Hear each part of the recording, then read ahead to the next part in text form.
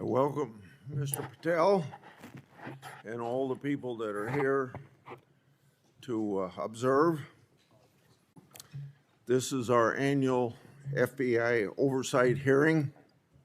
We meet today in the aftermath of the political assassination of Charlie Kirk, a school shooting, and the senseless murder of Ukrainian refugees, and also to remember several weeks ago the killings in Minnesota. Charlie Kirk was a man of God, faith, family, and country. I pray for his wife, Erica, children, the whole family. God bless you, Charlie Kirk. I've asked Director Patel for an update today on this matter.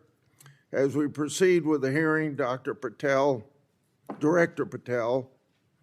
I'd like to note that you've agreed to one 10-minute round of questioning. That's more time than your predecessor agreed to. When Director Wray appeared before this committee, he left early to go on a family vacation, and he wanted me to think it was business he had to conduct. Since your confirmation, you've been acquainted with the bureaucracy that you must reform and hold accountable, and that's no simple task. You've begun the important work of returning the FBI to its law enforcement mission. According to the FBI, since January 20th of this year, the FBI has been involved in the arrest of more than 23,000 violent criminals. This year, the FBI assisted in the arrest of more than 1,500 child predators and 300 human traffickers. And this year, the FBI helped rescue more than 4,000 children from predators. FBI teams nationwide are working alongside immigration and custom enforcement. This teamwork has resulted in the arrest and removal of a historic number of violent criminal aliens, gang members, and child sex offenders. Those are overwhelmingly better records than at least two of your past predecessors. During the Wray era at the FBI, the Bureau reallocated resources from child crimes to January 6 work. Director Patel, you've also moved agents from headquarters to field offices to better align with their law enforcement mission. Under your leadership, the FBI has apprehended several most wanted fugitives and secured the extradition of senior leaders of the Central American gangs like MS-13. Now, it's well understood that your predecessor left you an FBI infected with politics. I'm going to provide examples of that today, including making public new whistleblower records. At your nomination hearing, I made public records that whistleblowers provided me about Arctic Frost. Arctic Frost was the FBI case opened and approved by antitrust Trump FBI agent Thibault. Arctic Frost then became Jack Smith's elector case against then Citizen Trump and now President Trump.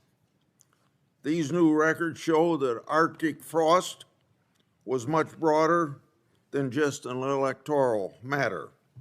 The case was expanded to Republican organizations.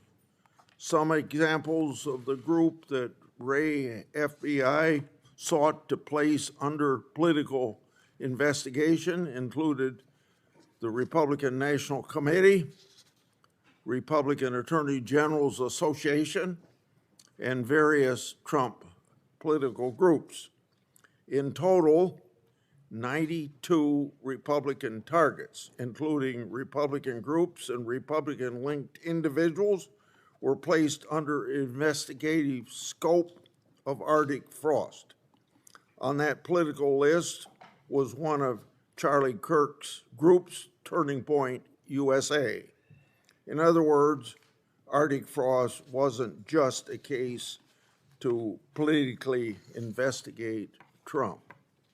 It was the vehicle by which partisan FBI agents and Department of Justice prosecutors could achieve their partisan ends and improperly investigate the entire Republican political apparatus. So today, Senator Johnson and I are making these records public for the entire country to see, and I hope a lot of people are interested in seeing what government can do when various agencies have a political agenda. My investigative work has also exposed the political way in which Peter Navarro was investigated and prosecuted. When FBI agent Thibault found out that Biden's DOJ would prosecute Navarro, he said, "Wow, great." That's a quote, unquote. Through whistleblowers, I've obtained an audio recording of Special Agent Giagardina and Special Agent Sebastian Gardner's delivery of a subpoena to Navarro. I'm making that audio public today. In a court document filed by the Department of Justice, Navarro's interaction with the FBI was unfairly described as, quote, unquote, the word combative. That intervention with Navarro was just as the justification to later aggressively arrest him. Then we get to the Clinton Annex and the Durham Annex. The Clinton Annex showed that the Comey FBI had evidence necessary to complete the Clinton investigation, the one about her mishandling of emails and classified information, but the FBI never did its job because it never reviewed the evidence at that time. The Durbin Annex showed that the Clinton campaign had a plan to falsely tie Trump to Russia, yet the Comey FBI failed to investigate that information. Instead, the Comey FBI used the discredited Clinton campaign-funded Steele dossier to advance Crossfire Hurricane against Trump. Director Patel, thanks in a large part to you, both annexes were finally declassified. That may be history, but it's history to make sure we don't repeat the history of the past. And the people ought to be concerned when the weaponization of government is used in this way, whether it's done by Republicans or Democrats. Last Congress, I made public an FBI document called 1023 form that alleged a bribery scheme with the Biden family. To date, the FBI has never answered Congress whether they investigated the text messages, the audio files, and the financial records referenced in that 1023. Whistleblowers have provided my office with 2 additional FBI 1023 documents. These documents memorialize statements from FBI sources. These 2 new 1023 documents are from separate FBI confidential human sources during different years. So in total, we now have 3 different FBI confidential human sources providing information about the Biden family and potential criminal conduct. Today, Senator Johnson and I are releasing these records. Let me say this for the partisan media the people that are supposed to be policemen of our Republican form of government. We aren't saying the allegations are true. We want to know what the FBI did to fully investigate their veracity or lack thereof and what they concluded. Let's put this matter to rest one way or the other. Starting with my chairmanship, I've given one example after another of disgraceful partisan weaponization by federal law enforcement. Since the Trump administration took power, many FBI agents have been removed. The removal included agents and prosecutors who became partisan weapons that lost their way, and I've made records public to prove it. And many of my whistleblowers were aggressively retaliated against by some FBI agents who were subsequently fired. One FBI whistleblower publicly said of these terminations, quote, ensuring that they no longer work at the FBI isn't retribution, it's responsible leadership, end of quote. Which brings me to my final and favorite topic, whistleblowers. In August, 10 of my FBI whistleblowers secured compensation agreement because of your leadership, Director Patel. It included a mix of reinstatement to the FBI, reinstatement of security clearances, and monetary compensation. At the beginning of this month, another of my FBI whistleblowers got their job back. All told, across government agencies, almost 20 whistleblowers have received fixes to their retaliation. Today, you'll get a lot of grief from some members of this committee, but in the short amount of time you've been director, you've corrected whistleblower retaliation, increased transparency more than any other FBI director I've seen, whether that FBI director was appointed by Republicans or Democrats. And I've been around here more than anybody else on this committee. I yield to Senator Durbin. Thanks, Chairman Grassley, for holding this oversight hearing during a critical period in the history of the Federal Bureau of Investigation. During my 4 years as chair, I held 4 hearings with then FBI Director Wray. As a reminder to Republicans who claim the Biden administration weaponized the FBI, President Biden retained Director Wray, a lifelong Republican who was President Trump's nominee for the office. After his second election, in an unprecedented move, President Trump forced out Director Wray and nominated Kash Patel, arguably the most partisan FBI director ever. Director Patel came to the FBI with a political mission, and he spelled it out in writing in detail. He wrote government gangsters, quote, "The rot at the core of the FBI is not just scandalous, it's an existential threat to our Republican form of government," end quote. And with the power of his office and the blessings of the president, he attacked the FBI with a vengeance. Mr. Patel had falsely claimed the FBI, quote, "was planning January 6th for a year," end quote. He even went so far as to produce a song by the January 6 rioters who violently assaulted police officers in the Capitol. He compiled an enemies list of public servants he called government gangsters, like former FBI Director Mueller, whom Patel called, quote, "an utter swamp creature."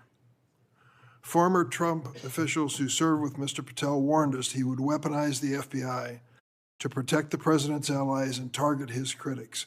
And indeed, Director Patel has already inflicted untold damage on the FBI, putting our national security and public safety at risk. Since January 20th, the Trump administration has engaged in an unprecedented purge of FBI officials, As we heard from highly credible whistleblowers, Mr. Patel was involved in directing this purge even before he was confirmed, despite his sworn testimony to this committee. It began with terminations and forced retirements of all 6 nonpartisan career officials who run all 6 branches of the FBI, the executive assistant directors. Since then, at least 18 of the 53 special agents in charge of FBI field offices have been removed, along with many other senior officials. Individual agents have been targeted for termination simply due to the work that they were assigned, such as January 6th investigation.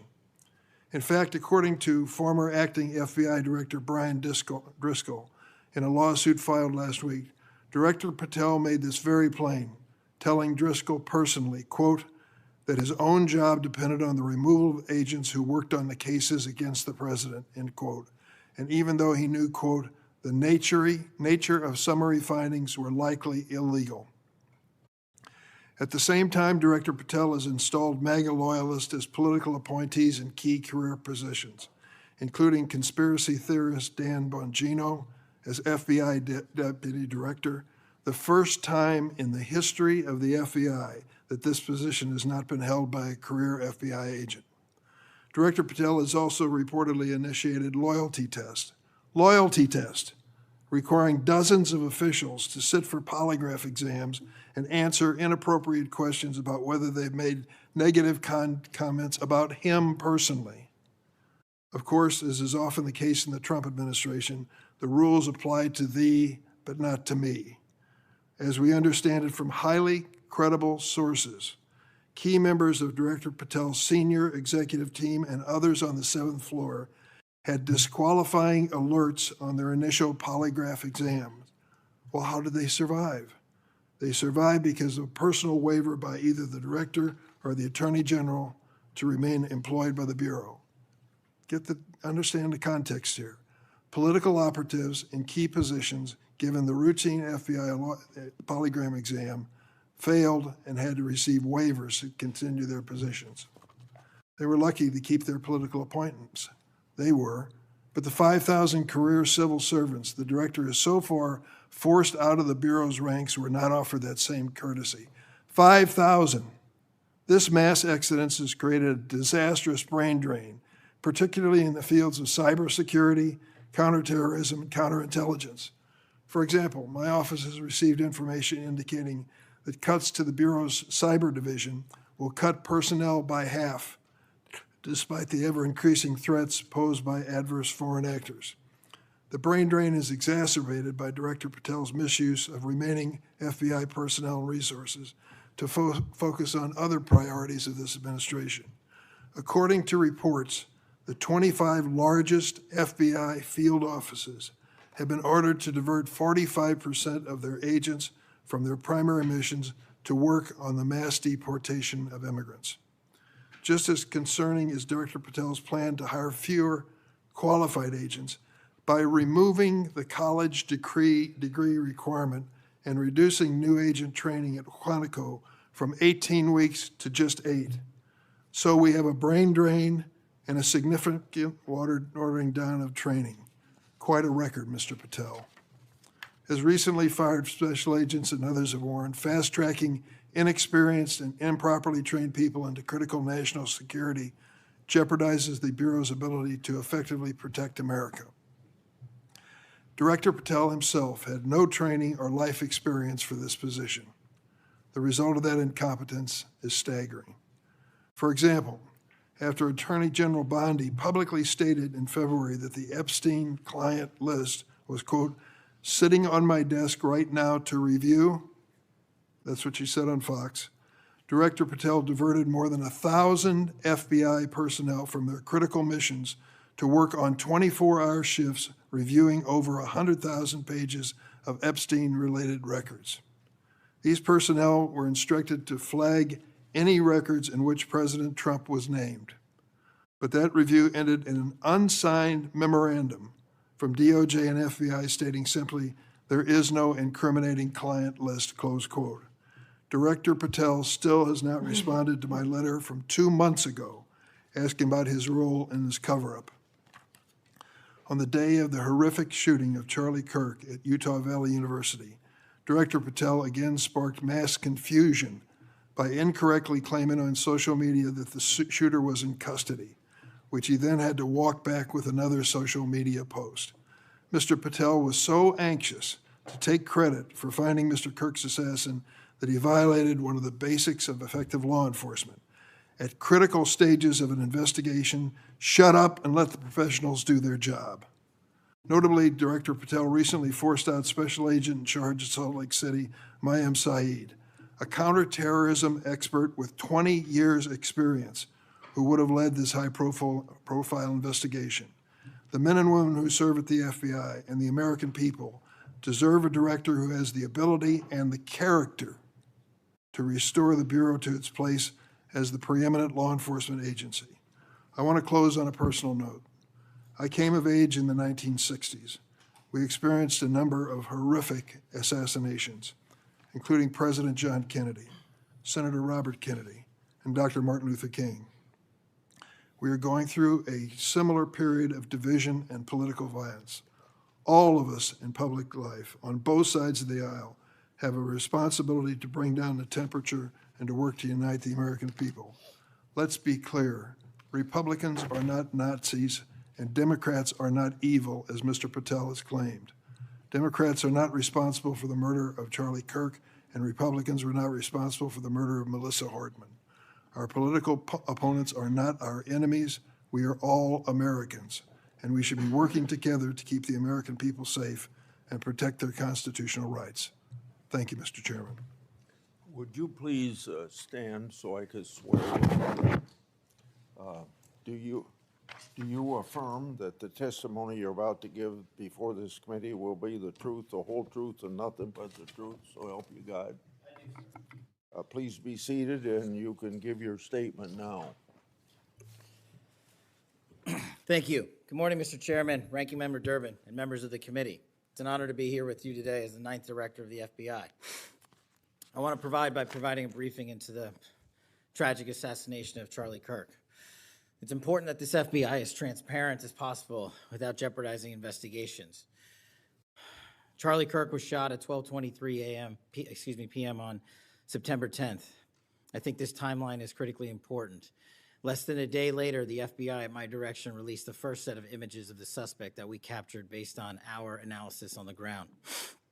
Later that evening, while conducting extensive interviews and cell phone analysis, and also flying out evidence response teams and hostage rescue teams and evidence tacticians who were collecting evidence in live time and flying them back to Washington, D.C. in our laboratories for immediate analyses, we were able to extract video from the campus feed, and at my direction at 8 p.m., in partnership and promise to working with the public to bring this fugitive to justice, we released a newly, never before seen video of the suspect.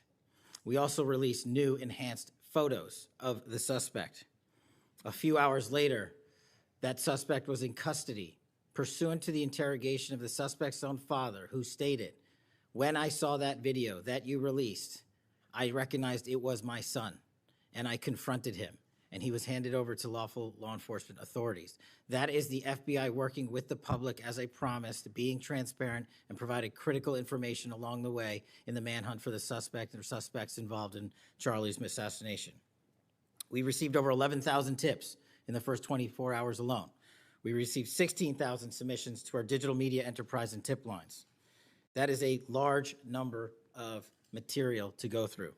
I want to thank President Trump and the Attorney General, Pam Bondi, for their unwavering support and commitment resources to this and all investigations. I also want to especially thank our colleagues in Utah, the Governor's Office, DPS, and the sheriffs out there. State and local law enforcement partnership has been a cornerstone since I took over at the FBI, and it was no different here. And our teams in Salt Lake City, our SACs out there across the country, our lab technicians in Quantico who raced to complete the evidence analysis so the public could have the answers they need. These people worked through the night without sleep for days on end. They are to be commended. They are not to be attacked. And many, many, many more people I don't have time to thank here today. But I do want to thank the American people especially. The mission of the FBI is for them and with them and by, with, and through them. And it's that mission and that ethos that I brought to this investigation and so many others, and that's why that suspect is in custody. We cannot do our job without the American public and credible reporting in the media, and that's why Tyler Robinson is in custody today, about to face charges. The last time I appeared before this committee was in January for my confirmation hearing. I told you then that if I were confirmed, I would provide and do everything I can to provide a safe and secure America. I promise to provide the courageous men and women of the FBI the tools and resources they need to crush violent crime and defend the homeland. I pledge myself to commit to full transparency, oversight, and accountability so we could restore the public's trust in the FBI. That's exactly what I've done. Under this administration, the FBI has arrested more than 23,000 violent criminals. That's more than twice for the same time period from last year alone. 23,000, more than twice from the same time period last year. We've taken over 6,000 illegal firearms off the streets. That number is an exponential increase.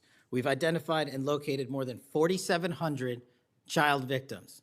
More than 4,700 child victims have been found by this FBI. That is a 35% increase from the same time period last year. 1,500 child predators have been arrested. That's a 5% increase from the same time last year. 300 human traffickers have been arrested. That's a 10% increase from the same time last year. Over 350 members of Tren de Aragua, foreign terrorist organization, have been arrested, and we have 42 ongoing cases. That is a 250% increase from the same time last year. Those are just some of the things the FBI is doing differently and better because we are leading the mission to crush violent crime and defend the homeland. We have also arrested captured four top 10 fugitives from the FBI's top 10 most wanted list.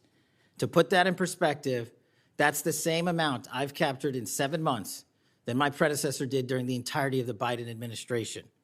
Those are real results, and the credit is to the men and women at the FBI.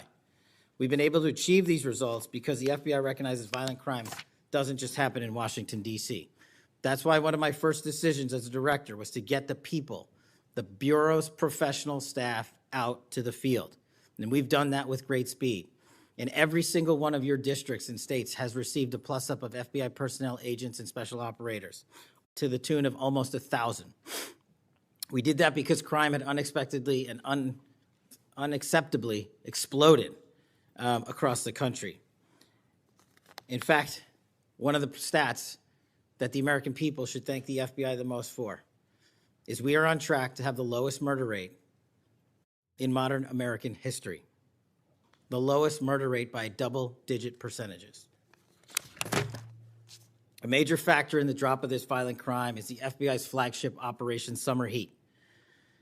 We use this initiative at the direction of the President and the Attorney General, surging resources to our major and mid-major cities across America, conducting intelligence-based operations to target the worst of the worst, to target the gangs, to target the transnational organizations, to target the TCOs, and to target the drug trafficking cartels. And we have taken them out city by city. There's a lot of work left to be done, but we're off to a great start. Just ask the citizens of Seattle, Miami, Memphis, Charlotte, Chicago, and so many more places. Specifically in New Orleans and Nashville alone, there has been an increase in the number of violent crime arrests by an average of 250% for each of those cities. And there has been a drastic reduction in crime across the board in mid-major cities across this country, thanks to the men and women of the FBI. How are we doing that? We are attacking the drug epidemic. We've seized nearly 1,000 kilograms of meth and cocaine off the streets of America. We've taken over 1,600 kilograms of fentanyl off the streets. Maybe one of the greatest achievements we have this year, 1,600 kilograms of fentanyl. That's a 25% increase from the same time last year. To put things in perspective, that's enough fentanyl to kill a third of the American populace, 115 million Americans. We're also going after the companies that manufacture these precursors overseas in places like mainland China and their cutting agents. In fact, this month in Cincinnati, we announced groundbreaking charges aimed at the individuals and businesses responsible for flooding these opioids and their precursors and cutting agents into the streets of America. And for the first time that I can remember, we are charging these businesses and enterprises, not just in America, but in mainland China, and seizing their operational necessity to have money by seizing their cryptocurrency wallets. We're also equally important to protecting the homeland. We know we have a no-fail mission. We're committed to keeping our nation safe from terrorism, cyber attacks, and foreign adversaries. Whether stopping threats inspired by foreign terrorist organizations or lone wolf actors or sponsored by hostile nation states. This year, we've already made nearly 60 counterintelligence arrests. 60 counterintelligence arrests this year alone is a 30% increase from the same time period last year for the CI work at the FBI. I'm proud when we can share our successes, such as when an espionage charge was brought against an active-duty U.S. Navy sailor caught spying for the People's Republic of China. But I want the American people to know the FBI is protecting the homeland from foreign adversaries in a way that will never make the news, and a lot of the good work that they do will never be able to discuss in this setting. We're working on cyber threats. We're attacking malware infrastructure, going after ransomware attackers, delivering a new partnership with the private public sector engagements we've taken with the companies who are attacked by these foreign adversaries and nation-state actors and individual enterprise rings from around the world. We are combating Salt Typhoon, Vault Typhoon, Flax Typhoon, and so many other ransomware and cyber threats this nation faces. We're also arresting people such as Tajik national in Brooklyn, who is suspected of sending tens of thousands of dollars to support ISIS. We're going after the new form of what I refer to as modern-day terrorism in America, 764 crimes that involve harming our children by going after them online, causing self-mutilation, suicide, sexual abuse, and steering them in the wrong direction. Currently, we have 3,500 international terrorism investigations. Specifically, we have in this country 1,700 domestic terrorism investigations, a large chunk of which are nihilistic violent extremism, NVE. Those who engage in violent acts motivated by a deep hatred of society, whatever that justification they seem is. The FBI has seen a 300% increase in cases opened this year alone versus the same time last year. In the last couple of months, the FBI secured a guilty plea for a man in Tennessee who attacked an energy facility with drones and explosives. We secured the indictment of a violent Sinaloa cartel faction leader in Chicago on narco-terrorism charges. Our folks in Sacramento collaborated with domestic and international partners to secure a guilty plea for a leader of a transnational terrorist organization who solicited the murder of federal officials. But the Bureau's job is not done. I'm committed to this transparency. Mr. Chairman, you alluded to our work with Congress. To date, in the 7 months that I've been FBI director, we have produced 33,000 pages to the United States Congress, 33,000 pages. Just to put that in perspective, my predecessor in his 7-year term issued 13,000 pages to Congress, and his predecessor in his 4-year term issued 3,000 pages to Congress. I've issued 33,000 pages in 7 months, and we're going to keep going.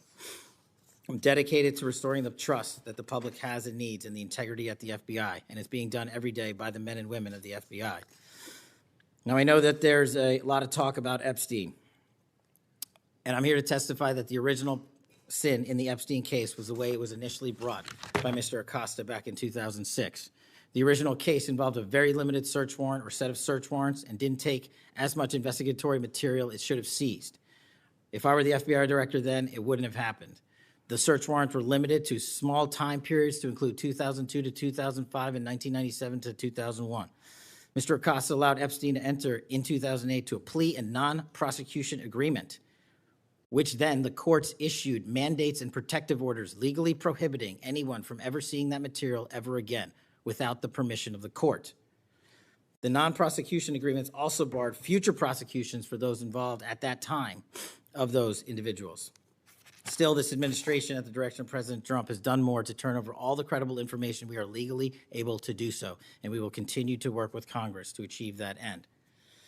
Under the direction of the President, thank you for your support for our mission to working to jointly deliver transparency and congressional oversight to the United States. Lastly, I want to close with the President's initiative here in Washington, D.C. as an example of what we're doing around the country.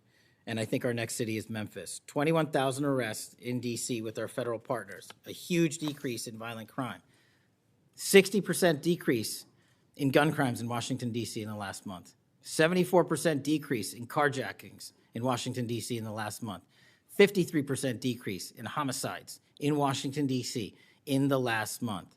The drugs are disappearing, people are freely walking around the states, and we're restoring the nation's capital to its glory. That work is through the interagency process that the FBI is proud to be a part of, and the initiative spearheaded by President Trump and the Attorney General.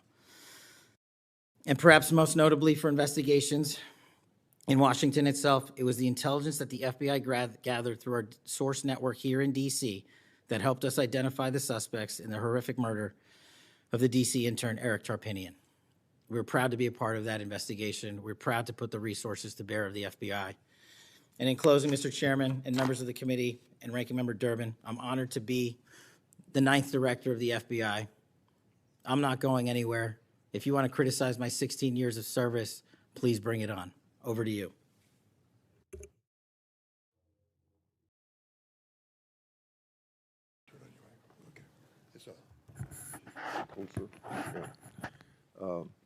I've observed when, whether it's Republican or Democrats, want a yes or no answer, that the witness and the senators talking over each other. So I thought what I'd do this time, rather than have that happen, if there's something you don't get a chance to answer because of the demeanor of a Republican or Democrat senator, before we, when we get done with that questioner, I'd give you a chance to fill in if there's something you didn't get a chance to say. Since 2019, I've sought greater transparency about Jeffrey Epstein and the government handling of the matter. I've continued to investigate during this Congress. Director Patel, was Jeffrey Epstein an intelligence asset for the United States government or the foreign government? And if so, which agencies or governments? Mr. Chairman, I can only speak to the FBI as the director of the FBI, and Mr. Epstein was not a source for the FBI. Okay.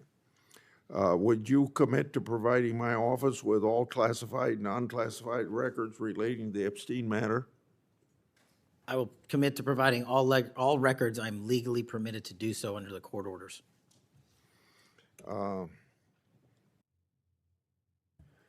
It seems to me that I accept your answer to my question, but the broader intelligence community ought to answer these questions as well. Victims deserve an answer. Regarding the initial FBI 1023 document that I made public last Congress, that document mentioned 1, text messages, 2, audio recordings, and 3, financial records that allegedly proved a bribery scheme with the Biden family and foreign interests.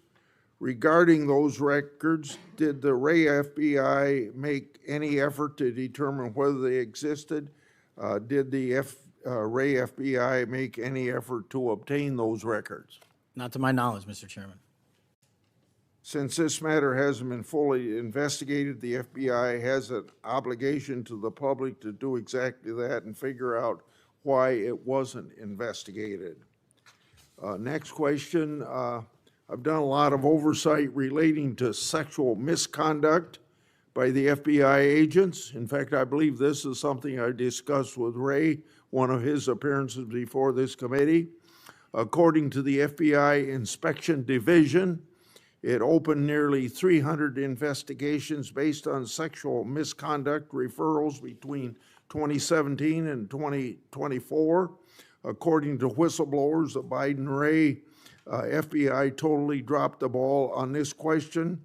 One credible accusation of sexual misconduct is too many, of course. Are you committed to reviewing the Bureau's policies to ensure responsible responses to credible allegations of misconduct, that they're swift and adequately protect victims? Yes, Mr. Chairman. Relating to a similar subject, during child crimes and sexual misconduct related investigations, are any private sector companies less than cooperative with you What improvements in information sharing need to be made to catch those criminals? Mr. Chairman, we can always do better with our private sector companies. I've reached out to the leaders of most of them, asking them to provide more material so that we can be responsive and take legal action and protect the youth of this country. I'm happy to discuss, possible legislation that we can do to allow for these companies to continue. Yeah. Say maybe 1 inch up on the microphone. Sorry. I think you're close enough, but I think it's just a little bit lower. When you raise your head, it's difficult to hear. Director Patel, since 2021, I've raised concerns about the Biden administration failure to properly vet Afghan evacuees. Director Gabbard informed my office that as of August 2022, approximately 1,600 evacuees located in the United States had ties to terrorism and other derogatory information. That's why I and many others have opposed bills giving blanket approval. Are you aware of what steps your predecessor took to investigate these evacuees? And what steps have you taken to investigate them? And what, if any, national security concerns still exist?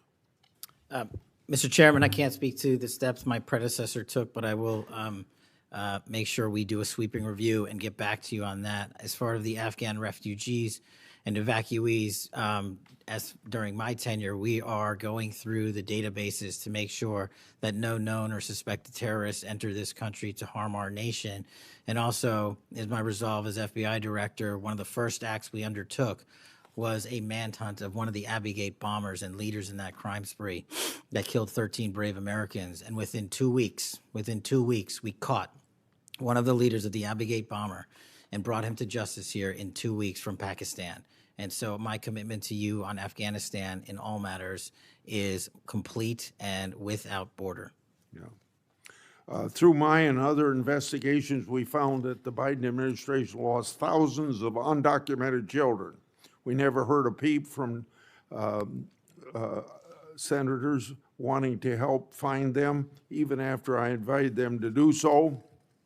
In September 2025, the Trump Health and Human Services announced the creation of an interagency crime coordinator cell to find these and other missing children.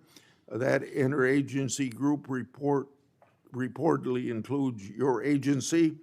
What resources and personnel have the FBI assigned to this new interagency effort, and what steps have the FBI taken to assist in locating missing children that the incompetent Biden administration lost? Protecting our youth is maybe the top priority for the FBI. As it specifically relates to your question, Mr. Chairman, as I stated, we've surged resources not just to this cell, but across the nation to our FBI's field office to locate children who have been trafficked, who have been victims of sexual abuse. And we have located 4,700 children in the 7 months since I've been FBI director. And that is a 35% increase from the same time period last year. And we're not stopping, and we're committed to doing that work on our tribal lands as well. And we are finding victims of child trafficking and child abuse every county and every district, and we're not going to stop. Okay.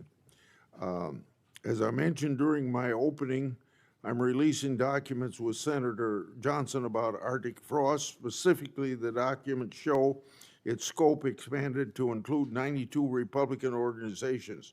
From evidence that I've seen, it looks to me like another political hit job against Republicans. What steps has the FBI taken to make sure improperly predicated investigations and weaponizations like this don't happen again?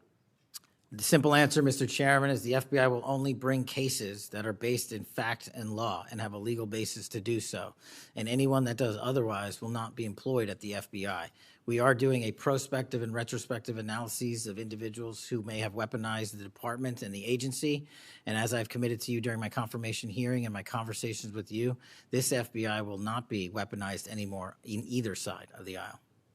In June of this year, I raised concerns about the FBI's use of restricted access and prohibited access systems.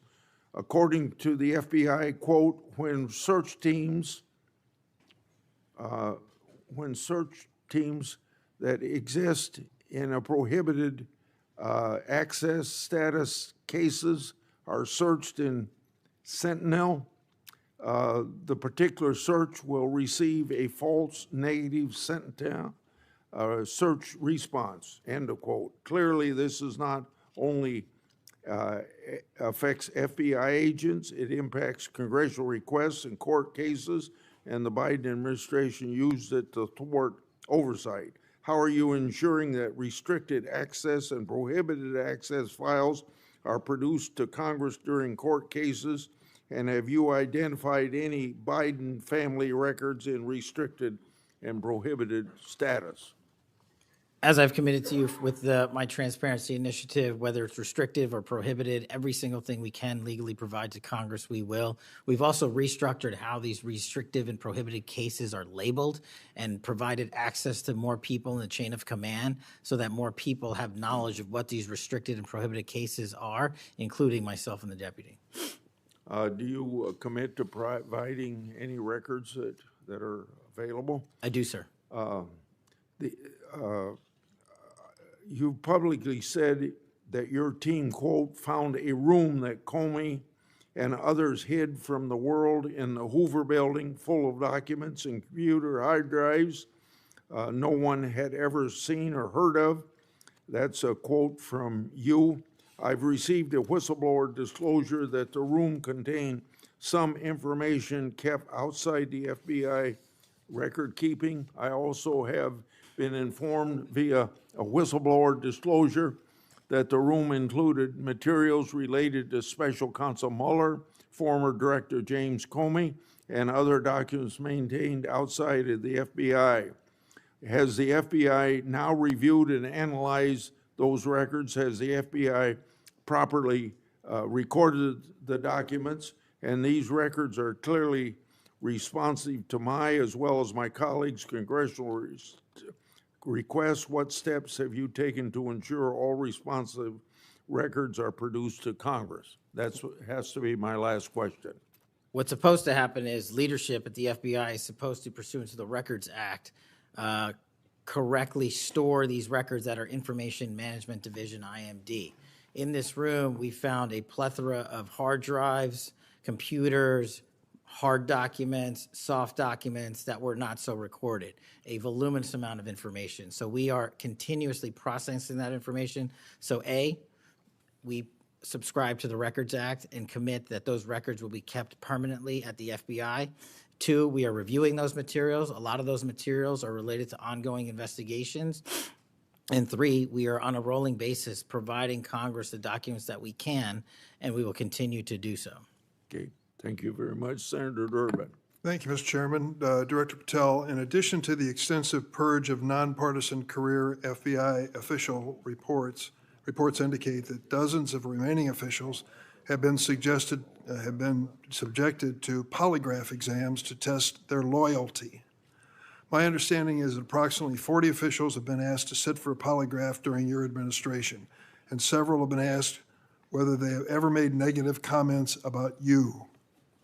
Director Patel, FBI agents pledge their loyalty to the Constitution of the United States, not you personally. What is the basis for requiring polygraph exams of your workforce and asking them if they've made negative comments about you?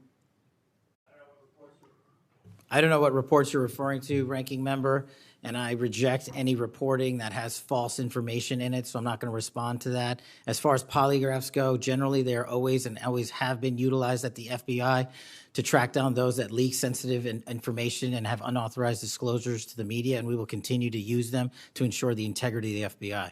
Did any individual on your senior executive team, the director's advisory team, or who serve in the positions on the 7th floor receive disqualifying alerts on their polygraphs? Senator, I'm not going to get into the personnel discussions that were had on a polygraph. Those are private discussions, and many of them relate to ongoing investigations. Did you or Attorney General Bondi provide any individual with a waiver so they could remain employed after they received disqualifying alerts on their polygraphs? I'll have to get back to you. You don't remember that? No, sir. My priority is protecting the American public, not getting into the weeds of polygraphs. And to have a decent memory when you come before a committee. I'm happy to talk about all the good work the men and women of the FBI are doing, including provided the lowest crime rate in American history. If you want to talk about how to protect the citizens, Chicago has seen a 30% reduction in its murder rate because of the men and women of the FBI. You take credit for that? I'll happily do that. You The take interagency partners and the men and women of the Chicago PD have never been more Include powerful. local law enforcement, please. Have you ever seen my testimony across this country where I always lead with our interagency partnerships with state and local law enforcement? It is the pillar of what I am doing. And on the 7th floor, for the first time in FBI history, I have installed police officers and sheriffs right on my 7th floor to report to us every day what's going around the country on the street level, because that is a priority of the FBI and is the only way we are going to work. I don't take credit for anything, but I will defend the men and women of the FBI and the cops that help us get it done. You should. Director Patel, to your knowledge, did a whistleblower ever make a disclosure to Attorney General Bondi indicating that the New York field office was withholding Epstein-related records? I'm not familiar with that whistleblower. You know that there was such a whistleblower? I'm not familiar with that whistleblower. In response to the blowback she received, Attorney General Bondi also pushed the FBI to review approximately 100,000 Epstein-related records on an arbitrarily short deadline in March, and the FBI was directed to flag any documents that mentioned President Trump. Nothing came of that review until July, when DOJ and FBI released an unsigned memorandum stating there is no incriminating client list. Why was this July 7th memorandum unsigned? Would you prefer I've used AutoPen? Why was it unsigned? The memorandum had the insignia of the Department of Justice and the Federal Bureau of Investigation. And in our effort to secure transparency for the American people, because the 3 prior administrations had not done so, we conducted an exhaustive search of everything related to the Epstein cases, and we produced what was legally and permissibly able to be produced to Congress and the American public. So and there was a congressional subpoena, and we're continuing to do so. Did you personally direct that investigation so that you would sign such a... Did I personally direct what investigation? Of the Epstein records for any reference to President Trump? Again, you are citing reporting that I think is baseless. We conducted an investigation of the Epstein case files pursuant to the direction of the President of the administration to provide all credible information, and we are working with Congress pursuant to a congressional subpoena to turn over all the documents we can. All individuals. Who at DOJ and FBI was responsible for its drafting and conclusions? Many individuals at the Department of Justice and the FBI are responsible. There was no lead person? The Attorney General leads the Department of Justice, and I lead the FBI. So the Attorney General is responsible for that? The Attorney General leads the Department of Justice. Director Patel, much like you, Deputy Director Dan Bongino was a conspiracy theorist who built a lucrative career making inflammatory and unsubstantiated statements about the FBI that would be disqualifying in any administration that cared about nonpartisan law enforcement. For instance, Mr. Bongino called the placement of pipe bombs outside the DNC and RNC headquarters on January 6, quote, an inside job, and went on to say, this was a setup. I have zero doubt, and whoever goes into the FBI, you better get an answer about why. Director Patel, you and Deputy Director Bongino are now leading the FBI. What is the evidence to suggest the pipe bombs placed outside of the DNC and RNC on January 6 were an inside job? I appreciate the opportunity to discuss Director Bongino's mind record. So many on this committee and the media jettison our 31 years of public service. Can you answer the question, sir? I'm answering the question. You're questioning the integrity of the Deputy Director of the FBI and mine. If you found any and I'm going to evidence. answer the question. The pipe bomb investigation is ongoing, and I'm not going to discuss the details of the pipe bomb investigation. Mr. Bongino was a Secret Service agent for 15 years, a police officer for 5. I served this country in multiple administrations for 16 years. We were also private citizens, and we are now back in government service. And what we have the ability to do is set aside our personal beliefs to deliver the mission of justice for this country, and we're doing it day in and day out. And I find it disgusting that everyone and anyone would jettison our 31 years of combined experience that is now at the helm of the FBI, delivering historic results at historic speeds for the American people. So you have no evidence? I got a lot of evidence, and I'll give it to you when I can. Yeah, I'm looking forward to it. There's a New York Times story this morning about Chris Meyer. As I understand it, he was your personal pilot, at least for some period of time. Mr. Meyer has quite a record himself. Flew over 350 hours as an Air Force pilot on 3 aircraft types in Afghanistan. Mr. Jardina, another former FBI agent, a 1999 graduate of U.S. Naval Academy, commanded 100 Marines in combat during the 2003 invasion of Iraq, participated in several firefights, followed up with 2011 deployment as reservist to Afghanistan, where he interrogated senior Taliban officials. It appears that you terminated these two agents. Why? I'm not going to get into personnel decisions that we made. So you're not accountable for your decisions to take people who served our country so admirably and terminate them without any cause? That's a one-sided story. Anyone that has been terminated from So the tell FBI, your generally side speaking, of the story. failed to meet the needs of the FBI and uphold their constitutional duties. And you providing a one-sided story from your perch is absolutely disgraceful, because the men and women of the FBI deserve better. And your attack on the current leadership of the men and women of the FBI is equally disgraceful, because now you're attacking the leaders that are our brave SACs in the field who are doing the job that this country needs. It's and disgraceful. we will continue to do it. Excuse me, it's disgraceful when Mr. Meyer and Mr. Jardina, who served our country so well, are terminated apparently because of the rants of a broadcaster. That is your opinion. It is not a fact. Well, it's certainly my opinion. I can back up with fact. Let me ask you to explain the situation in Baltimore, if you will. Did you read the story about the termination of the project in Baltimore? Which story? 764 Group? Sorry. Which story? 764 Group. The Baltimore agents were investigating. Are you familiar with that? No, sir. Well, I'm not going to go into detail. It would take too long to do it.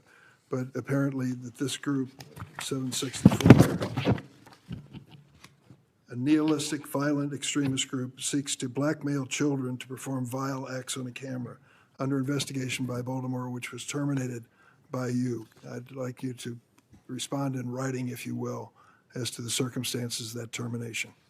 Sure. Our operations against NVEs, as you're referring to, has been historically high, and we've taken down multiple NVE rings, including 764 rings, who are harming children and causing them to be mutilated and Last question. suicide. Can you explain why you are eliminating the requirements for a college degree for your agents? I appreciate the opportunity to address that. You said in your opening statement, we are reducing the training requirements at Quantico. We are not. We are expanding them. You are referring to an 1811 crossover program, because I believe the men and women of places like the DEA, the ATF, and the Marshal Service and the Secret Service who want to work at the FBI should deserve that opportunity in a shortened, converged program, which we provided. We are also keeping the 18-week BFTC as is traditionally being held at the FBI. So we're not reducing any requirements. We are increasing those that we bring into the FBI. Did you change any of the requirements on college degrees?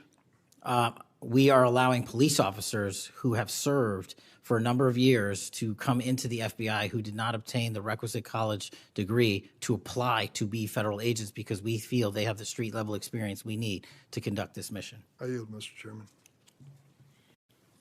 I have to respond to this business about you not treating employees properly, because I served under the previous administration when Democrats willingly turned a blind eye to Biden administration retaliation against my whistleblowers.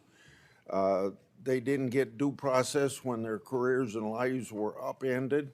I'm talking about people like Dina Perkins, Jeffrey Veltri, Timothy Dunnan were removed from their positions. Several whistleblowers were reported that they targeted FBI employees for their political beliefs by suspending and revoking security clearances.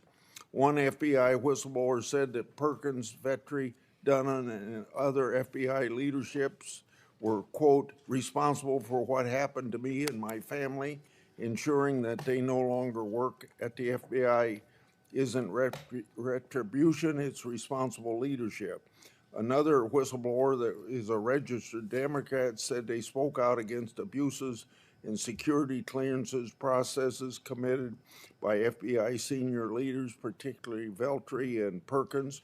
Then Perkins and Dunnan suspended their security clearances and put them in unpaid leave. I'm going to put some more examples like this in the record so I don't take up a lot of time for my colleagues. Senator Graham. Thanks, Senator Graham. Welcome to the committee. The numbers sort of speak for themselves. You've done a lot in a small period of time. So all those folks out there making this happen, thank them for me. Well, sir. As to how to be an FBI agent, you've made a decision that local law enforcement folks, people who have served in law enforcement without a college degree are able to apply now. Is that correct? Yes, sir. Makes sense to me. So experience out in the field might be as valuable as a college degree, believe it or not. Venezuela. We're blowing boats out of the water in the Caribbean because they're connected to international narco-terrorist groups. Is that correct? Yes, that mission is being led by the Department of Defense, sir. Okay. What legal authority do we have to do that? Sir, I would defer the questions on legal authority to the Attorney General and the department. Fair enough. Do you believe that Maduro runs a narco-terrorism state in Venezuela based on? I believe based on the intelligence and prosecutions and investigations we are currently running, a large portion of the cocaine that exits out of South America, its origination point is in Venezuela, and using transshipment points through Haiti, they're using the navigable waterways in the Caribbean to the end state delivery, which is the United States of America, and we will hunt down every single one of those narco traffickers with the authorities. There's some actual indictments of Maduro as an individual for being involved in that. Is that correct? Senator, I think you're referring to the DEA indictment on that one. Right. So I guess the point is, would it be fair to say that Venezuela is a good candidate to be labeled as a state sponsor of terrorism under U.S. law? Senator, from my perch, we will provide the intelligence necessary for anyone who meets the threshold to be a state sponsor of terrorism, and this administration has I expanded think it. they are, so we'll be going down that road. China, on a scale of 1 to 10, 1 being nothing, 10 being great, how is China helping with the fentanyl problem here in the United States? Under this administration, we have taken, as I highlighted the Cincinnati case, the precursors are the problem. The fentanyl is the end state that kills American Well, citizens. the precursors are made in China, right? They're made in China. And so for the first time in a decade, I had a call with my counterpart in the MPS, the Ministry of Public Services, to attack the precursor chemical companies and have those labels, have those chemicals Is it labeled. too early to rate the success? We have indicted multiple businesses in China. We've also cut off the transshipment points of those precursors. They switched. Once we got on their track about their delivery routes to the Mexican drug cartels directly, they started going to India. We called the Indian authorities, and they shut down those transshipment points. So we're continuing to work with our So partners China overseas. is helping, would you say? They are starting to help, and we are hoping, under this administration's leadership, we can get more of Let their me help. know, in the coming months if that continues, because if they are helping, that's a good thing. Yes, I think sir. we need to celebrate the breakthrough. If they're not, that would be a bad thing. So after the assassination of Charlie Kirk, there seems to be one refrain from everybody, and that's about the effect of social media. Do you believe that social media is one of the instruments radicalizing America and inciting violence? Well, it's not. My belief is based on the data, and the data shows that social media is wildly out of control when it comes to You're radicalizing. dead right. So what did you just say? This guy's the FBI director. He says that social media is wildly out of control. Now, free speech, we all agree with that, but you can't yell fire in the theater, right? Yes, sir. Free speech doesn't allow you to go online and groom a child for sexual. No, it does not. Okay, free speech doesn't allow you to go on the internet and basically incite somebody to kill another person, right? Absolutely not. So if it's illegal offline, it should be illegal online, agreed? Whatever the law is. Yes, sir. We Just had because you're online doesn't give you a get-out-of-jail-free card. No, sir. So if a parent is worried about a child being bullied on a website, what rights do they have under U.S. law?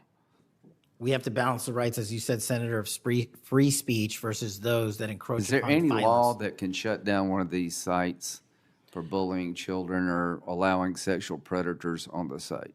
We are able to attack certain sites on the dark web. When it comes to the open internet infrastructure system, we have to reach a threshold to attack a company's position that only subscribes to violence. Can the parents sue that company? They can. They can? They can sue not the social media companies. That's what I'm talking about. They can sue the companies. No, I'm talking about the social media company that gives life to this behavior. No, you're referring to Section 230, sir. Yeah. Would you advocate a sunsetting of Section 230 to bring more liability to the companies who send this stuff out? I've advocated for that for years. All right. We need to do this, folks. These companies are taking content that it makes you sick, that could get you killed, get you poisoned, and there's nothing we can do about it under our law. A person can do about it because of Section 230. So if your child is being sexually groomed online or bullied online, and you go to the social media company and ask them to take it down, they refuse, you have like zero rights. How many images of sexually exploited children are purveyed every year on social media sites? The number is astronomical, and Senator, if I can just add one step to that analysis. Please. It's not just what's on social media that is quote-unquote real. It's the introduction of artificial intelligence and Right. generative AI that is creating even more child sexually abuse material and even more sexually violent acts online and mimicking people. Would you say that the way social media is structured today, really no accountability, 36 million images in 2023 of sexually exploited children, that this is a public health hazard? It is. Would you say that it's a mental health problem, particularly for younger people? It absolutely is. Do you agree that some of these sites are designed to be addictive? I think not only are some of these sites designed to be addictive, unfortunately, the reality is some of these sites are designed to generate income, and many people are generating income based on this illegal trade. Do you think it's now time for America to deal with this problem? I'm all in. I have been all in, and I'm happy to work with Congress to do so. Well, I tell you what, having the FBI director all in is great news for me, and I hope the committee will respond and that we'll be all in, trying to fix a problem that I think is doing a lot of damage to our country. When it comes to John Bolton, was there new evidence involved in the raid on his home? Sir, that investigation is very much ongoing. As you know, there was a raid of his house pursuant to a legal Was there a search warrant obtained to go in? Absolutely, sir. Okay. All right. We're looking to have that search warrant unsealed Okay. at the Yeah, appropriate I time. think that would be good, quite frankly. In December 2023, Director Wray said he sees blinking lights everywhere regarding to foreign terrorist threats against our homeland. How would you characterize the state of threats to our homeland by foreign terrorist groups? Foreign terrorist organizations have adapted and started utilizing online platforms, and so has the FBI. And so while they are adapting and expanding how they harm our country, we have as well. They have not stopped. There's been a resurgence in places like West Africa and elsewhere of foreign terrorist organizations, and also the newly emboldened drug trafficking organizations in Mexico, which is going to take a whole of government approach to get. Does Hezbollah fall within that group? Yes, sir. So Hezbollah is involved in not only terrorism, but narco-terrorism? Yes, sir. So do you consider Hezbollah a threat to the United States? Absolutely. All right, finally, do you have enough people Sorry. to do all this? Do you need more people? You're involved in a lot of things, and the numbers speak for themselves. You have FBI agents helping here in Washington, D.C. You have FBI agents helping in illegal immigration. That's good. You've got a chance here to tell us if you need more people. Seems to me that threat level of this country is pretty high right now. You got thousands of domestic terrorism cases. How many are being investigated? I think 3,500 off the top of my head. 3,500, okay. Anyway, it seems your plate's pretty full. I would urge you to get with your people, and if you think you need more people, now's the time to do it. It would be a shame to miss an opportunity to plus up the FBI if the threats justified it. Will you look? I will look, sir. Okay, but are you comfortable you have enough people right now? Right now, I'm comfortable with the reallocation of agents and personnel outside of Washington, D.C. and plussing up states like South Carolina in double-digit numbers, and I'll get back with my team on this one. Thank you for your service. Senator Whitehouse. Boy, is my timing good. It is very good. Director Patel, welcome. Thank you, sir. When you were here for your confirmation, we talked about your so-called enemies list. It appears to me that there have been adverse actions of various kinds taken against about 20 of the 60 people on your enemies list. You've been in office for 7 months. At that rate, you've got 14 months until you've hit all 60. Can you explain that? Again, that is an entirely inaccurate presupposition. I do not have an enemies list. You can continue to characterize it as you wish.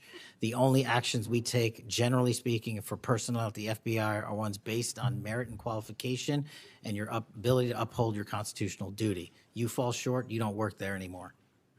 Well, there was a list. You don't like it to be called an enemies list, and it had about 60 names, and about 20 have had an adverse action. So those are, I think, pretty clear facts. Let me move on to your grand jury testimony, which we also talked about when you were here. I think you indicated that you understood that a witness in the grand jury is free to discuss afterwards whatever they told the grand jury. And you then went on to suggest, saying, I can't go into court orders granted by the DC District Chief Judge, and you want me to violate a court order.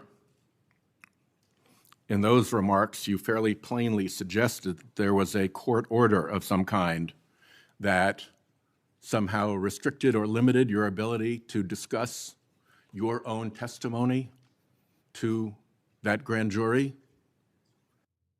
Since then, that chief judge that you mentioned, Judge Boasberg, has written, and I'm quoting him here, Federal Rule of Criminal Procedure 6E allows witnesses like Patel to divulge the contents of their testimony, meaning that nothing was preventing him from doing so before the committee. Can we confirm here today that there is no court order of any kind that limits your ability as a witness before the grand jury to discuss your own testimony to that grand jury? We can confirm that pursuant to my action, that grand jury testimony has been released, the transcript.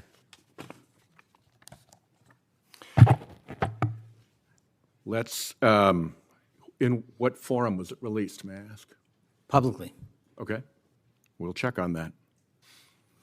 The FBI does background investigations. In the case of a U.S. attorney, Janine Pirro, it has come to light that in a civil proceeding, that Fox News executives, prior to her confirmation, called her, I'm quoting here, a reckless maniac who makes, quote, insane comments, and said, I don't trust her to be responsible, and noted her penchant for what they called random conspiracy theories on weird internet sites. My question to you is, did that turn up in her background investigation? For any background investigation, Senator, we do not discuss those publicly. And for every background investigation, when there's an adjudication, it is not made by me. It is made by the career professionals who run the inspection division and background check system. Do you know if that information was found? You see, we're an oversight body here, and there are really three possibilities here. One is that the FBI background investigation didn't find that stuff.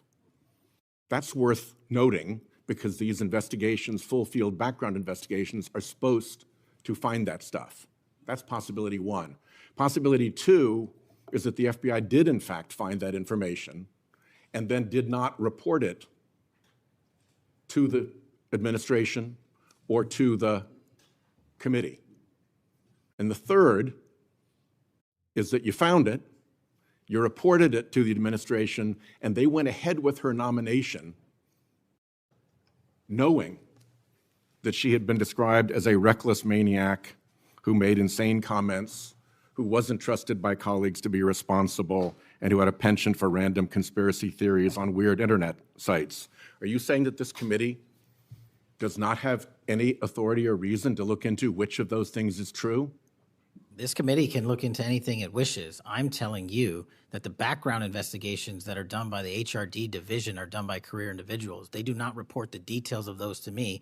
They adjudicate those independently and individually. That's how it's always been done. What happened during the pause of FBI background investigations that was alleged in the complaint against you and the FBI by the FBI agents who were terminated? On February 12th, Emil Bovee directed the FBI, quote, to pause any FBI background investigations of Trump nominees until Patel was confirmed, which happened on February 20th, is the general description of what they alleged. Why, do you know, were background investigations paused? Was it so material like this could be scrubbed out of them? And have they been resumed without that pause fully and normally after your arrival on February 20th? I can speak to the time period since I got there. Background investigations have been ongoing across the board at the FBI. Why was the pause, do you know? I was not there. Wasn't explained to you when you got there? Oh, by the way, boss, they've had an 8-day pause on background investigations. You think that would be something that would be explained to you at some point? Again, I leave it to the men and women at the HRD division to run background investigations. I do not interfere with them. I get that. But what I don't get is whether you were told about that pause, and why would you not be told about that pause? I don't recall that, sir. All right. The allegation also relates that part of the employee review of senior staff was whether or not they voted for Kamala Harris in the 2024 election. Since when is who you voted for a proper question for agents to be asked?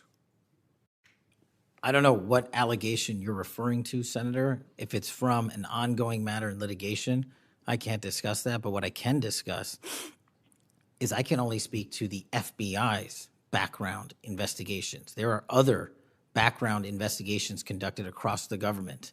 I can only speak to mine. So just to clarify, I'm not talking about the FBI full field background investigations. I'm talking about internal employee reviews for promotion, for termination, for job actions of various kinds. And my question to you is it now the policy of the FBI to ask agents who they voted for, and since when is who agents voted for a proper question for the FBI to ask? Taking those in reverse order, it's not a proper question, and it's improper to allege that I'm doing that. And also at the FBI specifically, under my leadership, we do not ask who you voted for. And just one correction for the record, if I may, Senator, it's Security Division that runs background investigations, not HRD. Okay. I'll accept that correction.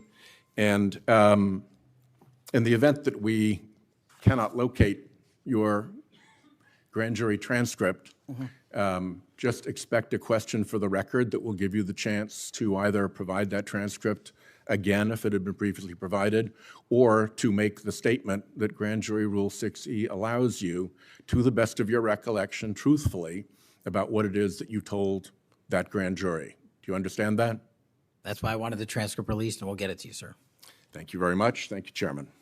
I think I want to take an opportunity when we hear about your political weaponization to remind my Democratic colleagues that what's happened the last decade, federal law enforcement, intelligence community, even when Trump was president, has thrown everything at him. They've even gone after his associates and Republican Party organizations.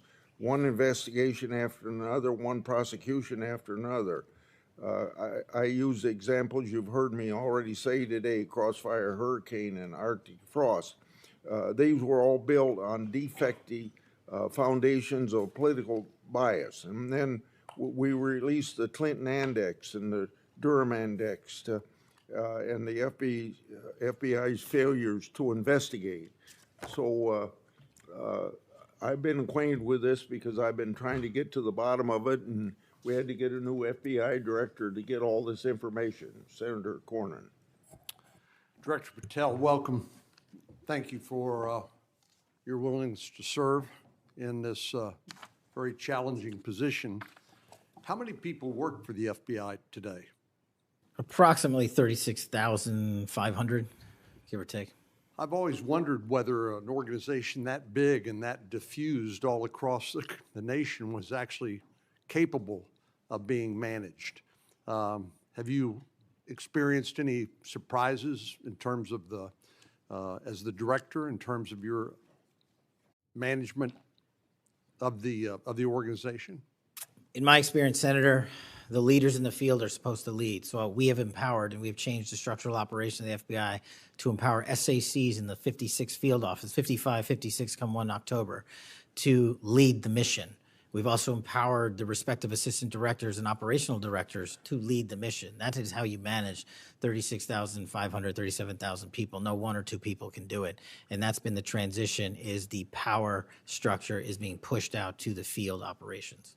It sounds like a very practical way to approach it. And how is morale?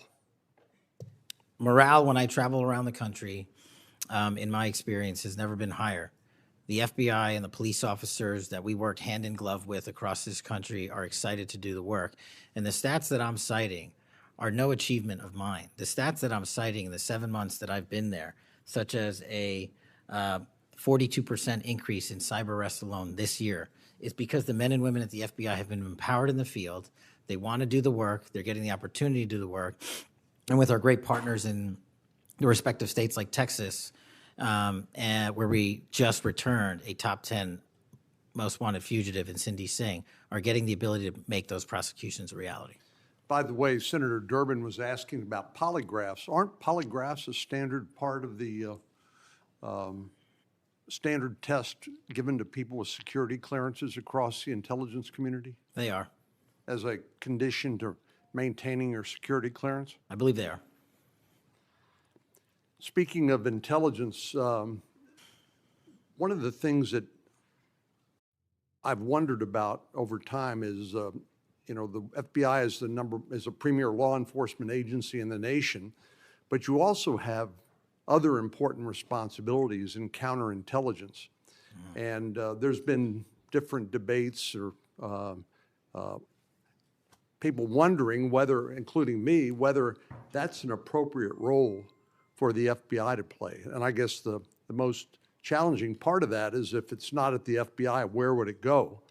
But can you, given your background, I know, as working on the HPSI and your intelligence background, can you talk a little bit about what you think about the counterintelligence role of the FBI agents and how that's working, whether you think it's performing the way it should, or whether there are other changes or reforms need to be made in order to improve its functioning? As you know, the threats from our adversary nations are just proliferating every day. So what do you think? The espionage activities of our adversaries have never been so high, and I think the counterintelligence mission is properly housed within the FBI because we've been vested with those authorities for Congress, and I believe that mission set is working. And if I can, sir, since January 20th of this year, the FBI has made 55 arrests on the counterintelligence mission alone. That's a 30% increase in CI arrests from the same time year-to-date last year. We've arrested 33% increase in PRC counterintelligence arrests, an 83% increase in Russia counterintelligence arrests from the same time last year, and a 60% increase on Iran counterintelligence arrests from the same time period last year. So we are already on total exceeding the entirety of the number of arrests from the previous year on counterintelligence matters across the board. And in my opinion, the FBI is the only agency that can do it. Now, we work with the interagency to do it, and we need them, but we have the mission set. Thank you.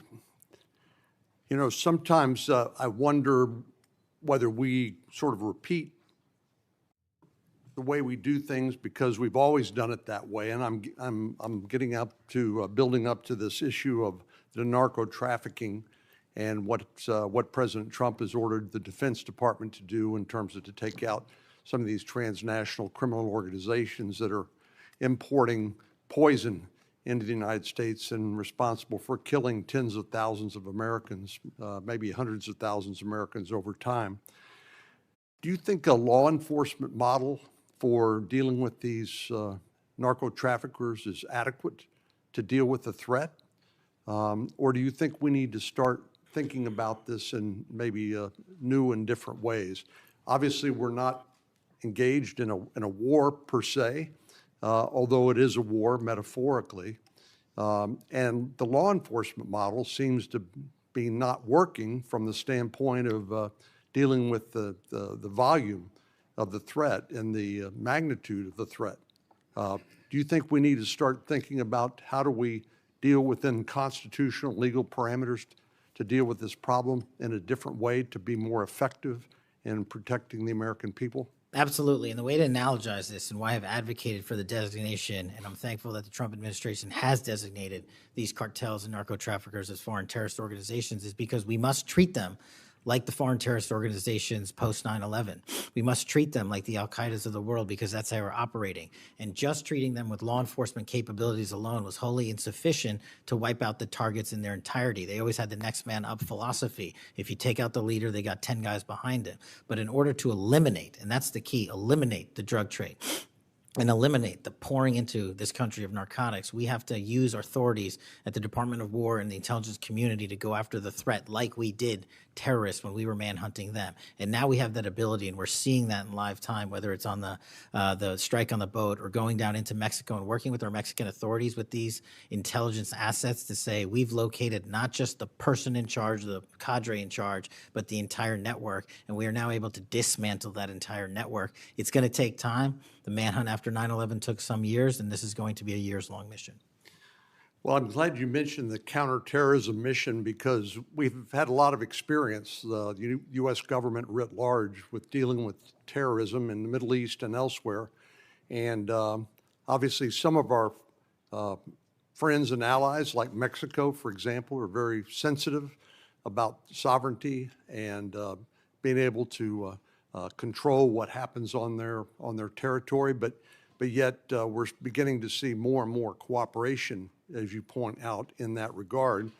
And so in your opinion, has the counterterrorism model, have the lessons learned by the U.S. government writ large, are they being aggressively applied? Are there other things we need to do to make sure that those skills, those lessons learned are applied more broadly to the threat of narco trafficking?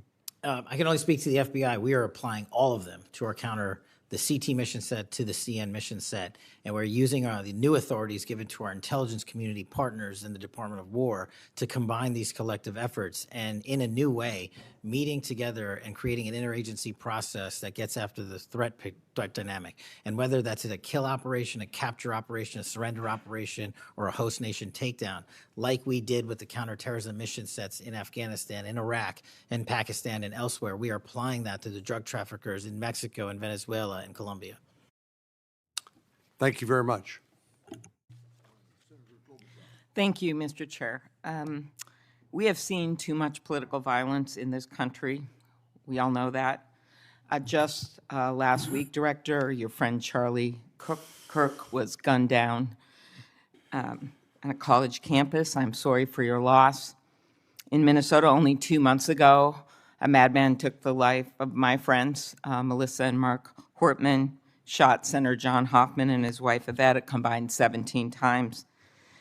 And evidence indicates that he would have killed a lot more if law enforcement hadn't intervened. Just last month in my state, we were again shook to the core when little kids were shot down through stained glass windows in Annunciation Catholic Church in Minneapolis. And while the victims weren't politicians in this case, they were 6-year-olds and 8-year-olds, the manifesto that the shooter left behind was political. But in the words of your own federal law enforcement, this person was an all-purpose hater. Went after blacks, Hispanics, the president, Muslims, Jews, nearly everyone. And this happened during the first Mass of the year for these kids. They were excited to see their friends, meet their new teachers, and 2 children, 8-year-old Fletcher Merkel, 10-year-old Harper Moisky, were murdered. 21 other people injured, some of the kids, 18 kids, severely. Fletcher was just starting 3rd grade. He loved his family, his friends. He loved fishing and cooking. In his dad's words, any sport he was allowed to play. Harper, the other child, we celebrated her life this Sunday, thousands of people. Her parents described her as bright, joyful, and a deeply loved 10-year-old whose laughter, kindness, and spirit touched everyone that she knew. We've heard the words of young children who were saved because 12-year-olds laid on top of them, or a kid with disabilities who was paralyzed, whose teacher pulled him out of the wheelchair, threw him under the pew, and laid on top of him. We do thank the local FBI director and the local U.S. Attorney's Office for their work in both of these cases, the Hortman case and this. But I did want to focus on one local law enforcement moment that I'm not sure has made with all the news going on in Minnesota. When the first 911 call, and you've heard about other places where this waited and waited, the first 911 call was made at 8:27 a.m. The first officer was on the scene just 4 minutes later, local Minneapolis police, at 8:31 a.m. The Chief O'Hara, shared with me the actual numbers. Listen to this. Over 20 people were in ambulances just 14 minutes, all of them, after the police got on the scene. 14 minutes after the first call. Tourniquets, stretchers, and they got them all to Hennepin County Medical Center or Minneapolis Children's Hospital. And I think it is worth looking at what happened there, because one of the dads whose daughter was severely injured, still in the hospital, that I met on Sunday, told me that there is absolutely no way his beautiful daughter would have survived if police hadn't been there. So it is worth looking at for all of us. So my focus on behalf of these parents, because I promised I would do this on Sunday, was just to figure out how we can do anything to stop this from happening again. So expanded background checks, ghost gun bans, every shooting is different. Raising the minimum age to purchase assault weapon, even if we're not going to ban them. I favor banning them, but that's one idea that's out there when so many of these shootings are people who are 18, 19, 20, 21. The one at Annunciation Church was 23. Both shooters in Uvalde and Buffalo had just turned 18 when they purchased the assault weapon ban. I'm not saying any one of these things would prevent every single shooting, but I really ask everyone to look at these. We also need to tackle social media, and I really did appreciate Senator Graham's questions. I think we have to protect free speech and not engage in censorship. But for years, I have supported repealing Section 230, which was made when these companies were little companies starting up in garages. And I think it is one way to get at making this better environment online and preventing violence. So my first question is on the assault weapon ban. Do you think that would be helpful in reducing gun deaths, Director? Senator, if I may, I want to answer the question, but thank you for your remarks. Especially it relates to my friend Charlie, and I share and relay my remarks, my sentiments to you. Minnesota has suffered untold tragedy in these last few months, and whatever creativity we can use to eliminate even just one shooting, one horrific death, I am in favor of engaging with Congress fully to do. I don't have the answers. I don't know what will eliminate it in its entirety, but I'm willing to engage and explore new ways with you, Senator. Okay, thank you. And so, assault weapon ban. What do you think? Senator, I think there are instances on this legislation that could prevent future attacks, but I'm not going to weigh into the creation of legislation. Could you also look at, and I favor just assault weapon ban, not getting these guns in the hands of people that shouldn't have them, but could you look at the numbers on the ages? Yes. Because from 18, even going from 18 to 21, which wouldn't have prevented the shooter in Annunciation Church from purchasing that gun. He purchased several the same day. Over 100 rounds were fired from the assault weapon through the stained glass windows. So if you went up to 25, it would have stopped that immediate purchase and probably saved the lives of these kids. But if you go to 21, that is the same age that already applies to purchasing handguns from federally licensed dealers. So I prefer another approach, but I was hoping that our Republican colleagues would at least look at that, given Uvalde, Buffalo, and some of these other mass shootings, trying to be practical, but thinking that it could make a major difference. Strengthening background checks, could you also look at that? And then banning ghost guns and bump stocks. What do you think of that? So, Senator, you're talking to my heart here on one of the core missions at the FBI, which is our CJIS facility in Winchester, Virginia, which is our hub for our NICS checks, our NCICs, our capabilities on when we have, I think it's 19,000 state and local community law enforcement come to us for these background checks. We're trying to make that processing as fast as we can so we can get them real-time information. I think we have a 93% clearance rate in 15 minutes as it relates to ghost guns, but we can do better. All right, well, just if you could get back to me on all those and talk to the White House. Threats against elected officials have increased exponentially. Members of Congress received more than 9,000 threats last year, up from 1,600 in 2016. There's been a lot of talk about the rhetoric and the like.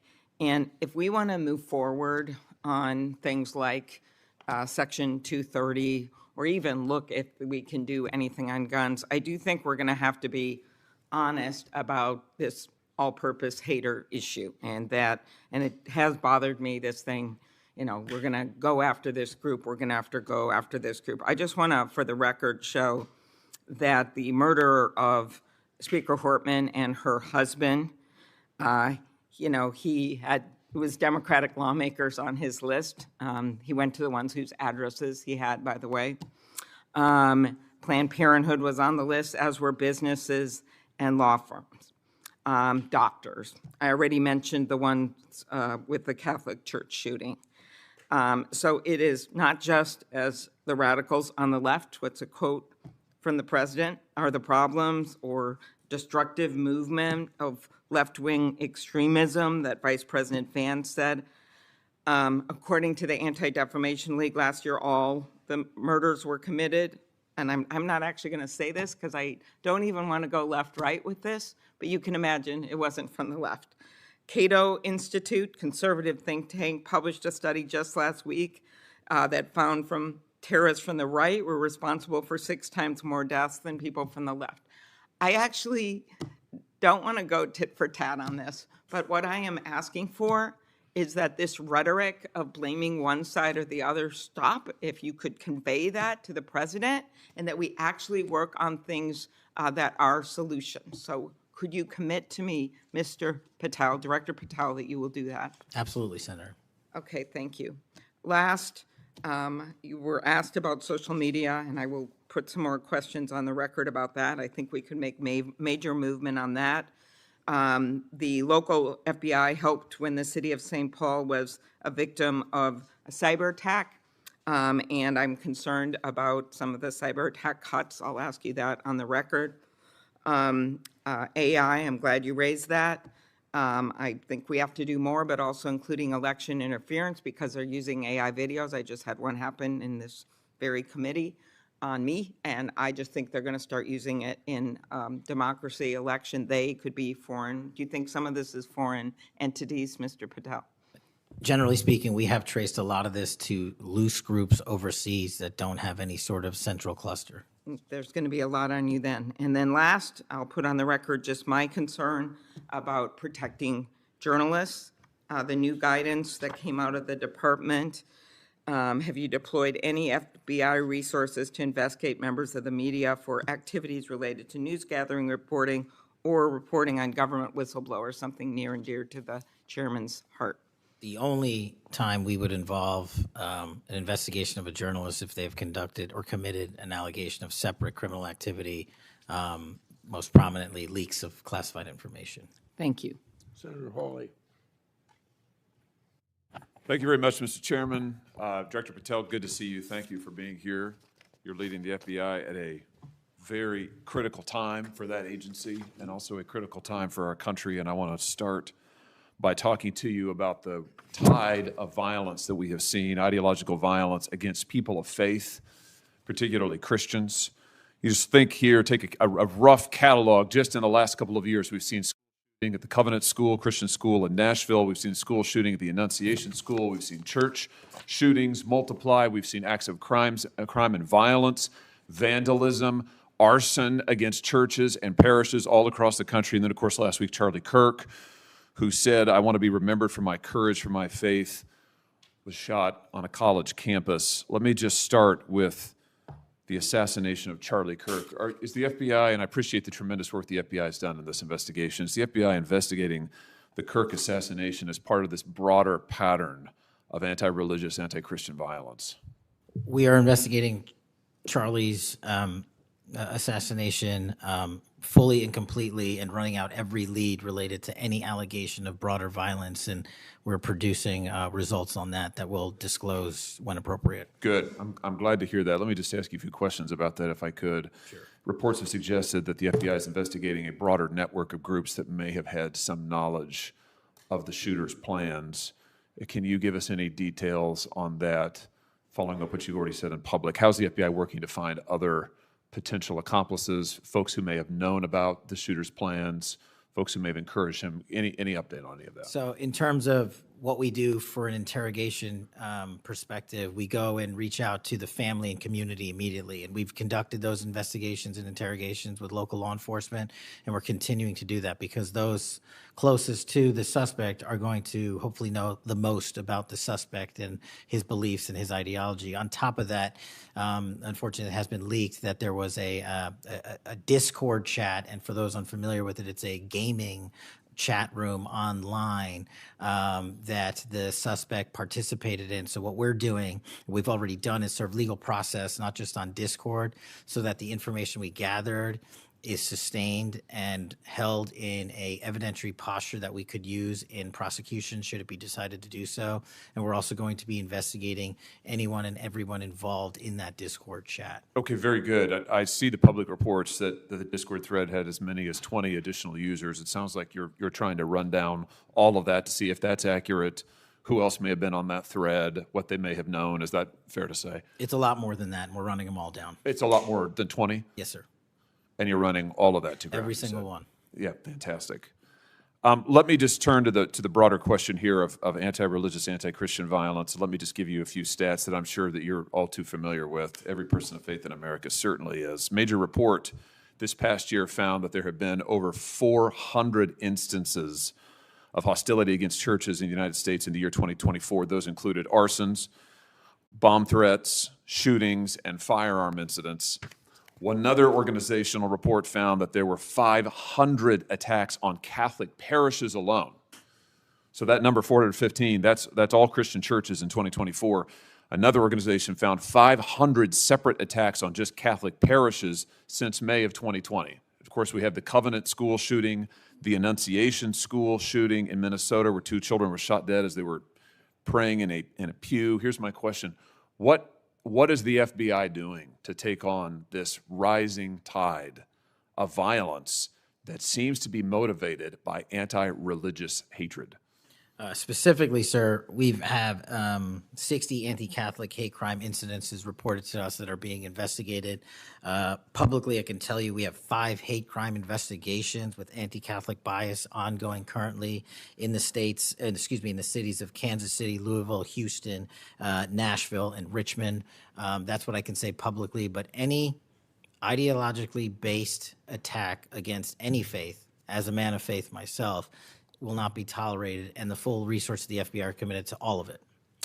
Are you investigating any domestic cells that instigate or encourage or fund or in any way support attacks on churches or other houses of worship? Senator, you raise an incredibly important point that most people don't look at. I've always said we follow the money, and whether it's terrorism or attacks based on ideology or attacks on institutions of faith or people of faith, someone's paying for it, and we are reverse tracing those steps. We are not stopping at the perpetrator themselves. We are reverse engineering to hold those accountable in our investigations to who funded them and knowingly funded them, and we will bring the appropriate steps against them with our partners at DOJ. Good. I'm glad to hear that. We look forward to hearing reports on that progress.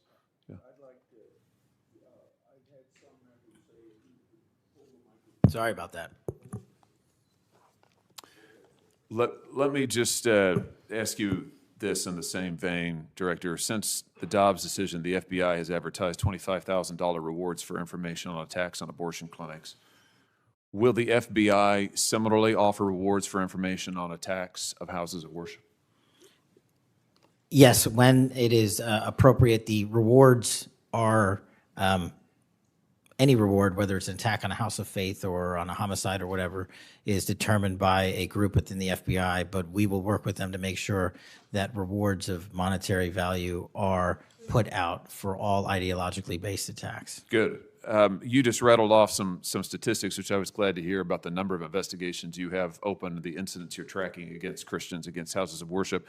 Let me just ask you if you consider designating a senior official as a liaison to houses of worship, to Christian and other religious organizations, to publish metrics on investigations and arrests related to church attacks, church threats, vandalism, arson, etc. Will you set up a system for liaising and then reporting so that everybody can see, this committee and the public can see just how many attacks we're talking about, just what the level of threat and violence is and what the FBI is doing to combat it? Senator, you're speaking my language. The private-public sector partnership on this specific issue, just like the other ones we've talked about, is equally transformative to finding those involved in these criminal activities. And with your assistance, I would ask you if you're able to identify someone who's an expert in that area, we will work with them. We will take their information because as great as the FBI is, we're only as good as the information we can get, and we don't have the reach that the private sector does in some of these areas. Very good. Happy to help on that. Let me ask you about something specific to the FBI, because sadly, as you know, the FBI, when it comes to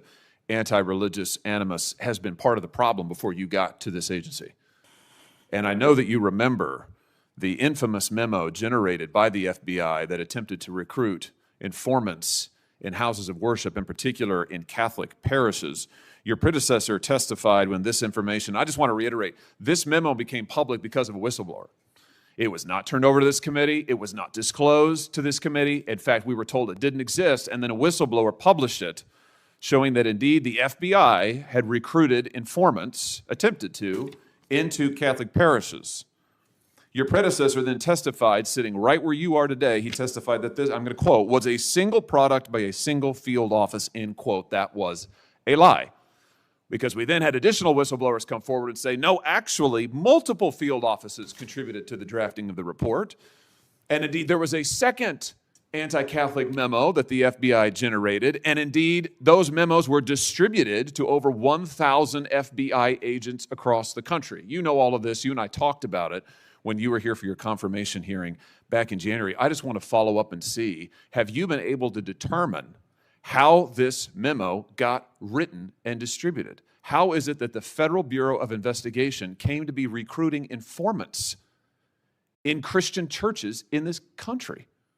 Senator, we did dig in. And we are doing our investigation simultaneously with Congress. And just to put it in perspective, we've provided 700 documents on the Richmond Catholic Memo specifically to this committee, whereas my predecessor provided 19 pages.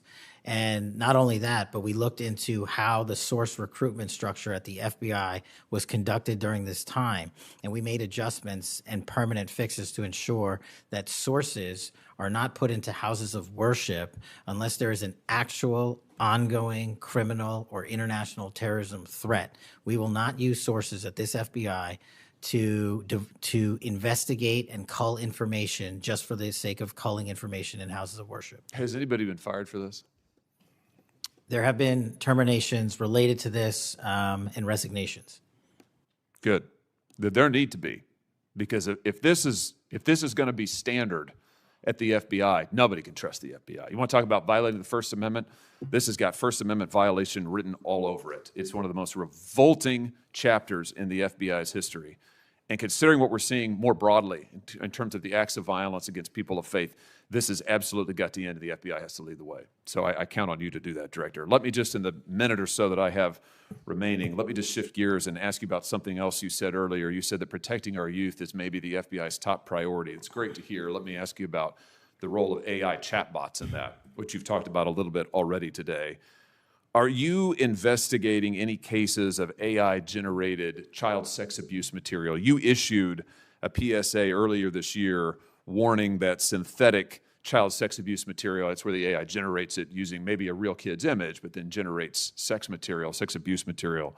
You warned that that was illegal under federal law. Is the FBI investigating any instances of this synthetic CSAM material generated by AI that you can speak to? We are investigating dozens of those matters because, let me just say this, as far as the FBI is concerned, generative AI that produces CSAM, child sexual abuse material, under our investigative authorities is treated as equally as if it were actual child sexual abuse material. There's no difference for me in the FBI on this. Let me just ask you one other thing in this vein. I'm sure you've seen the reporting that Meta's AI rules, their own internal guidelines, allowed their chatbots to have sensual, that's their word, sensual conversations with children. We've had instances, multiple instances of children, minors, taking their own lives at the behest of chatbots that instructed them with specificity on how to do it. What's the FBI's role here in investigating what is going on with these chatbots, with these AI companies encouraging? I mean, listen, if an actual person did that, we would say that's grooming. We would say that's child abuse. These companies are doing it. Their own guidelines allow it. What can we do about that? You're referring to NVE, nihilistic violent extremism, and 764. It has been made a priority of the FBI because they are targeting children, and these chatbots and these generative AI are getting coupled with actual humans who are using them and releasing them because they can do the work faster and quicker than humans can and get into spaces like social media where humans have a difficulty in engaging. And what we're doing is treating any extension of generative AI as the criminal themselves. And we have, I think, I've got to get the number back to you, but over 1,000 investigations related to NVE. We've had numerous takedowns and arrests of 764 individuals. And we are educating, this may be the most important part, I'm directly engaging with the social media and media companies, the internet service providers, to find a way to shut down. There's nothing I can do at the FBI to force them to shut it down, but work with you in Congress to find a way to work with our partners to get that shut down permanently. Thank Senator you. Coons. Thank you, Chairman Grassley.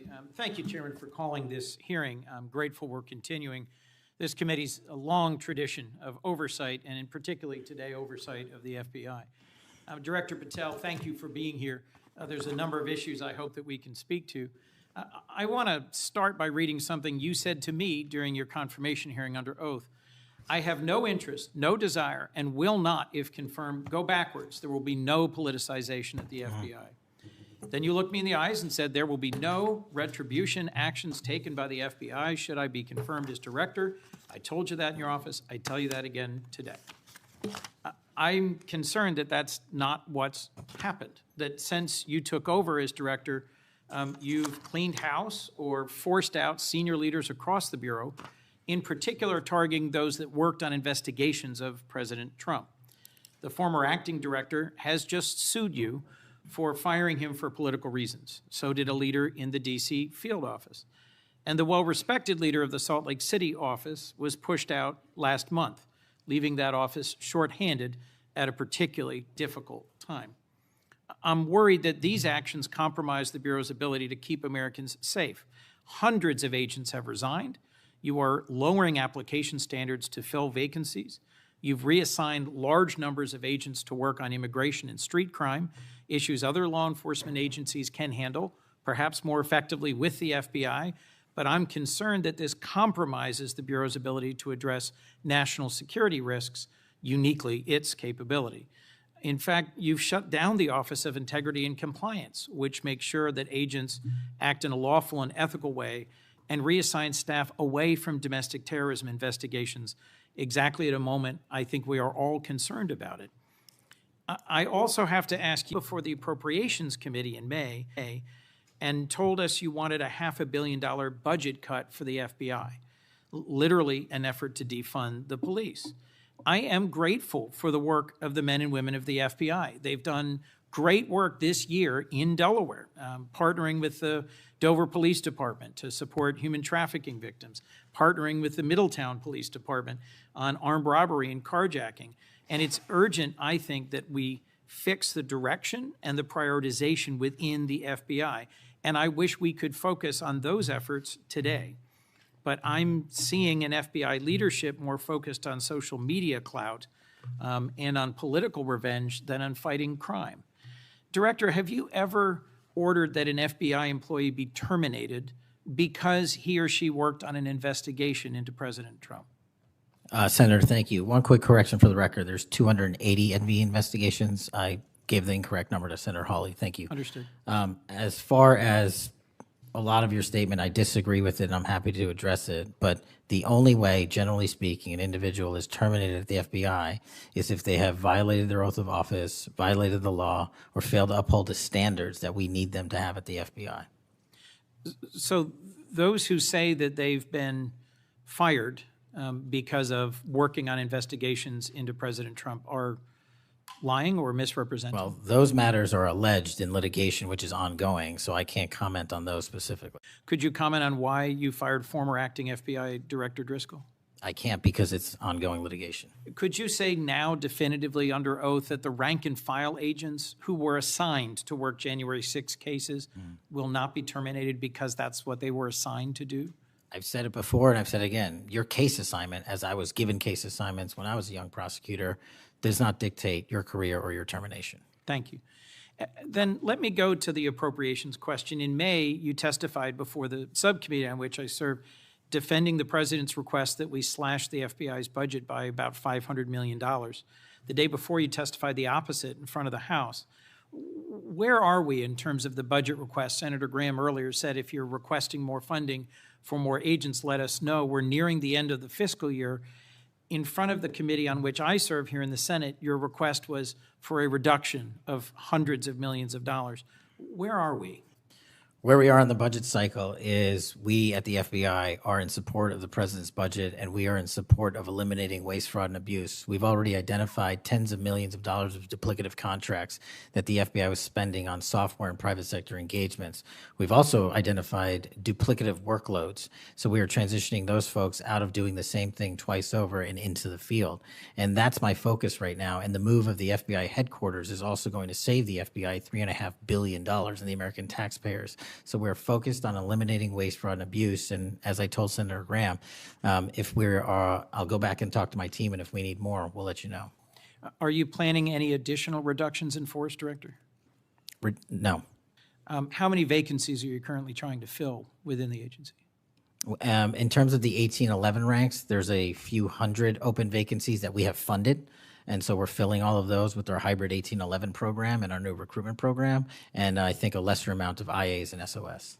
So if hundreds of agents have retired or taken the fork in the road offer, and you have vacancies, but you're requesting $500 million less, how does having fewer FBI agents help you tackle violent crime and address our national security issues? Just to put it in perspective, Senator, sorry, I didn't mean to cut you off. If we had this 500 million. We've done the math. It would take us 14 years to onboard every vacancy that's on the books currently at the FBI, because we can't hire these folks and train them overnight. It's a years-long process. So we are currently focused on recruiting the best and filling the positions to the best of our needs. And we, even if we had this extra money, wouldn't be able to hire them overnight. We're looking for where the need is greatest, where in the country we need to send them, and how we can change the training requirements, which is why I'm thrilled to have police officers. They might not have a college degree, but they got the street smarts and the cop smarts to become FBI agents, and that's what we want. Let me turn to Section 702. When you testified in front of the CJS subcommittee, we talked about this issue. You told me you were in favor of reauthorizing FISA Section 702 when it expires next year, so long as the reforms implemented last year, reforms like better training for agents and real consequences for inappropriate searches of Americans' communications, were maintained. You also said that you had some ideas about how to make Section 702 better going forward. Can you give me an update on the FBI's implementation of these reforms and the direction you think it should go? Absolutely. I think you're referring to the query process, and if you're not, let me know. But any instance of abuse or mistakes that were made in the query process have now been changed. It used to be you can make multiple mistakes and continue to access the query database system. I've changed that. If you make a mistake, you're immediately sidelined, a review is conducted, and if it was an actual mistake, i.e., there should have been S on the end of that name and there wasn't, then we put you back in. But we have to review those matters. So that's happening. And if there was an intentional mistake, you have no more access to the 702 query system and its database. So we've also done an audit of the entire 702 system and the query databases, and now we are nearly 100% of the audit. And I think we found one or two, I'll have to get back to you, quote unquote mistakes within that system, which are currently being reviewed. Thank you. You had told me in May that you'd send me updated statistics about the Section 702 searches of Americans' data. I haven't received it. When will I get that? I'll work with my team to get that to you, Senator. And frankly, in May, when you were testifying that you were implementing these reforms, you were also closing down the Office of Internal Auditing at the FBI. Now, that was the office created in the first Trump administration to improve the Bureau's compliance with Section 702. How is that working out? How can you continue to advocate for robust civil liberty protections but shut down the office that was created to enforce those safeguards? Help me understand this. Absolutely, Senator. This is a great example of sort of duplicative work. Both, there was two divisions in the FBI working on this, and all we did was the inspection division, which is the leader in this query system and this audit system, has now been given the single source mandate to conduct these. So the OIA, its elimination is just taking folks who were working there and were experts in it and folded in under the inspection division, and then taking other folks that we didn't need because we had enough manpower and pushing them elsewhere in the FBI.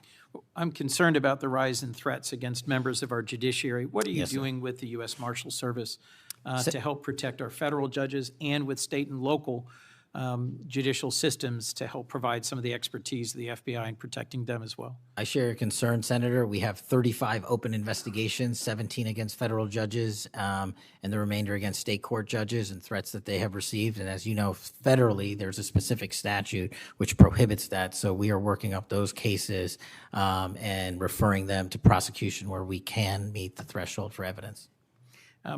In your written testimony, you referenced how counter-UAS legislation expires and we need to resolve the conflict in jurisdiction and authority.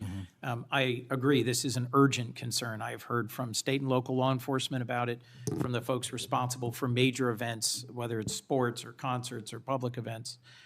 Given the tragic increase in political violence, I'm very concerned about the misuse of drones and the potential of there being a catastrophic event. What could we do to address this challenge? Well, obviously, reauthorizing the capabilities that we have under the counter-UAS program. But just to highlight what the FBI is specifically doing, we've been given the mandate to work with DHS to secure not just the Club World Cup that we had, by the way, which occurred in 32 matches across the country without any significant incident, which we're proud of, and we're taking that model for the next World Cup and also the Olympics. But the reason I bring that up is because we pushed out our counter-UAS programs to address the security needs, and that's where our focus is on events like that.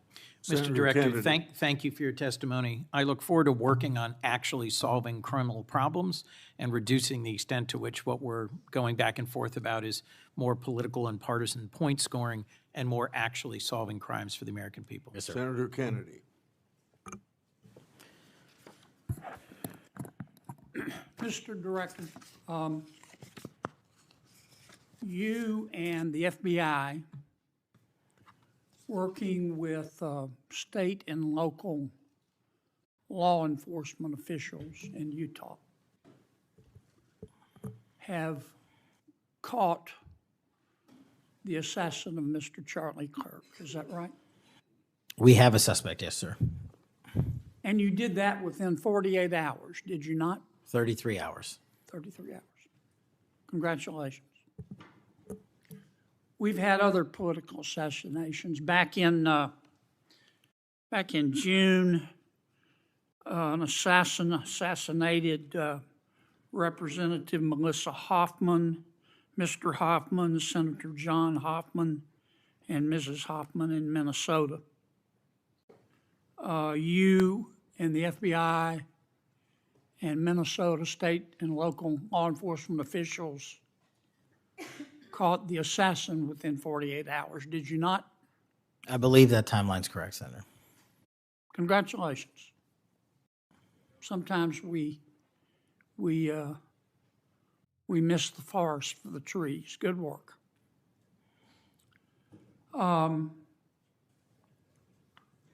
Did Mr. Kirk's assassin act alone?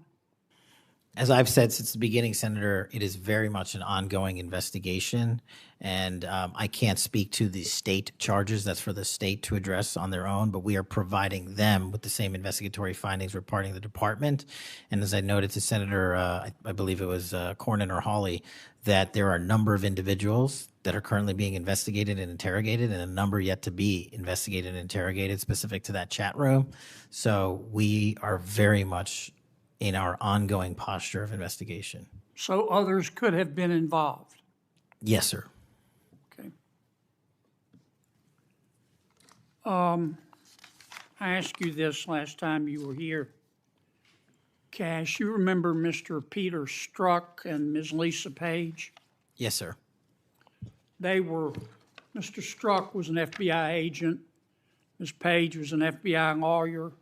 They were both very aggressive anti-Trump political activists who allowed their political opinions to affect their work at the FBI. Is that a fair statement? I believe their text messages and their testimony that was secured by the OIG and DOJ speak for themselves. In fact, Mr.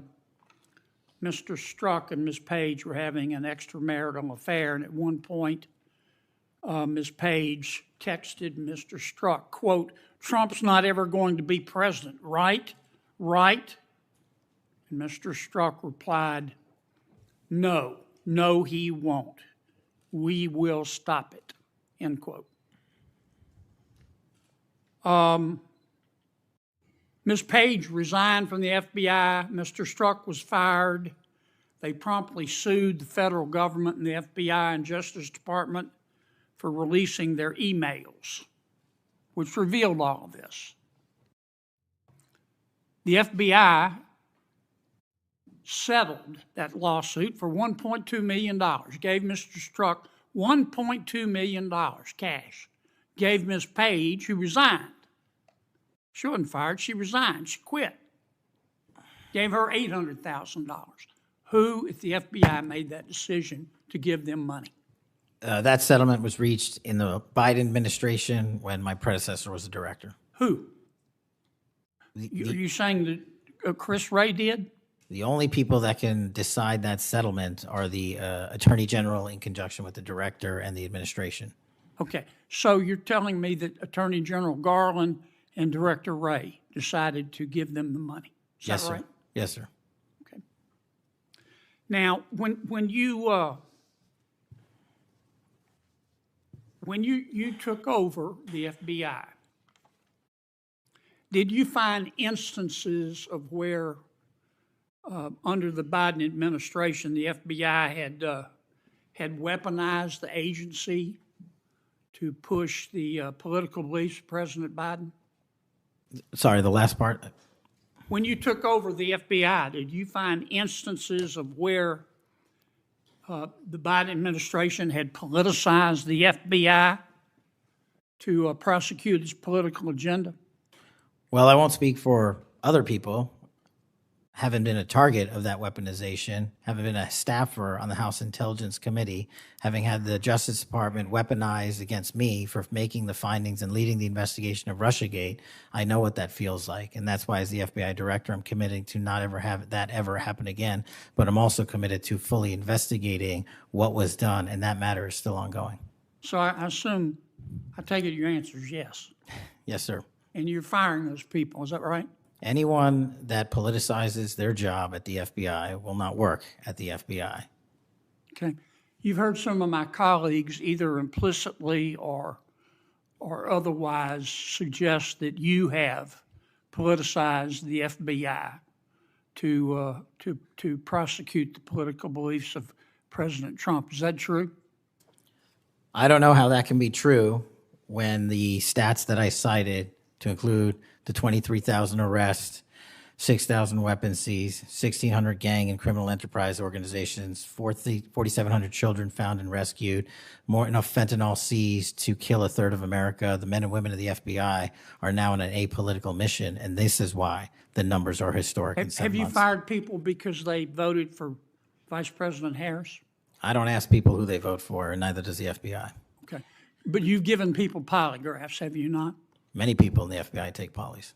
The FBI does that all the time. Yes, sir. Does it not? Yes, sir. For a long time, is that correct? Decades. All right. I want to ask you about the Epstein files. Have you seen the Epstein files? I have not reviewed the entirety of it myself, but a good amount. Okay. Would it be fair to say that Mr. Epstein trafficked young women, including, in some instances, minors, for sex to himself? That was specifically the allegations in the 2018 indictment in the Southern District of New York. Okay. Who else did he traffic these young women to? In terms of what the investigation, again, going back to 2008, Mr. Acosta, who limited the investigation and limited the search warrants and limited the parameters of the investigation, the only thing we are able to speak to publicly, because he was given a non-prosecution agreement by Mr. Acosta, is that first time period from, I believe, don't quote me on this, 97 to 2001-ish. And then when the Trump administration courageously reopened it. Excuse me for interrupting, but I'm going to run out of time. You've seen most of the files. Who, if anyone, did Epstein traffic these young women to besides himself? Himself. There is no credible information. None. If there were, I would bring the case yesterday that he trafficked to other individuals. And the information we have, again, is limited. So the answer is no one? For the information that we have. In the files? In the case file. Okay. Now, President Trump has deferred to the FBI and the Department of Justice with respect to the Epstein records. He says it is your call about releasing them. And I understand that the department and the agency have decided to release them in cooperation with the House committee. Is that correct? Yes, sir. So you're releasing them a little bit at a time. Is that correct? We're releasing as much as we can, but we are limited by 3 different court orders, and the department went back to each of those judges to waive those court orders or have them lifted, and each of those judges declined. Will you release all of them, or at least as many as you can? We will release everything we are legally permitted to do so. We are continuing to work with the House on the subpoena request. We have substantially complied with it, but we will continue to release whatever we are legally permitted to do so. Okay. I strongly encourage you to do that. Cash, this issue's not going to go away. And I think the central question for the American people is this. They know that Epstein trafficked young women for sex to himself. They want to know who, if anyone else, he trafficked these young women to. And that's a very fair question. I want to know that answer.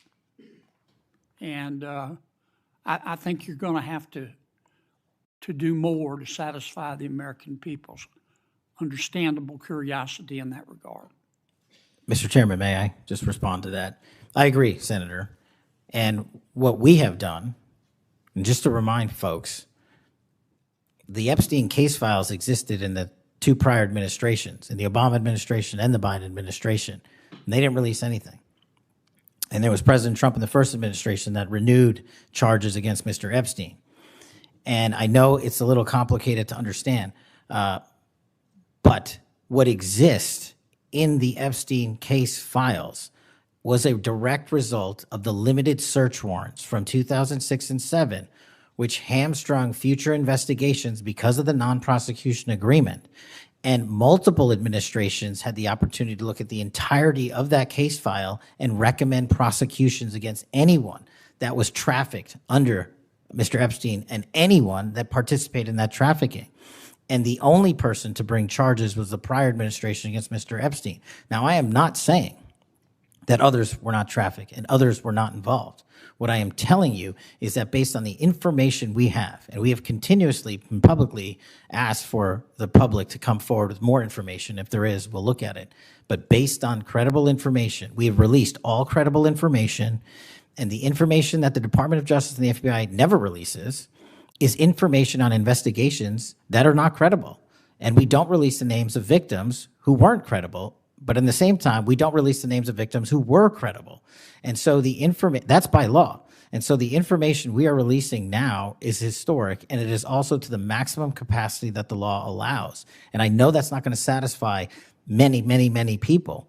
But if they wanted it done right, then the investigation from its origination should have been done right, and he should not have been given a get-out-of-jail-free card to do jail on the weekends for 12 hours a day, and he should have been investigated fully for the entirety of his crime and criminal enterprise, not just from 1997 to 2001. Senator Blumenthal. Thank you, Mr. Patel. Thank you, Mr. Chairman. Director Patel, thank you for being here today. You'll recall well in January at your confirmation hearing before this committee, I raised the prospect of politically motivated retaliation, and you promised me, as you did other members of this committee, quote, every FBI employee will be held to the absolute same standard and no one will be terminated for case assignments. You went on to tell me, quote, all FBI employees will be protected against political retribution. And you assured one of my colleagues that you would honor the internal review process of the FBI. I'm not going to mince words. You lied to us. In the short time that you've been FBI director, you've presided over a rash of retaliatory firings. 3 FBI agents have recently sued you. They are FBI agents with 60 years between them of distinguished service, rescuing hostages, saving kids from predators, dismantling drug cartels, and their allegations, their civil allegations, are a searing indictment of your tenure as FBI director. But it's not just those 3. The FBI Agents Association has said that your actions, quote, distract agents from their work, foster fear that their assignments could cost them their careers, either now or under the next administration, and increase the risk of criminal and national security threats by undermining unity and morale within the Bureau, end quote. This association, as you know, is voluntary. It represents 14,000 members, 90% of all the active agents. These are your employees saying that your performance has been unqualified and unfit. And there is mounting evidence that these retaliatory firings were the result of direction from the White House. There have been instances in the past history of the Bureau of political interference and political direction from the director's office, but not the kind of institutional interference that we're seeing from the White House right now. I'm going to ask you, has anyone from the White House contacted you about personnel decisions? I completely disagree with your entire premise that I have lied or am misleading the FBI. If I were, the results that I announced today by the men and women of the FBI and the historic records we are doing to keep this country safe would not be possible. The men and women of the FBI are responding to our leadership and this administration's priorities.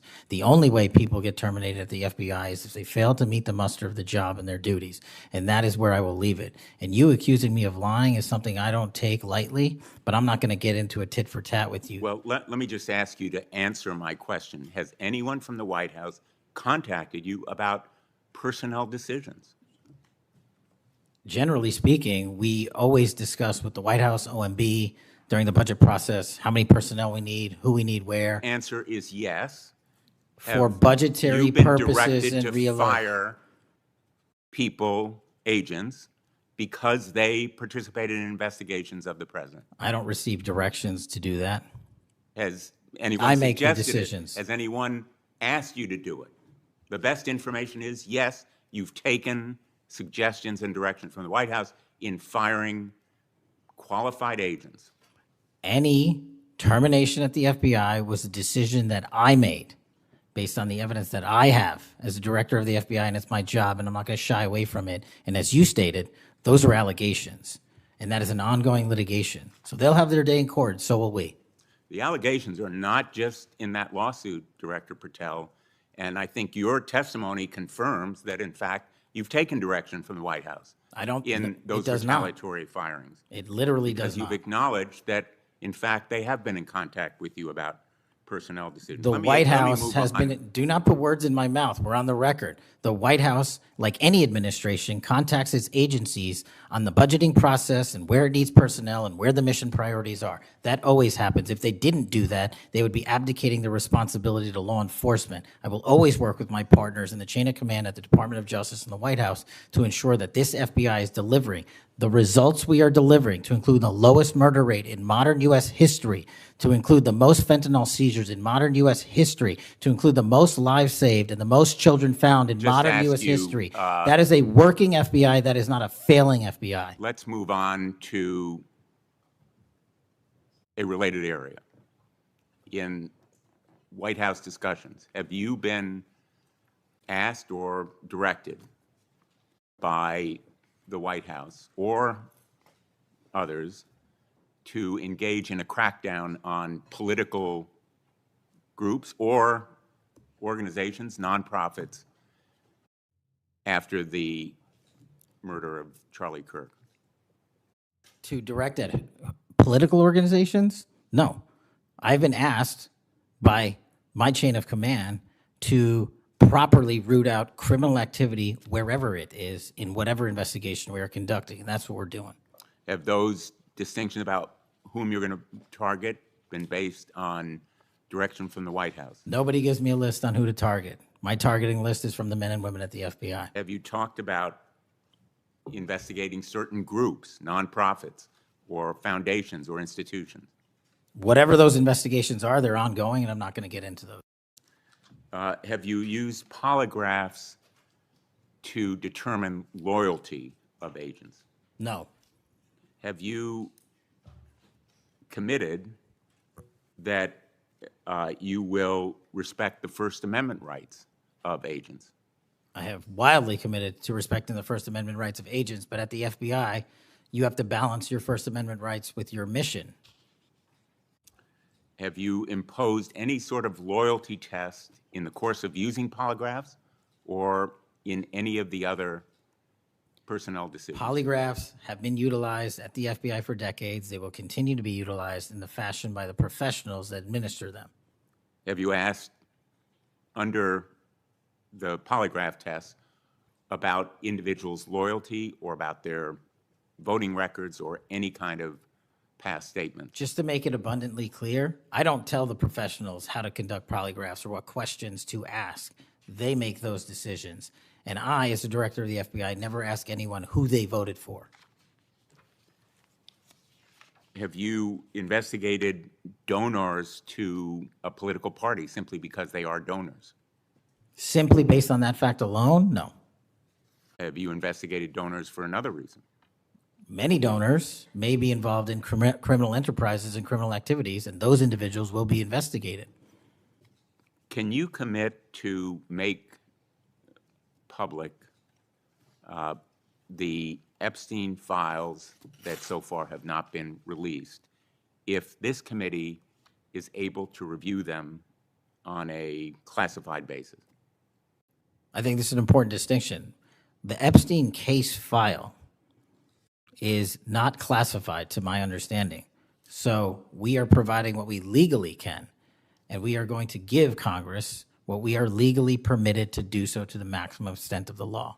Will you enable the chairman and the ranking member to review them on a classified basis? That doesn't make any sense. If the material in the Epstein file is not classified, there is no basis for a Well, it classified would review. protect the confidentiality of them if they were able to review them on a classified basis. If anyone in this room can get the multiple district court judges to lift their court protective orders in the ceilings, we will happily provide you with more information.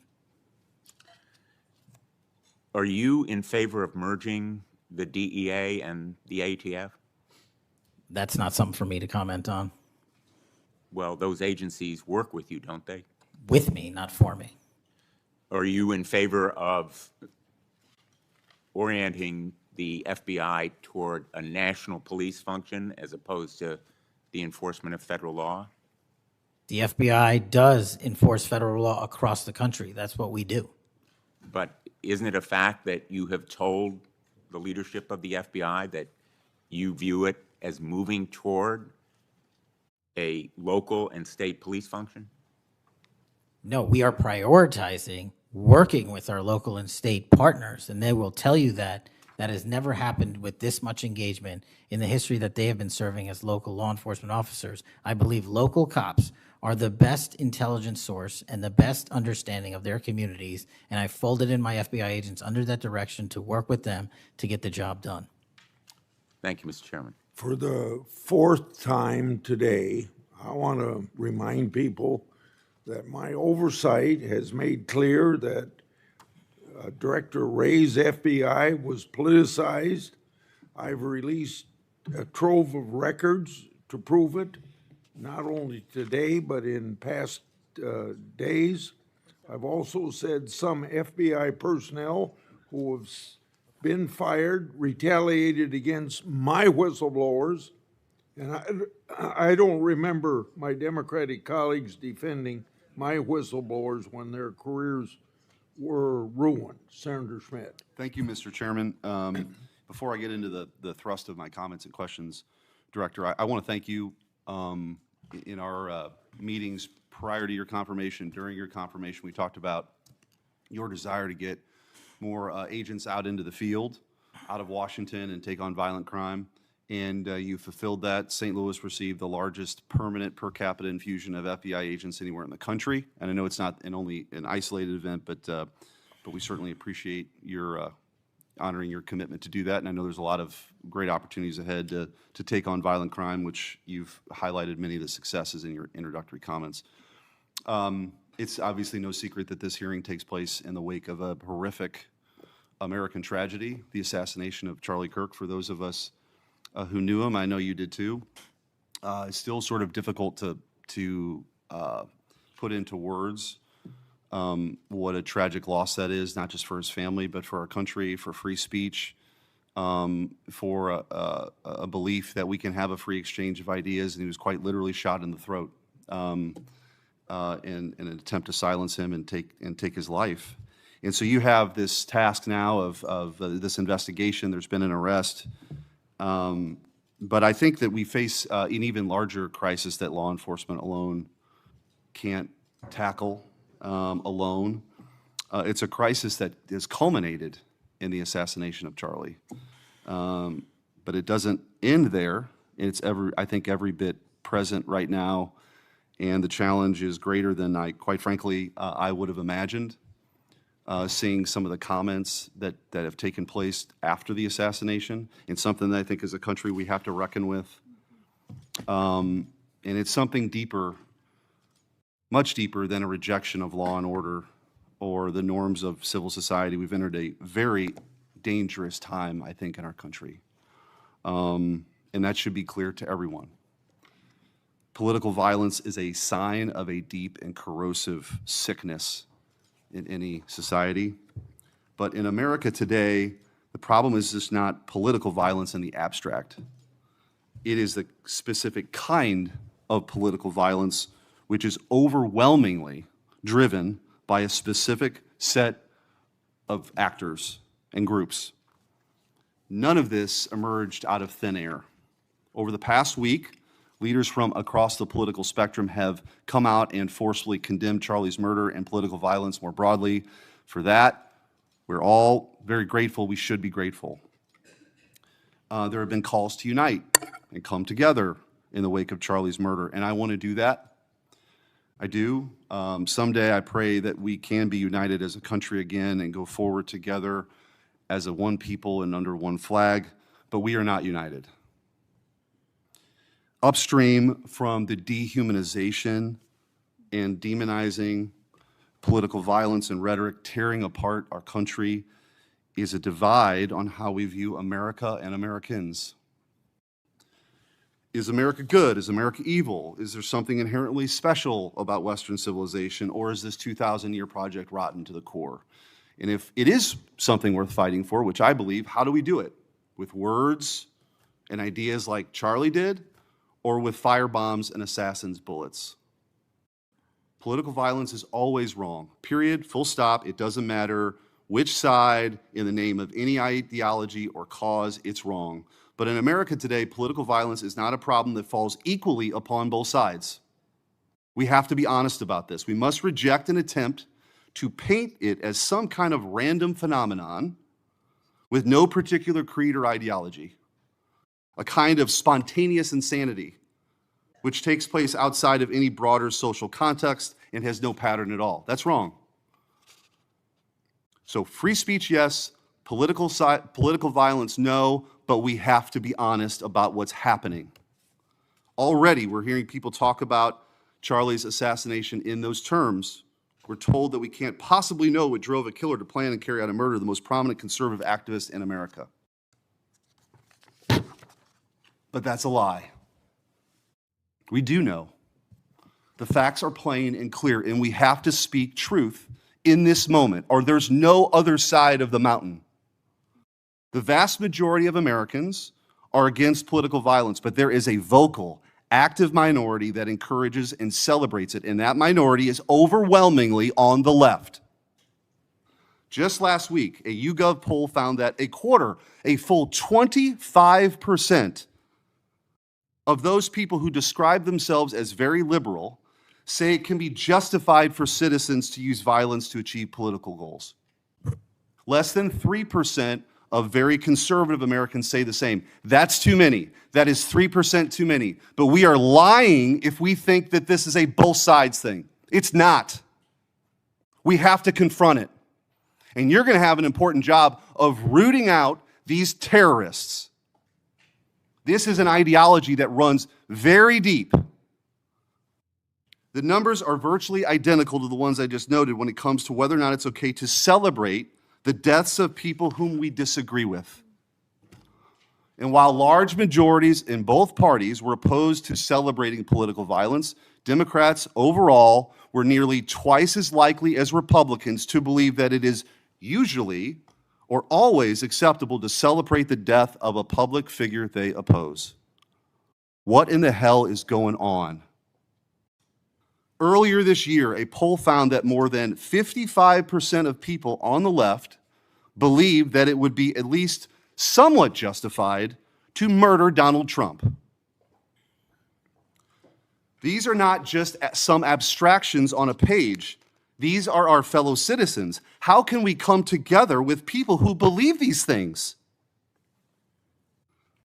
We've all seen the flood of posts on social media over the past week, not just a fringe few, but thousands upon thousands of people gleefully celebrating a father of two young children getting gunned down in broad daylight. I wish I wouldn't have seen that video. I wish my kids would not have seen that video. Blue Sky, the left-wing alternative to X, was so overwhelmed with these posts that the platform was forced to issue a statement warning its users to stop glorifying the murder. And it wasn't just random social media trolls. It was journalists, elite college professors, and even politicians, all but saying Charlie's assassination was justified because of what he thought, because of what he said. We saw the flood of hit pieces, the most powerful media outlets in the nation dishonestly attacking and villainizing Charlie for the most vicious possible terms. How can you ask us to unite under that? There can be no unity between good and evil. Somebody has to win this thing. And as a country, we have to absolutely reject it. And don't tell me it's both sides. It didn't happen in a vacuum. Over the past decade, we've seen an explosion of political violence, not just one-off lone wolf attacks, but organized, systemic political violence at a mass scale. It is not organic. It is the offspring of a dark and clandestine system funded in part with our own tax dollars, winning with a large network of foundations, NGOs, activist organizations, and front groups. This system lurks behind every radical leftist movement in our nation today. The George Soros empire has financed a vast ecosystem of radicals, all working together, dropping off bricks at riots to unleash a tidal wave of violently anarchists on our streets and to prop it up in an army of researchers and experts and journalists and propagandists who downplay the political violence. What he's doing is serious. I'm going to ask you, because I don't have a ton of time, The opposite of what we should be doing as a committee. and I would point out, we've heard years of the left, their loudest voices calling anyone on the right extremists, MAGA Republicans, fascists, Nazis, an existential threat to democracy. Check yourself, and don't give me this both sides bullshit. Mr. Director, I want to ask you, tell me if each one of the following perpetrators or alleged perpetrators were acting from a left-wing or right-wing political violence. The man who tried to kill Republican congressman at the congressional baseball practice, nearly killing House Majority Leader Steve Scalise. Left-wing or right-wing violence? Sir, I believe it was a left-wing ideology. Okay. Burned down cities during the Summer of Love in the George Floyd riots. Left-wing violence or right-wing violence? Sir, I'll rely on you on these. I don't have off the top of my head. I'm sorry. Okay. Left-wing. The Waukesha Christmas Parade massacre. Left-wing or right-wing violence? Left-wing. The Lee Zeldin stabbing attempt, left-wing or right-wing? Left-wing. The Covenant school shooting in Nashville, left-wing or right-wing? Left-wing. The Butler, Pennsylvania assassination attempt on President Trump, left-wing or right-wing? Left-wing. The Trump International West Palm Beach assassination attempt, left-wing. The Abundant Life Christian school shooting, left-wing. The United Care CEO's murder, left-wing. Tesla's burned, keyed, damaged, firebombed, left-wing. The murders at the Israeli embassy, left-wing. The ICE facilities firebombed, left-wing. The Minnesota Catholic school shooting, left-wing. The anti-white Charlotte and North Carolina stabbing, left-wing. The attempted Utah News State firebombing, left-wing. And now, of course, the culmination of this vile trend, a left-wing assassination of Charlie Kirk. So don't give me this both sides. If we want to get to unity, let's be honest. Let's be honest. Free speech, yes. Political violence, no. But let's be honest. Senator Hirano. Thank you, Mr. Chairman. Director Patel, just like the rest of the federal government, there have been significant personnel changes at the FBI since President Trump took office. I want to better understand the scope of the turnover and the changes occurring at the FBI. Since January 20, 2025, how many FBI employees have retired, resigned, been fired, or otherwise separated from employment? I need a number. We'll get you a number. What is the number? You don't have it? Not off the top of my head, and I want to get you the right number.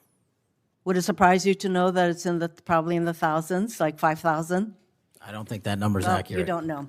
Next question. How many special agents or analysts have left or been fired from the FBI since January 20th, 2025? Say, we will get you the numbers, and anyone that retires is of their own volition, and anyone that is terminated at the FBI, as I've said before, is done so because they have failed to meet the standards and uphold their loyalty and oath to the Constitution. Yeah, so you say.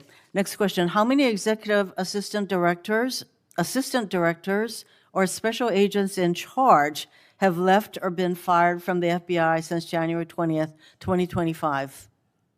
Again, people leaving on their own accord or terminations were done by the standards set at the FBI that have been carried out With this question, I'm getting consistently. to the leadership of the FBI, and you don't have that answer.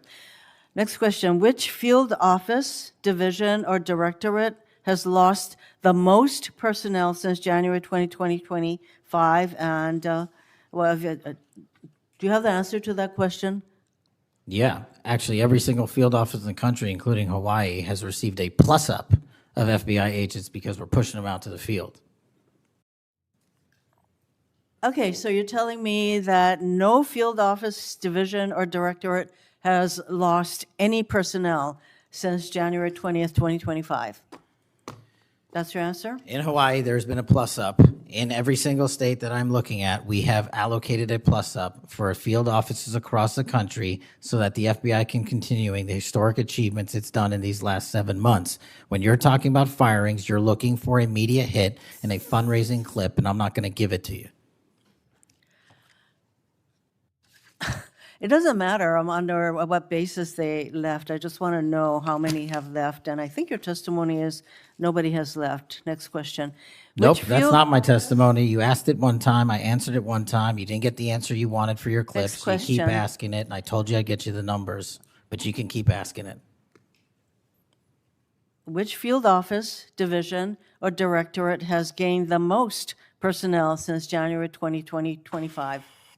You noted that there have been plus-ups, so which offices have received these plus-ups? The greatest allocation that I believe was given to California and then Florida. Where were those offices? California and Florida. Thank you. Director Patel, you often refer to FBI agents as cops. All of us, Democrats and Republicans, support the police officers who keep our communities safe. But while our states, cities, counties, and towns all employ police officers to protect our communities, Congress has empowered and equipped the FBI to take on missions that local police cannot, especially taking on terrorists, hackers, and spies. I'd like to assess how well the FBI is able to handle its specialized missions under your leadership. The FBI is the nation's lead federal law enforcement agency for investigating and preventing acts of domestic and international terrorism. And yet the executive assistant directors in charge of the FBI's national security and intelligence branches were both forced out at the beginning of the year. Who replaced them in those positions? Excellent qualified personnel to lead the mission of arresting 23,000 violent criminals this year alone. That's twice as many as The people before. who took the places of I'm not going to give you any names so you can attack them. Why not? So you can attack them. I'm not doing that. The You're not people gonna sitting give in me the those seats names are of- extremely qualified to handle the job. You're We not would gonna not give have me the the names results. of personnel who We would should not be have the on your- reduction Right, of fine, violence in the moving state on. of Hawaii if we did not allocate the Earlier resources we this did. year, FBI counterterrorist special agents and investigators were reassigned to assist with immigration enforcement. Reportedly, these counterterrorism experts were returned to the jobs they trained for in late January after Iran threatened to retaliate for our strikes on their nuclear facilities. Have those experts remained in the jobs they trained for since that time? Yes or no? FBI agents' primary responsibility is exactly what they are assigned to do. We always work with our So since they interagency return part. to their positions, If you're not are going to they let me still in answer, those why don't you positions? just do your soliloquy in the 4.5 minutes you have I am left? not asking for a soliloquy. It's just a yes or no. Are those people who are returned to their jobs still on those jobs? Yes or no? They never left. What was that? They never left their primary job. It is a surge of resources in law enforcement working with the interagency to combat violent crime and reduce They were violent never- crime in okay, they were never historic reassigned to do immigration. proportions. That's your testimony. Okay, Director Patel, the FBI is also the lead federal agency for investigating cyber attacks and Yes. cyber intrusions, both by foreign nation states and by non-state hacker groups. Since President Trump's inauguration, the executive assistant director in charge of the criminal and cyber branch and the head of the FBI's cyber division have both left the FBI. What are the names of the people who replace them in those positions? The cyber branch is one of the most impressive at the FBI. 409 arrests this year, 169 convictions. That's a 42% increase from the same time last year. It's that So branch, any Mr. suggestion that Patel. the FBI cyber division is not operating at full capacity and better than ever before, the leadership at the branch is implementing these changes necessary to attack the cyber and ransomware infrastructure operators You know for why Iran, China, they're and Russia. important? I want to know who has those positions, since the people who originally were there, Supremely are no longer qualified there. individuals have those positions. are they? Supremely qualified Who individuals. are they? What are the names? You're not You getting don't them. know. Special agents who investigate cybercrime were also reassigned for immigration enforcement. Have those expert investigators returned to their duties? Yes or no? All agents remained on their primary duties while surging to allocate resources for interagency operations to the Homeland Security task forces across this country. So are you, Am I what? see, I'm not getting the yes or no answers. I get all this explanation, so there you go. No, you get the work that Are the men you and women of the planning FBI are doing. And you don't want that. additional personnel cuts to the cyber division in the future? The only people that will be terminated at the FBI will be those that violate their oath of office or fail to meet the high standards at the FBI. Director Patel, the FBI is meant to be the tip of the spear in combating terrorism against the United States from both foreign and domestic sources. It's also our lead agency in fighting the hackers who target our businesses and critical infrastructure. But instead of a specialized role fighting these kinds of terrorists, hackers, and spies, you have the FBI playing the role of local police and helping with immigration enforcement. I'm going to move on to my, you've been asked some questions about changes to your hiring standard, and including college degrees and possibly the age. But, one question I had is,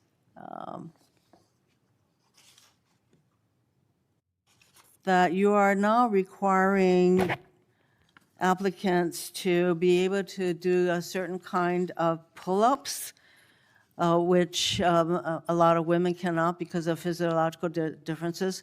Are you requiring these kinds of pull-ups? We are requiring a physical program at BFTC at Quantico because FBI agents carrying guns in the field have to chase down bad guys and do really hard work. The physical fitness standards of those agents So are are being you requiring appropriately these assessed. kinds of pull-ups? We are requiring everybody to pass the 1811 standards at BFTC. If you want to chase down a bad guy Excuse me, and put the him in reason I handcuffs, you asked- better be able to do a pull-up. The reason I ask is that there are concerns about whether or not being able to do these kinds of harsh pull-ups is really required of FBI agents. Doing Anyway, one pull-up Mr. is not Patel, harsh, I and there are am always gravely medical concerned. exemptions to that. I am gravely concerned by the state of the FBI under your control. And in fact, you are willing to take a cut on your agency of almost $500 million.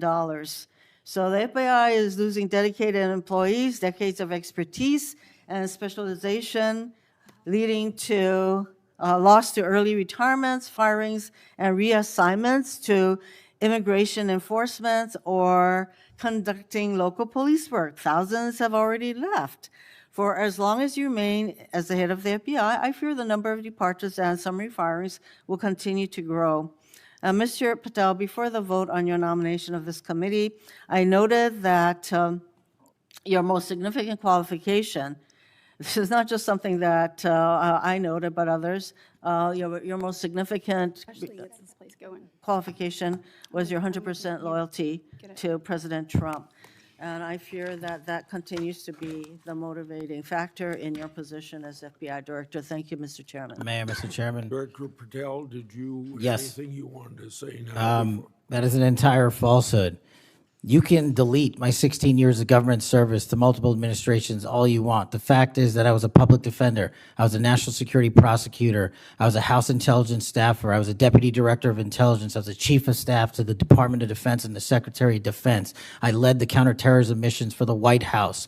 Those are just some of the jobs I held in my 16-year career. There was no loyalty then. There's no loyalty now to anything but the Constitution. Senator Brett.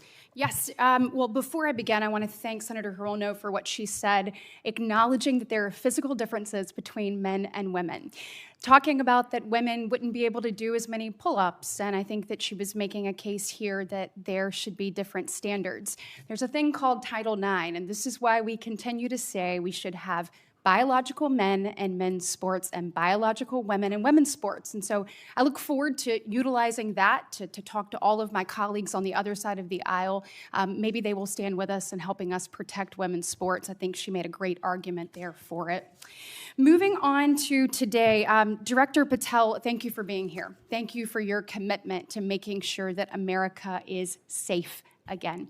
Thank you for doing that coast to coast and within our cities. I certainly look forward to talking about that and talking about your historic gains in these areas. But I would be remiss if I didn't begin my questioning with you about the horrific events that we have seen over the last week.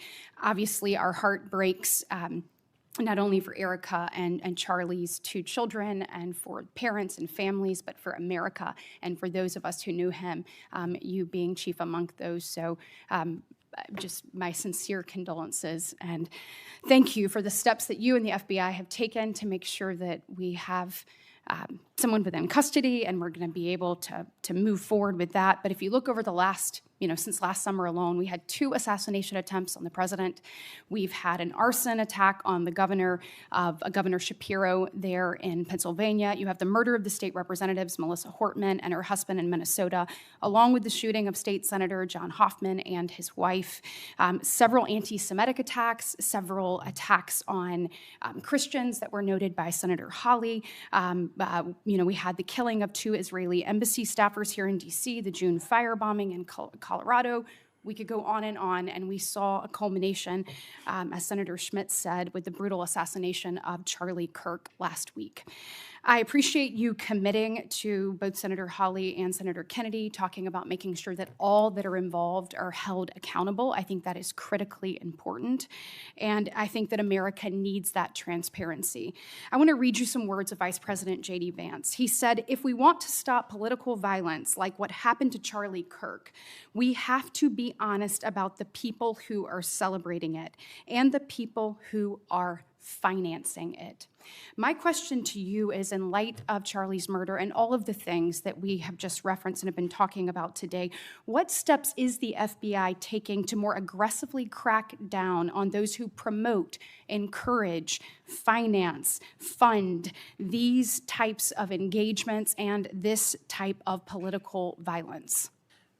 Thank you, Senator, for your kind words. So in terms of how we crack down on the root cause of this violence, for now putting aside the ideological motivations and how they got there, the monetary issue is a real issue. And as I've said before, we follow the money. So we work with our partners at the Treasury Department to trace where the money came from, how these individuals paid for the training they received or the platforms they were using, and also how these individuals collectively got together in whatever groups they were on whatever social media sites they were on, to utilize clickbait to make money for their ideology. And so to trace all of those, we are using, not just in Charlie's investigation, but others, lawful process and serving 2703D orders on any entity that is related in any way financially to any of these criminal acts of violence, and we are going to hold them accountable with our partners at the Department of Justice. Excellent. I would love to stay abreast of that, and just we must get to the bottom of it. We must follow the money. Someone is funding this discourse. Do you believe, obviously there are people here, unfortunately American citizens, that may be engaged in that, but do you also believe that some of this may be coming from overseas? Yes. Okay, let's get to the bottom of it, and let's make it stop. Yes, ma'am. I want to ask you about the Dobbs decision. So we know that it was leaked in May of 22, and then we had the Marshal Service say we found nothing in January of 23. I find that absolutely mind-boggling, that we can't figure out who leaked that opinion. We know it was done in attempts to undermine the process, and then the intimidation of the justices occurred after that. Tell me what you can do as FBI director to help us get to the bottom of what happened and actually hold someone accountable for their actions. So I can't speak to what the marshals did and how they conducted their investigation. I can tell you, generally speaking, the FBI has taken over the investigation on the leak because it was such a detrimental leak. So you commit to getting to the bottom of it? We are utilizing the full resources of the FBI as we usually do on leak investigations, and we will make sure our results are public at the appropriate time. We need answers. I want to talk about child sexual exploitation. Thank you for making protecting our youth your top priority. We know that that is the greatest gift that we have. That is our greatest treasure here in the United States, is the next generation. And finally, we have an FBI director that is putting that at the top of his list. Can you tell me the steps and the different initiatives? I've heard you talk about a couple of them. You've mentioned 764 amongst other things.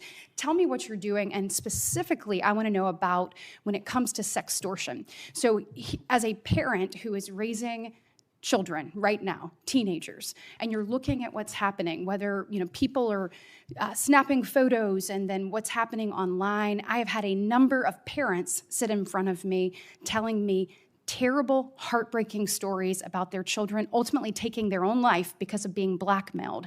I want to know, what steps are you taking to get to the bottom of that and to absolutely end this? If this were happening in a storefront, Mr. Director, that store would be shut down, no matter where it was, coast to coast, and yet we continue to allow these things to happen, and we've got to have a more targeted approach when we're looking at this. And so what are you doing to protect children, and specifically sextortion? So in our VCAC initiative, our Violent Crimes Against Children is our umbrella enterprise operations hub for things like Operation Enduring Freedom and Operation Not Forgotten and Operation Justice. And in things like that, those are producing the results that I told you about. 1,500 child predators arrested, 300 human traffickers arrested, 4,700 children identified and saved, a 35% increase from year to date last year alone.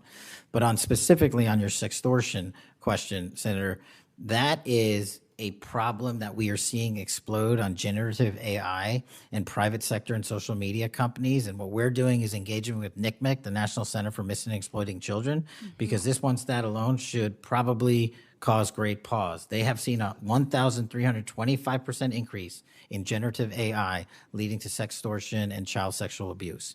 That cannot be countermanded by the FBI alone. We have embedded people at NCMEC and have a great partnership with them.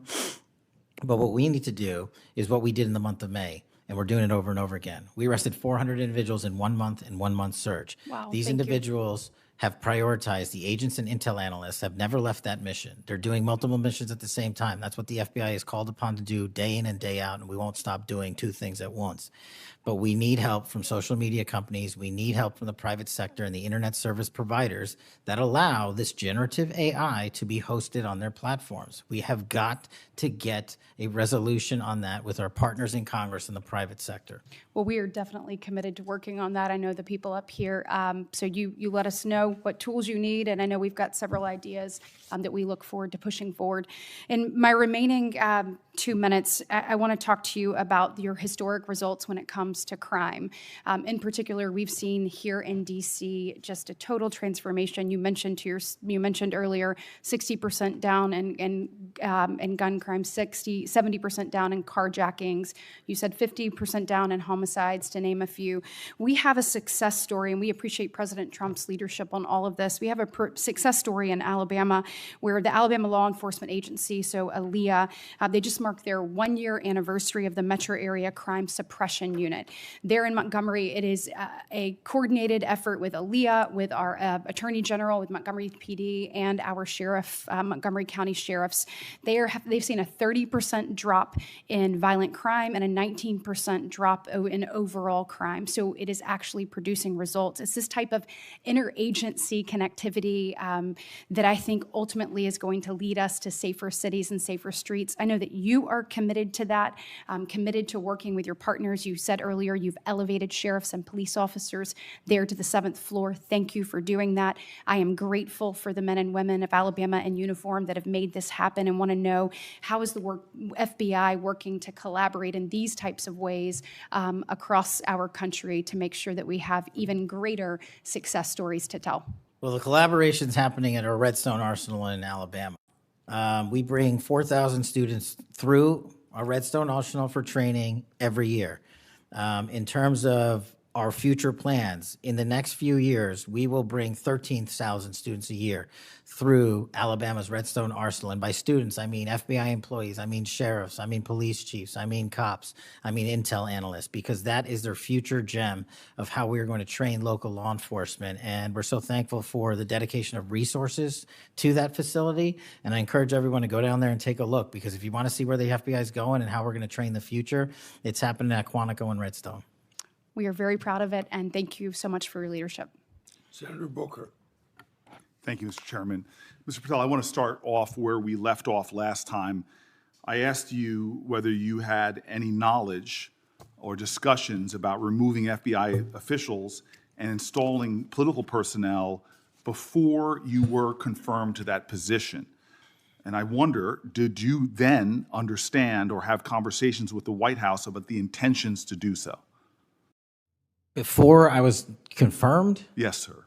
did I have discussions with the White House to remove FBI personnel? Yes. No. So you're saying that you had no discussions with the White House before you were in the position about the removal of any personnel from the agency? As I was preparing for my confirmation hearing, I had numerous discussions involving the type of people that would be employed, and that those that were failing to meet the mark at the FBI would no longer be employed if I were And confirmed. I'm assuming that mark had to do with loyalty to the Trump administration. No, you're wrong. Okay. I'd like to revisit another subject from that hearing. Did you testify, excuse me, you did testify before the grand jury that President Trump had declassified the documents at issue in the Mar-a-Lago classified documents case. Is that correct? I don't have the grand jury transcript. That's why I released it. Whatever it says is the best evidence. You know, that's what you said to Senator Whitehouse, that your grand jury testimony was publicly released. It has not been. In fact, in July, a court denied a news outlet's bid to get that transcript. But the court said quite clearly that you are free to discuss your grand jury testimony. So I ask you again, did you testify before the grand jury that President Trump declassified the documents at issue in the Mar-a-Lago classified document case? And that is why I took your invitation to work with the department and the court to have that transcript released. And the transcript is the best evidence of what I said then. So you're saying right now this committee can have access to what you said before the grand jury? To whatever was released. Under my understanding, Senator, So that the Department of Justice You and I both released- understand the law. Let me finish. I understand under Rule 6 of the Federal Rules of Procedure, a grand jury witness, in this case you, is not barred from sharing their grand jury testimony. This is an oversight hearing. This is germane to your integrity and credibility. You know right now whether or not you testified that President Trump declassified the documents at issue in the Mar-a-Lago classified documents case. Why are you refusing to answer that simple yes or no question right now? Because the premise of your question is inaccurate, and There is no premise to my question, but trying to get to an order of what is truth or not. How do you How do you know what was asked in the grand jury if you weren't there? Mr. Patel, this is a mockery you're making of this hearing and simple questions. It's a So let simple me move on. question. If you have a Mr. Patel, transcript, you during can your read the question, nomination but you don't have hearing, it. you promised that, quote, all FBI employees will be protected against political retribution. When I asked you, are you aware of any plans or discussions to punish in any way, including termination, FBI agents or personnel associated with the Trump administration, you explicitly said under oath that you were not aware of any plans to punish FBI agents associated with criminal investigations of Donald Trump. I don't believe you were truthful. Firing FBI employees based solely on the cases that they are investigating, their case assignments, is illegal, and you know that. A new lawsuit that's been discussed numerous times, filed by 3 FBI officials, alleges that you carried out Donald Trump's campaign of retribution, in quotes, against FBI employees for, quote, failure to demonstrate sufficient political loyalty.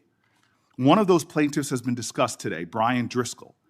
Now, we know 20 years of distinguished service to the FBI before you terminated him. Special agent in charge of FBI's Newark field office, where he operated with distinction. Medal of Valor winner, Shield of Bravery awards. He's a patriot.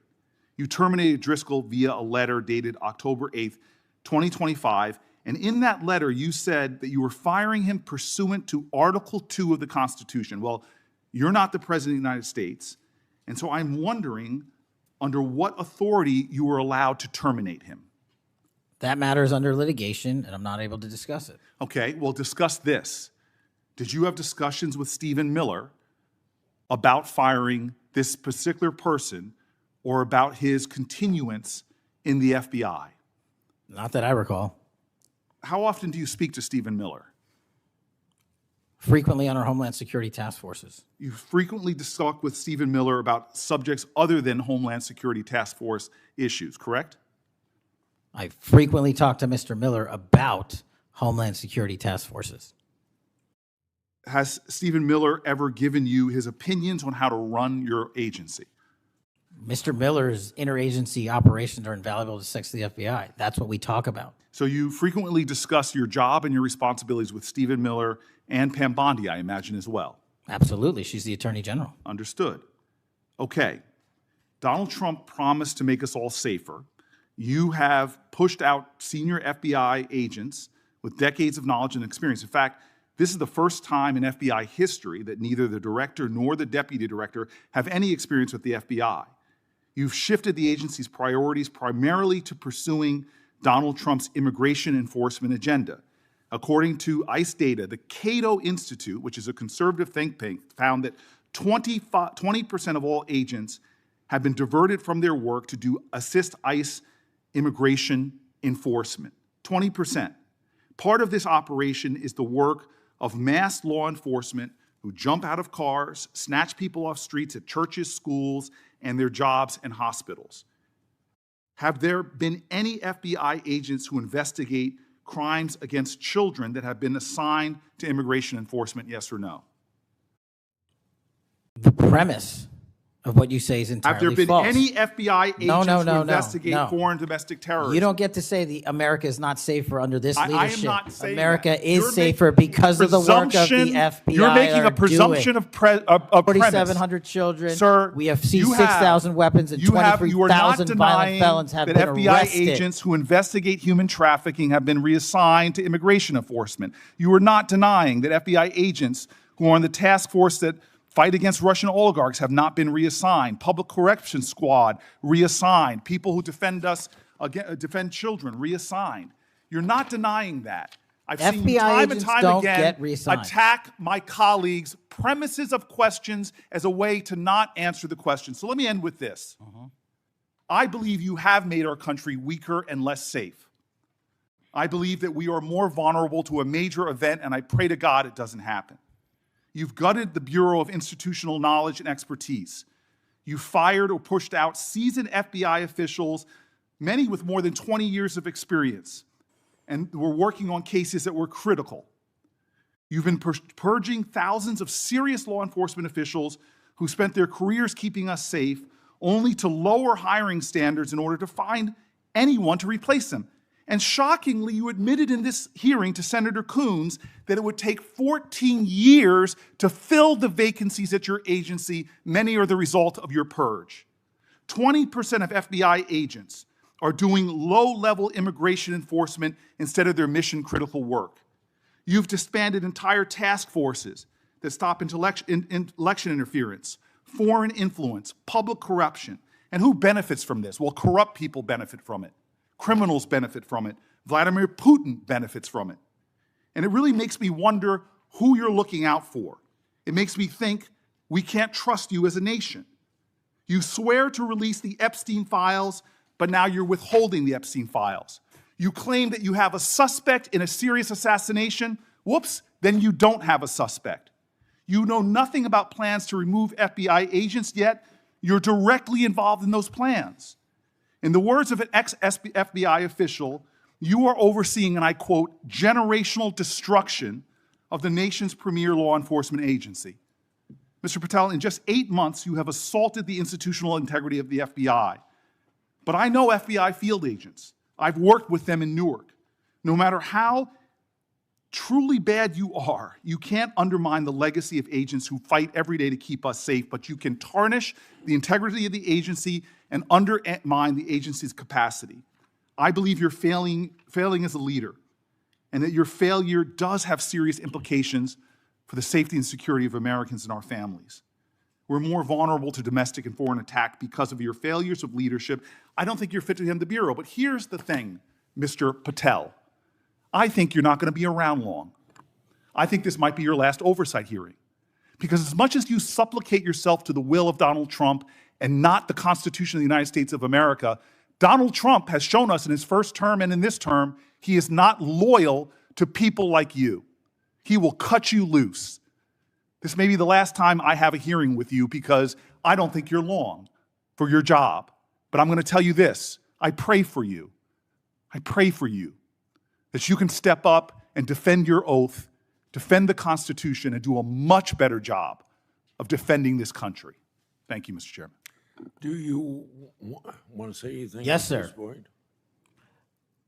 That rant of false information does not bring this country together.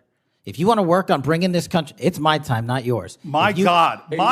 If you want to talk about dividing this country, it is I my follow time. you on your social media posts that It is tear my this country time apart. to address There should be a your unifying- falsehoods. Oh, You are an you can try embarrassment all to the you division want in this country. to not Senator, take it is my responsibility time. for what You you had have your said. time. Sir, you're Your making a time is mockery of this over. committee. Sir, you don't tell me my time is over. You The know how people far of New we've Jersey come tell me since what my you time tell- is. Senator- You can't lecture me. You can tell me Sir, my time's over? You may be the charge of the I'm not FBI, going anywhere. but I am not afraid of you, sir.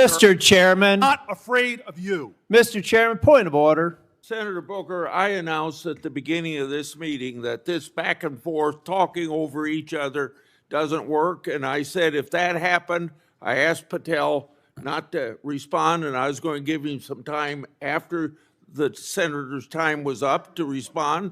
And he has the privilege to do that uninterrupted. Mr. So Chairman, one point of go order. ahead, Mr. I've Patel. watched him talk over us, and you've never once criticized him for us not even being able to get our questions out. Well, He has been rude and disrespectful to senator after senator. And when the senators were not giving him a chance to answer, I didn't stop the senator either. Go ahead, Senator. Thank you, Mr. Chairman. If the FBI, under my 7-month leadership, were failing this administration in this country, why do we have 23,000 violent felons arrested this year alone? A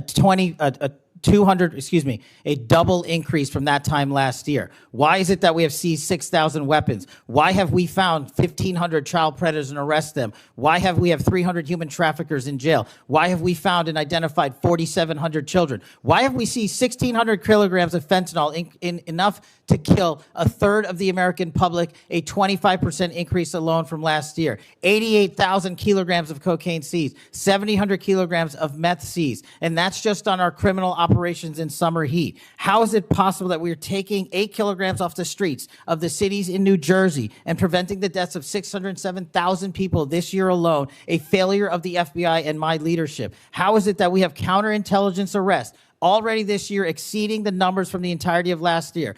33% increase in PRC, 83% in Russia, 60% in the CI space as it relates to Iran, and we haven't even talked about CT, the southern border, the northern border. Before Senator Cruz, I kind of feel like a broken record today. All this interest in FBI termination, yet my colleagues showed no intent or interest in when I my whistleblowers suffered retaliation over the past years, particularly the past 4 years. Indeed, one whistleblower has alleged that Brian Driscoll's insubordination, whether an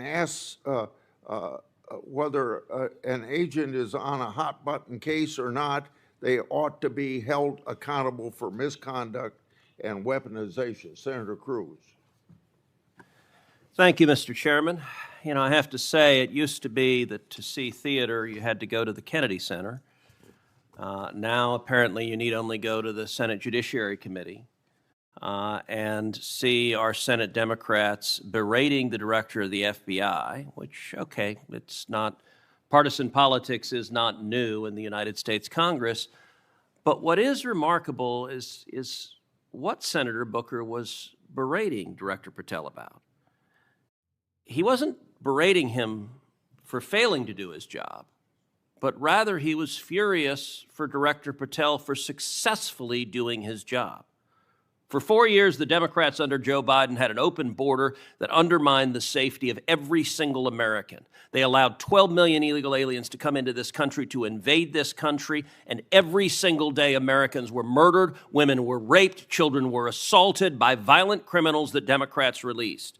Now, Director Patel, I found Senator Booker's questioning really bizarre. He asked you, have you reassigned FBI agents from human trafficking to immigration issues?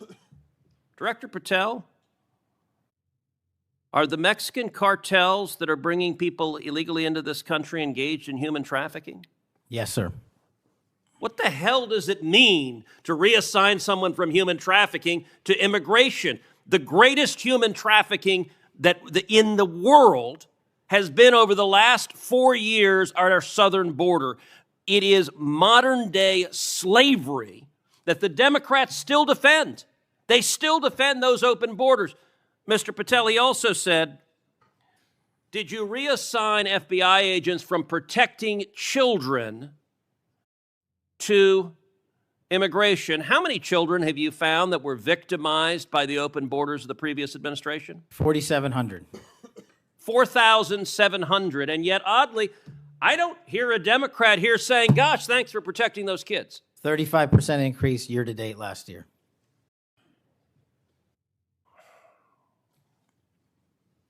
All right, I want to shift topics. And I want to shift topics to what happened last week. Charlie Kirk was assassinated. He was assassinated because of his political views. We're living in a time of enormous division and tragically hatred, and hatred that manifested in evil that we saw last week. Now, the FBI, working in concert with state and local law enforcement, apprehended what appears to be, in all likelihood, the murderer. And you did so in just 33 hours. So I want to start by just congratulating you and the FBI agents and state and local law enforcement for successfully apprehending the murderer in less than a day and a half.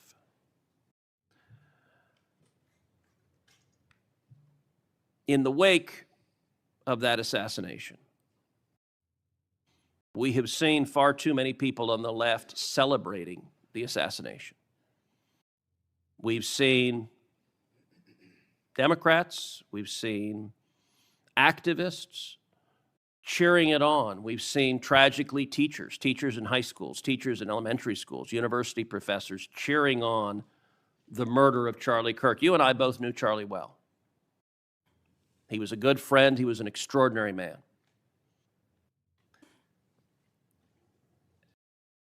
And I will say there's a great deal of discussion about what to do about it. Under our Constitution, under the Bill of Rights, the First Amendment, speech is protected. And that's true even for vile speech. Someone can stand up and say the most hateful thing, and it's protected by the First Amendment.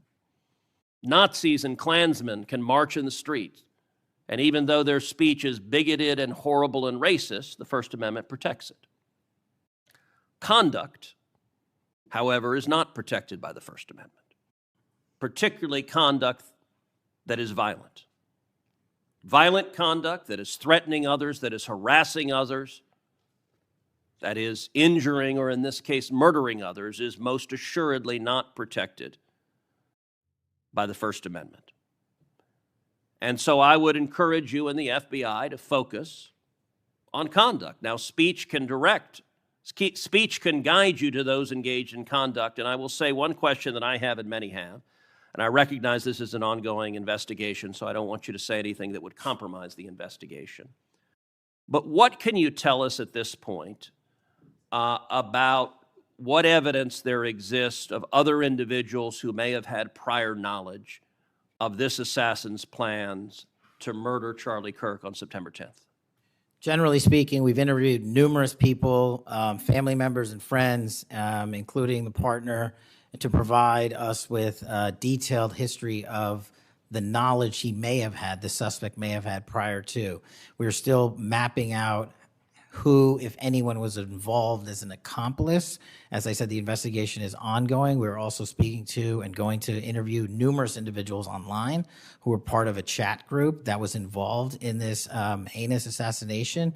And we're also going to work with our state and local partners out in Utah to find out what community organizations, if any, participated or had any foreknowledge of this information. But it's very much ongoing. I remind everybody that it's not even been a week since Charlie's tragic death. Is it accurate? It's been widely reported that the assassin's roommate was a transgender man who was transitioning to be female, and it's also been reported that they may have been romantic partners. Is that accurate? Yes, Senator. And I assume the FBI is investigating. It has also been reported that there were transgender chat rooms that may have had some awareness of the plan to commit this murder. Is that accurate as well? I'm sorry, can you repeat the question? It's been reported that there were chat rooms of transgender activists that indicated some degree of potentially of foreknowledge of this murder. We're still developing that. Do you have any information the bullet casings had on them both Antifa and LGBT wording on them? Do you have any indication of the source of those engravings and what inspired them? As to the actual source, we're still developing that. I want to encourage you in the course of this investigation, absolutely go after anyone who aided and abetted. But I want to more broadly encourage you, follow the money. The violence we are seeing is not purely organic.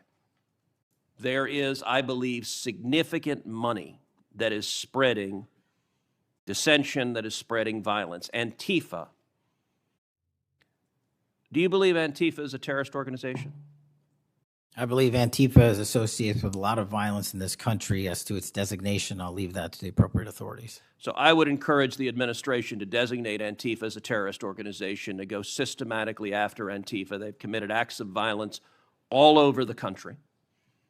And the shell casings have multiple references to slogans that Antifa has popularized. I believe there is considerable money funding it. I would note that I've introduced legislation called the Stop Funders Act. Stop Funders Act would add rioting to the list of predicate offenses under RICO. I believe the money should be tracked and prosecuted under RICO. And both the Antifa and Black Lives Matter riots of a couple of years ago and the pro-open border riots in Los Angeles and other cities of this past year, I believe there was significant money behind those riots. I'm not the only person who noticed at the anti-Semitic protests and violent protests on college campuses that many of the tents all matched. And so I would ask, would it aid your ability to prosecute these matters if Congress passed into law the Stop Funders Act and if rioting was added to the list of predicate offenses for RICO? Yes. Talk to me about the efforts of the FBI to go after the funders of the anti-Semitic protests on college campuses, the pro-open border protests in cities and potential LGBT violence. Talk to me about the efforts to go after the money of those who are funding and promoting violence. As I've always said, Senator, money doesn't lie, and we've been following the money. And so that's what we're doing, issuing lawful process to organizations involved with criminal activity, because the money's got to come from somewhere, and it has to be funded somehow. So we have extensive investigations ongoing into numerous organizations that are related to violent criminal activity. Cutting off the money will make America much safer, and that is the core job of the FBI. And I thank you for doing your job. Senator Padilla. Thank you, Mr. Chairman. Mr. Chairman, glad to be on this committee and take our responsibility seriously to conduct oversight of the FBI, obviously one of the most critical law enforcement agencies in the country. As Senator Klobuchar and others on this committee have reminded us, the last several months have provided far too many reminders of the political violence crisis in America today, and the gun violence crisis in America today, including the tragic killing just last week. Director Patel, this committee takes seriously its not just oversight role, but recognizing the FBI's important role in protecting the public from gun violence while respecting constitutional rights. If you recall, this was a significant subject area of my questioning during your confirmation hearing.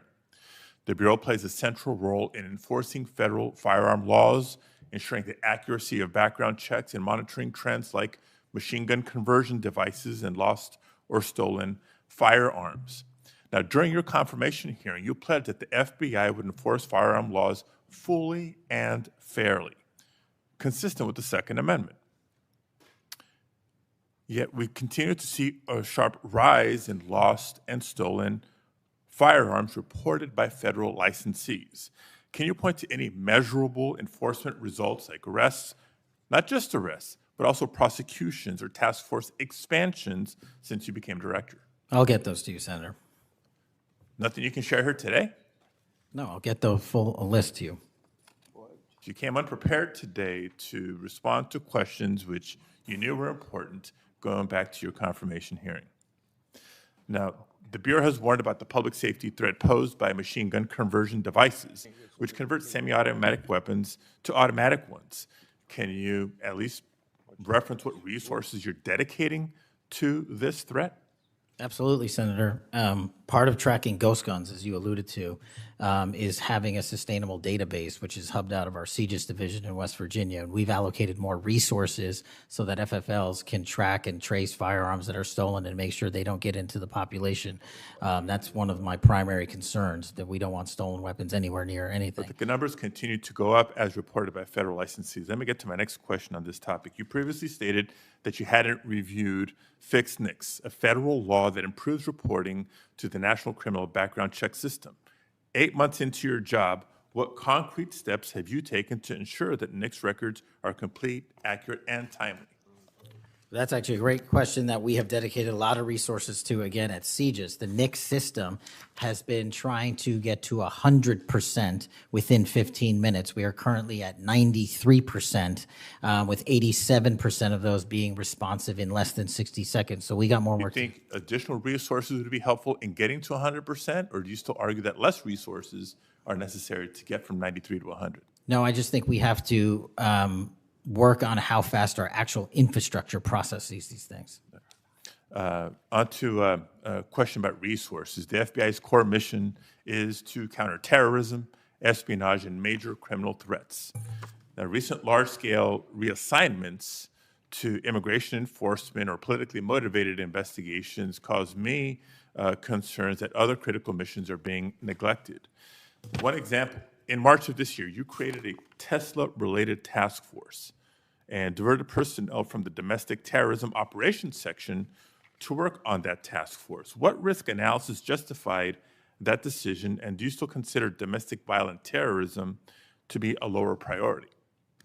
Any form of terrorism domestic or international is the highest priority at the FBI. And when you Why say, divert resources away from those missions? I don't believe that's accurate. We did not divert resources away. When cars were exploding and people were being set on fire, I directed resources to address it. Well, then I'll suggest in your follow-up, and we can make this more explicit in our questions for the record, that you provide the accurate information about the diversion of resources. Because, again, when I understand that you authorize large-scale agent reassignments from counterintelligence and cybercrime to not just immigration cases, but others, it has an impact on the other priorities like nation-state threats and ransomware investigations. Moving on to a different subject area. Safeguarding our elections is a core FBI responsibility. The public needs confidence that election security work is driven by facts and free from political influence. Mr. Director, do you agree with Attorney General Bondi's decision to disband the FBI Foreign Influence Task Force? The disbanding of that task force did not in any way reallocate or take away resources from that critical mission set. So then how are you mitigating the risk of foreign actors interfering in U.S. elections heading in? As I've highlighted through our cyber programs, which have seen a 40, 50, 60% increase in arrests for cyber threat actors looking to not just harm our critical infrastructure systems, but also interfere in our elections. We've had multiple arrests this year of individuals who are interfering in that process. Did the Department of Justice's Election Integrity Task Force seek statewide voter lists and driver's license data? I can't speak for the Department of Justice. You're a member of the Department of Justice. I can Did speak the for the FBI play a role in those requests? Whatever request that we had pursuant to the department's direction were provided. So then you can speak for the to FBI. Those actions. For the FBI. So you can speak to those actions. For the FBI. So what role did you play in those requests? Whatever requests we get from the department, I don't have those details in front of me. We provide whatever requests they have. I have not many details in front of you on a lot of the questions coming from this side of the aisle. So I do hope that there are substantive and accurate responses to our questions in writing. In my time left, Mr. Chairman, I just want to call out a couple of observations. The director before us has tried to explain, I won't say explain, tried to explain how he doesn't need another $500 million to do the job. And specifically that even if the FBI had an additional $500 million, it would take years. I think he referenced 14 years to fill the vacancies. But in the meantime, relying on partnership with local law enforcement to fulfill the mission of the Bureau. As we've discussed in other hearings and in other committees, by the way, given this immigration mass deportation agenda of the administration, the FBI is not the only one leaning on local law enforcement to do the job. ICE has made it clear that they're doing the same. Other law enforcement agencies within DHS is doing the same. So much so that ICE's recruitment, because they're not only not advocating for cuts, they're actually requesting additional dollars and have issues about policy with them. But if ICE's plan to do the job is not just hiring up significantly, they don't seem to have that as a concern, but the FBI does. Both ICE and the FBI are citing partnerships with local law enforcement, which, look, partnership and engagement is great.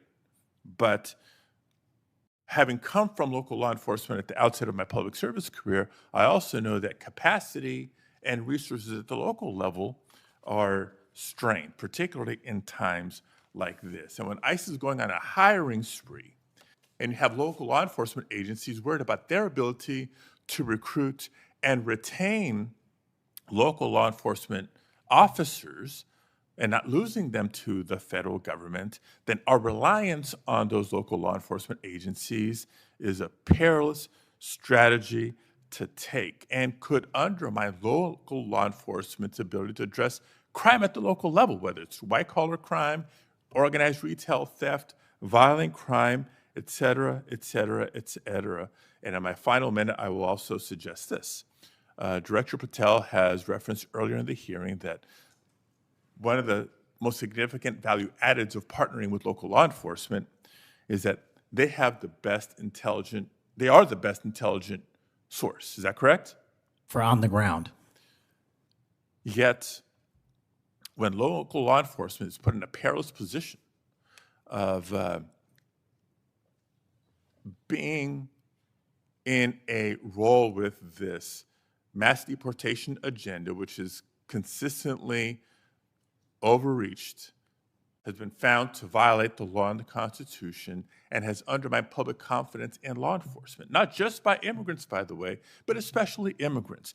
When immigrants are victims of crime and are afraid to come forward because they don't know what law enforcement is going to do with their information or not, when immigrants, legal or undocumented, are witnesses to crime and are afraid to come forward with that information because they don't know what's going to happen with their information or not, that undermines the credibility of law enforcement with the community and undermines the intelligence, Director Patel, that you say are the best source of intelligence when it comes to law enforcement. So it's shaky, it's worrisome, and in my opinion, overall, you are failing to live up to the role and responsibility that you have been confirmed to, and I associate with myself with everything Senator Booker said earlier. Thank you, Mr. Chairman. Okay, before we go to Senator Blackburn, without objection, I want to introduce into the record a recently declassified document thanks to Director Patel. The document is a Director Wray FBI analysis of Nellie Orr's false statements to the Congress. Orr never suffered consequences for advancing the phony Trump-Russia narrative and attempting to cover up her involvement in the hoax with false statements. Yet time and again, the American justice system has been weaponized against President Trump and his associates, such as Peter Navarro, with reckless abandon. The DOJ's inaction on Nellie Orr's criminal referral, despite the obvious incriminating evidence provided in the FBI's own analysis, undermines public trust in the rule of law thanks to Director Wray's utter failure. Senator Blackburn.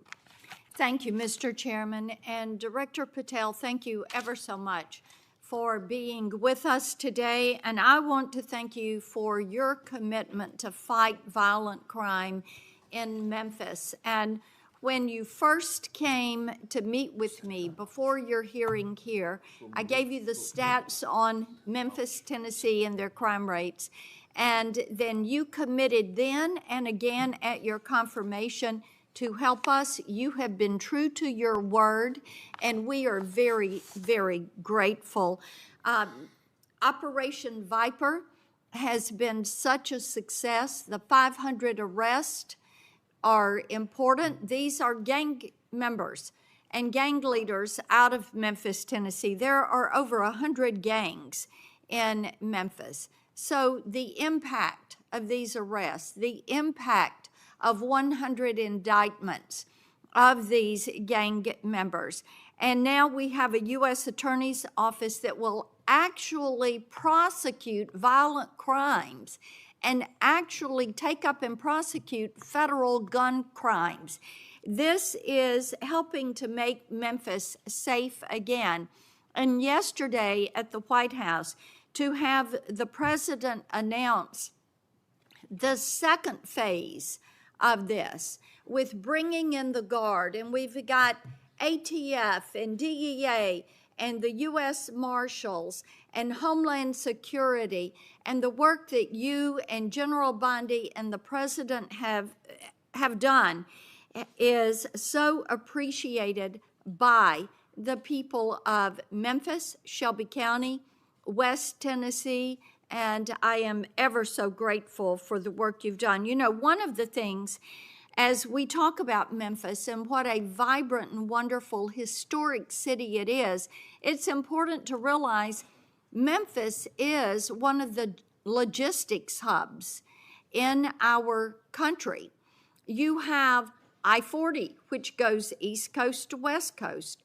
You have the Port of Memphis. You have FedEx. You have all 5 Class A railroads that are there, as well as so many companies that are important to Memphis. And I have found it so interesting that some of my colleagues want to complain about agents being taken out of the DC office and actually put to work in the field because they've been needed in the field. And you can look at the stats from Operation Viper and see the difference that they have made. And we so appreciate that.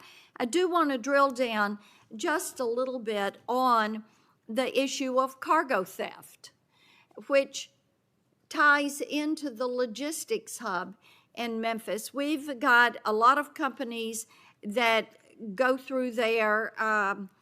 IMC is a big logistics company. People in Memphis know what it takes to keep America moving. But what a lot of people may not realize is that many of these criminal gangs have been focused on cargo theft. This is how they pay for their activities. So in addition to the carjackings and the home robberies and the smash and grabs and some of the human and sex trafficking, they've gotten into cargo theft. And cargo theft in Memphis has increased over 5,000%. 5,000%. That's what you saw with a Biden administration who wouldn't drill down on this. So having these agents out in the field, having an interagency approach is something that is going to help us with getting our hands around this cargo theft. So talk for just a minute about what your team has done there and the importance of having that interagency approach. Absolutely, Senator. So Operation Viper nests under Operation Summer Heat, and in multiple cities and mid-major cities across the country, we have surging resources based on crime. And Memphis, as you know, Senator, had the highest per capita homicide rate in the country, and that was simply unacceptable. And so what we did was what we call Phase 01 of operations at the president's direction. We went into some of these cities quietly to collect the intelligence that was necessary to start these operations, to start seizing these firearms, which we've seized, I think, over 115 firearms off the streets, to start taking narcotics off the streets, and also to infiltrate the gang network, this criminal street gang network that is providing these guns and drugs to the public in these communities, allowing for these shootings. And so what the FBI is good at, what the FBI is great at, is partnering with our local authorities in places like Memphis and Miami and Chicago and so many other cities across the country to start the work, because you can't do the work on a dartboard basis. You need ground level intelligence. And that's what we do working with our state and local law enforcement. And the results, I think they said over 100 indictments federally just in this 3-4 month surge. And now we're going to go in there with more resources to finish it. And we are grateful for that. And I think it's so important for my colleagues, what we have seen in Memphis. You mentioned something very important. Your agents go in and they go in quietly. There was no press conference. There was no fanfare. You went in there to work. And very importantly, you gathered the intel. Who are these gang leaders? Where are they? Figuring out who was doing what, and then setting up the process to apprehend these individuals. And it requires infiltrating those networks and having that data to work from so that you are working in partnership.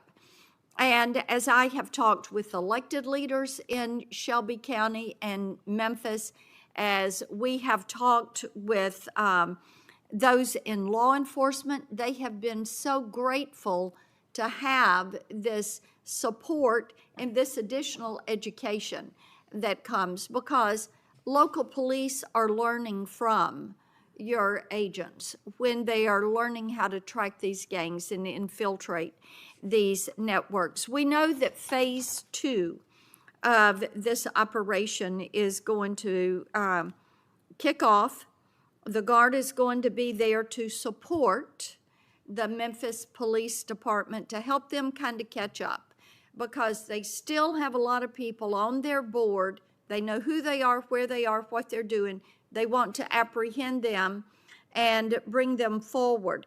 So talk a little bit about how Phase 2 is going to continue to work to support the law enforcement efforts in Memphis. Well, it's just like what happened here in Washington, D.C. It takes a whole of government interagency approach where we're working with the Attorney General, the DEA, the ATF, the U.S. Marshals, the Department of Homeland Security, because each one of those agencies has specialized capabilities.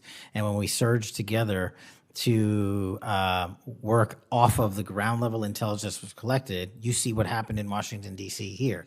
And that's the next phase of it, because you are able to utilize the National Guard to set up border perimeter operations. So when you go into an area, you have the secure workspace to get in there and stay in there. The key here, Senator, is sustained criminal investigations and sustained prosecutions that clear Memphis, like we did Washington, permanently, and leave behind a blueprint for what local law enforcement can do with our federal partners to sustain that. We don't want to go backwards, and that's critical, but we're in the next step. Sustaining it will be the last one. Well, and we certainly appreciate that. I do want to touch on Operation Restore Justice. And Senator Britt mentioned some of this very briefly, and I know that you and A.G. Bondi have done a tremendous amount of work in protecting children. I appreciate that. And we passed my Report Act last year, and President Biden signed it, and this does require social media to report to NCMEC so that we can have these perpetrators followed up with and apprehended. That's a good start. We're still trying to get the Kids Online Safety Act passed. That has been a bipartisan effort. We have looked with disdain at what has happened with Discord and Charlie Kirk's killer, alleged killer.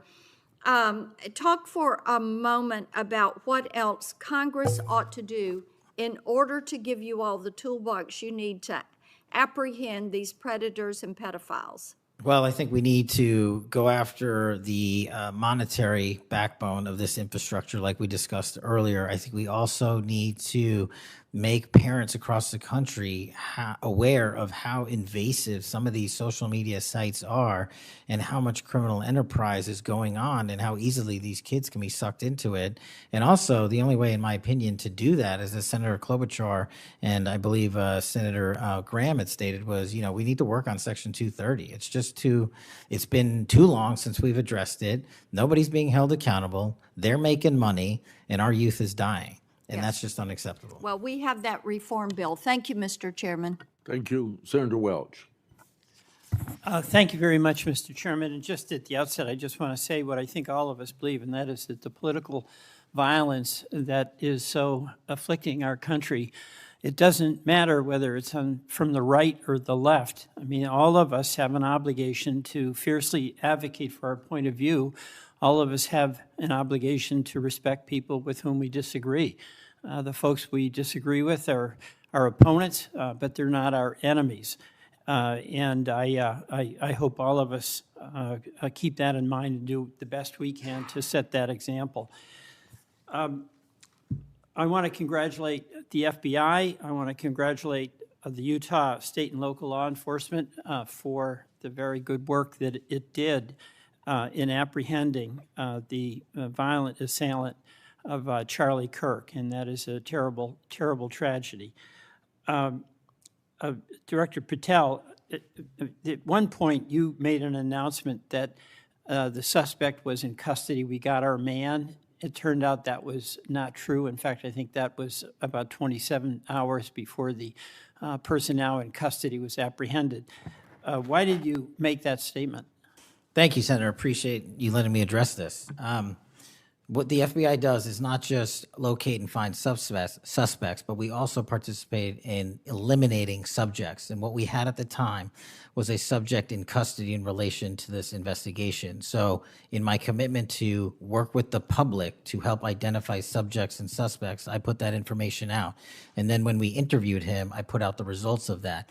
And could I have been more careful in my verbiage and included an A subject instead of subject? Sure, in the heat of the moment, but I was doing the best I could. In all candor, I don't quite get that, because if we have our man, that would suggest to the public that everybody can rest and relax and not then continue to provide information to local law enforcement and to you. Well, so that was a mistake.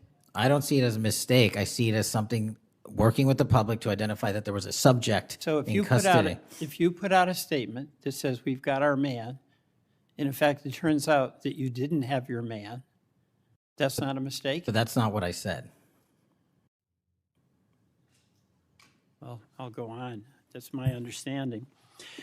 A second thing that is really important in the FBI, but it's important in every agency, is that the folks who are doing good work get supported for the work they're doing. And a number of highly successful FBI agents have been let go. And I want to just ask you a little bit about that. You know who Brian Driscoll is, right? Yes. Yeah, okay. And my understanding is he served at the FBI for over 18 years. You agree? I believe that's accurate. Special agent in charge of the Newark office. He was commander of the FBI's hostage rescue team. That's a very prestigious and responsible position, correct? It is. Section chief of the Critical Incident Response Group's tactical section. You've got to be pretty good to get that high responsibility. You agree with that? Yes, sir. He oversaw 55 SWAT teams, and they're like the elite of the elite, right? They go in to the dangerous situations, right? He got a Medal of Valor for his participation in a raid on ISIS terrorist Abu Sayyaf, who had kidnapped American citizens Kyla Mueller, right? Mueller? Is that right? I know. You're in agreement, right? I know Kayla Mueller's family, yes. I know this. Okay, and he got Kurt Meyer, somebody who had barricaded himself in a bar after he killed 4 people and wounded 2. And Driscoll was part of the team that went in there and took that guy out, right? I don't have all the details, but I'll take your word for it, Senator. And he got into trouble when Emil Bove demanded a list of FBI agents who investigated January 6th and was apprehensive that what did happen ultimately would happen, and that is those folks would get fired. I mean, do you agree with me that a boss who stands up for his subordinates when they did the job that was asked of them is a stand-up person and somebody to be admired? Generally speaking, yes, sir. Pardon me? Generally speaking, yes, sir. But Driscoll got fired, right?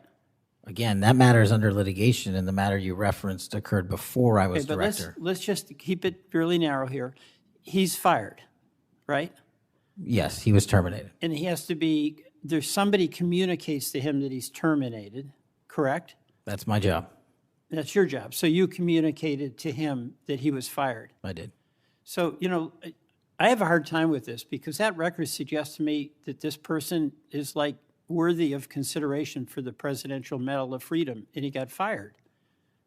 But there's also a record of other information that was available, and now that this matter is pending litigation, we will get that out in due course. But as Okay, you can this agree. so-called, so you've got, quote, other information that you see as a valid basis to fire somebody who, from what I can tell, had an absolutely outstanding record and who crossed the threshold of getting in trouble because he was standing up for agents serving under him who did work that was assigned to them that happened to be related to the January 6th uprising. Again, you're correlating based on your information the reasons for his termination, and I'm telling you. No, that's right.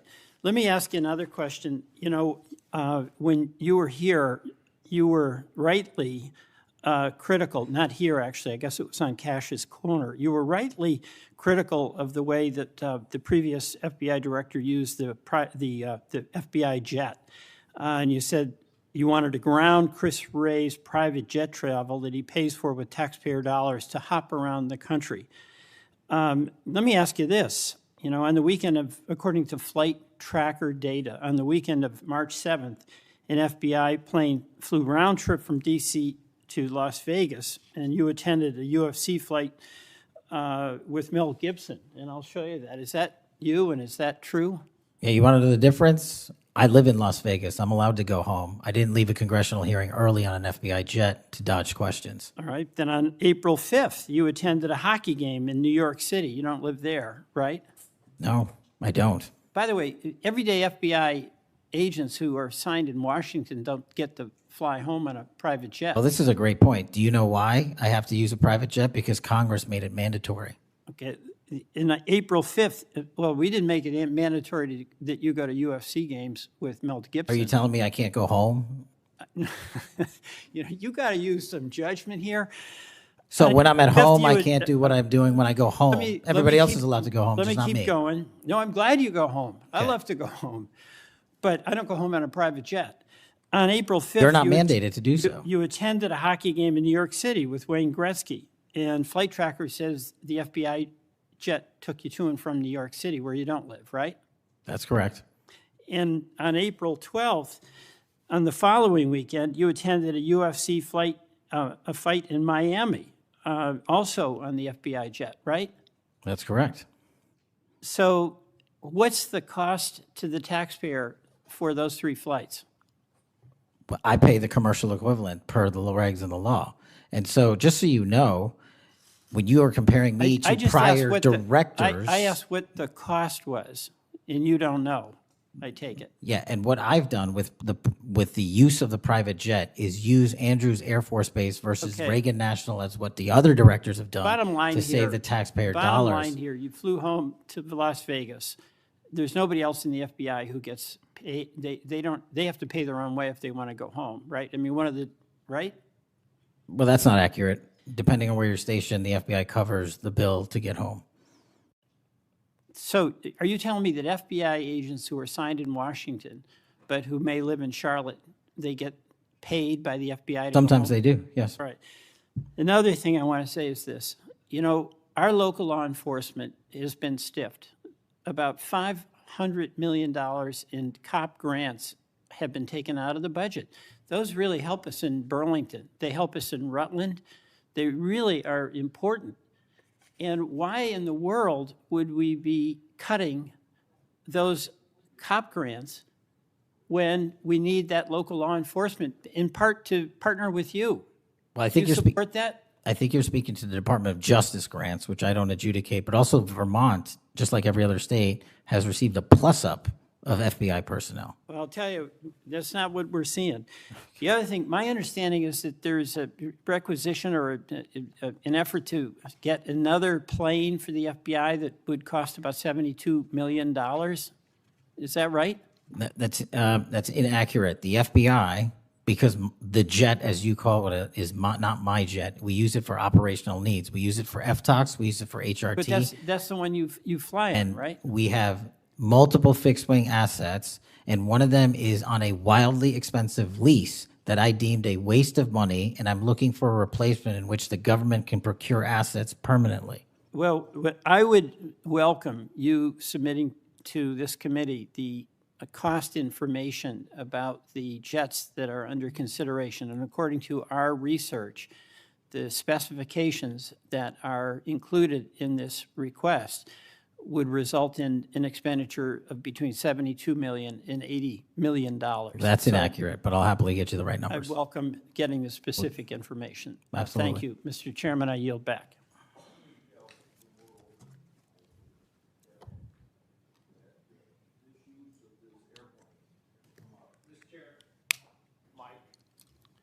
It's on, but I can get closer.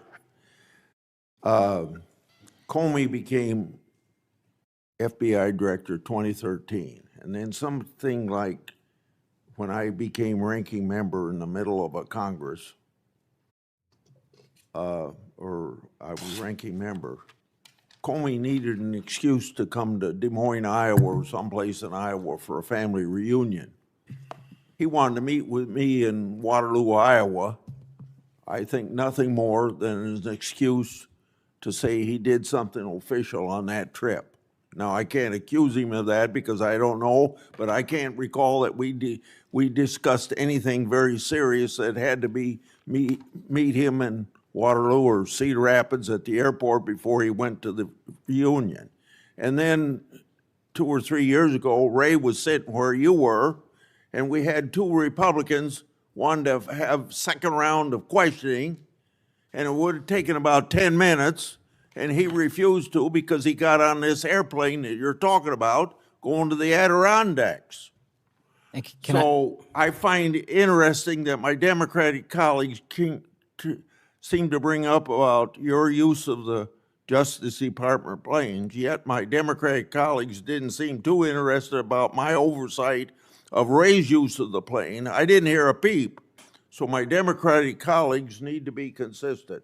Can I just add, Mr. Chairman, that when you compare the flight logs and the percentage of work travel to personal travel for the prior 2 FBI directors, over a third of their travel was personal on those same jets that I'm being accused of improperly utilizing. My mark is far less than that. Also, both of those directors use Reagan National Airport, which has landing fees of $5,000 to $10,000 because they didn't want to drive 25 minutes to Andrews. We take off and land in Andrews every single time because it's cheaper, and we do so because it saves the taxpayer dollars. Those are the things we are doing to make sure that we are good stewards of taxpayer dollars. And also, any new acquisition of an airline or a fixed-wing asset for the FBI will specifically meet the needs of the demands of the foreign FTOC operations and hostage rescue operations in our critical infrastructure programs. Senator Moody. Thank you, Chairman. Appreciate it. You're very patient. I am very patient. You're very patient. I'm new here to the Senate, and I watch what you have to go through as chairman, and we thank you. A lot of what we're talking about today, and you've been questioned about, was uncovered because of our chairman and his service to this committee, and I want to thank him because he's uncovered a lot, especially during the last administration, where many of our federal agencies went far off their mission. And I believe we wouldn't have as much information as we do if it wasn't for our esteemed chairman. So I wanted to publicly thank him. And being the newest member of Judiciary, I am so grateful to be here because sometimes I'm wondering if some of my colleagues on the other side of the aisle don't know what they're talking about, or if they're ill-intentioned and purposefully trying to gaslight not just the American public, but other people in law enforcement and agencies that you're working with. So as a former attorney general, as a former federal prosecutor, as a former judge, as the wife of a law enforcement officer, both federal and state over the course of his career, I would like to clarify a few things and give you the opportunity to highlight some of the things that the FBI is doing. And 2 of the things I heard thrown out there, and by the way, it was when some of my colleagues would breeze in just in time to rail on you and spout out misinformation and narratives that have no grounding in reality to criminal justice, and then breezed right out as soon as they were done. And I think that it does the American public more good when the oversight function of Congress allows for you to comment in a way that makes sense and is grounded in reality. So let's first talk about the reason why we are having to reassign, not just in the FBI, but in other agencies, criminal justice agencies, federal agents to accomplish different things, as has been done historically throughout our country. When we get into office, we have to examine and triage the threats facing this nation, threats facing Americans, and then allocate resources accordingly. I guess you are to be judged negatively because you are trying to reallocate the resources of the FBI to fix what the Democratic administration prior to this under Biden broke. So let's talk about the reassignment of federal agents and why that has been necessary. Would you say that the majority of assignments has been made because we are facing unprecedented levels of violence, both because of the unvetted surge of anywhere from 11 million to 20 million people across our border in the last 4 years, and because of the woke, weak, insane policies that have been pushed into states and cities around this nation by the left? Absolutely. And so I hear you being grilled because you have rightfully pushed resources where they needed to go to protect the American public. And I have heard you questioned that you are in some way, and I'm going to use their words, which I don't believe is grounded in reality, that you are going to lean on local and state agents to do the job of the FBI. Might it be recharacterized more accurately in that you are partnering with local and state agencies in these areas, especially where these policies that the Democrats support wholeheartedly, in fact, they frustrate our efforts to try and beef up our laws with good criminal justice policies at every turn, and then come in here and get on you for, by the way, you've been here 7 months, so I know that in the 7 months, you didn't break it, they broke it over the last 4 years. But it isn't more accurate to say that you are using the federal government and its agencies, or its agents and its resources to supplement and amplify law enforcement efforts in these areas, cities and states, where the Democrat policies broke them.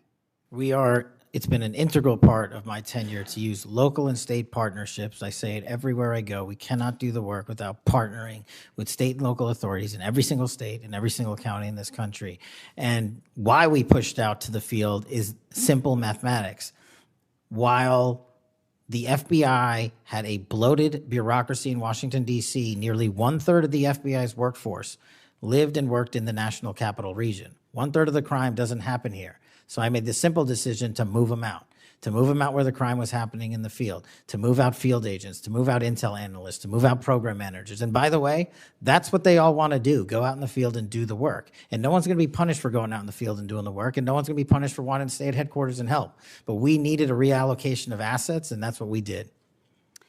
And from your experience, both before and now in office, have you found that many of these nonprofits have done work to undermine the stability and security of cities?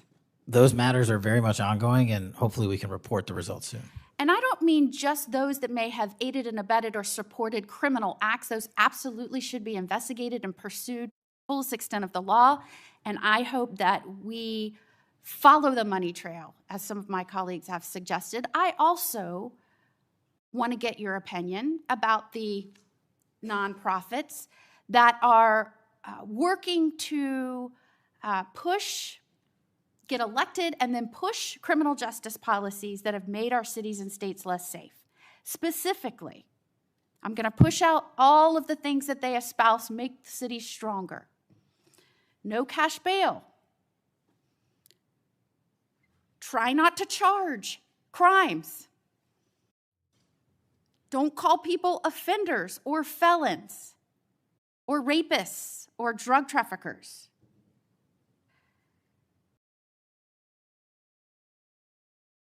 I can go on and on and on. But the gist is, don't charge. When you do charge, charge as minimally as you can. Don't put people on parole or probation following incarceration. Diversion should be the rule. I mean, I can go on. And we're seeing these play out in cities across our nation.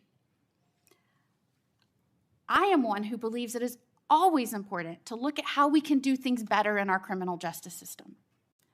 But what has happened is some of these groups have hijacked that good intention by so many and used it as a way to subvert the stability of this country. And I firmly believe when that money is traced, you're going to find it's not only going not just to policies, but it's also going to pushing and promoting criminal acts. And I believe that money and support doesn't just come from infrastructure within the US, because I believe undermining our cities and this nation is something our foreign adversaries will get behind, and it will show that they are behind. Is the FBI trying in its reallocation of resources to make up and help in these areas where local law enforcement is trying its best, but it's fighting an uphill battle against mayors and city council and indeed governors that promote and support and pass laws and policies that follow these weak, insane policies? We go into every community where the crime rates are high, and if you look across the board, the crime rates are coming down across the country because the FBI is going in there and doing good police work, and we're not going to be dictated to by mayors or governors. We have federal law enforcement capabilities and responsibilities to our citizenry, and we're executing those on every single day, including rural communities and tribal lands. And you are, correct me if I'm wrong, welcomed and supported and enthusiastically praised by the cops that are there because they want those communities safer.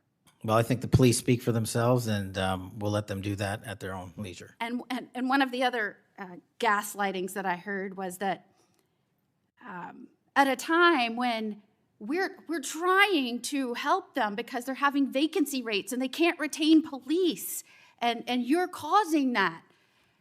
Is it in fact that police across this country, because they've been defunded, they're not supported, they have groups that are continuously combating when they're trying to make the communities safer? I know this because when I was the Attorney General, they all wanted to come to Florida, and I welcomed them with open arms. In fact, we are increasing our ranks in Florida, sometimes to the detriment of other cities and states because they can't keep them. They tried to make it sound like it was your fault that we had vacancies in these police ranks around the nation, when in fact, aren't you trying to help bolster their ranks and help them because they have mayors and prosecutors and city councils and governors that won't help them? That's exactly what we did. We did it in D.C., we're doing it in Memphis, we're going to Chicago, Miami, St. Louis, so many other cities across the country. And I'm just grateful that you are doing this, and I commend you for all the numbers that I'm seeing going after the violent crime, helping make sure we are getting the criminals that came here unvetted from other nations out of this country, that you are allocating resources to those efforts. It is all important to make this a stronger, safer nation, and we appreciate you being here today and making sure we're talking truth and not misinformation to the American people. Thank you. Thank you, Senator. Before Senator Schiff, I want a UC to introduce into the record a declassified Clinton Annex. The Clinton Annex is a declassified appendix to the Justice Department Inspector General report about the Clinton email investigation. The annex shows that the FBI had evidence necessary to conduct, quote, thorough and complete investigation, end of quote. But the Comey FBI failed to review the evidence at the time. After nearly a decade in the shadows, by any FBI should I be confirmed as FBI director. So let me ask you very specifically, did you ever take any action to terminate or discipline an FBI agent or employee in whole or in part as retribution for being part of an investigation of Donald Trump or January 6th? No. You also committed, you assured Senator Blumenthal, all FBI employees will be protected against political retribution. So you're testifying today that you played no role in the firing of even a single FBI agent for political retribution. None for political retribution. And if any FBI agent said you did, they would be lying. Is that your testimony?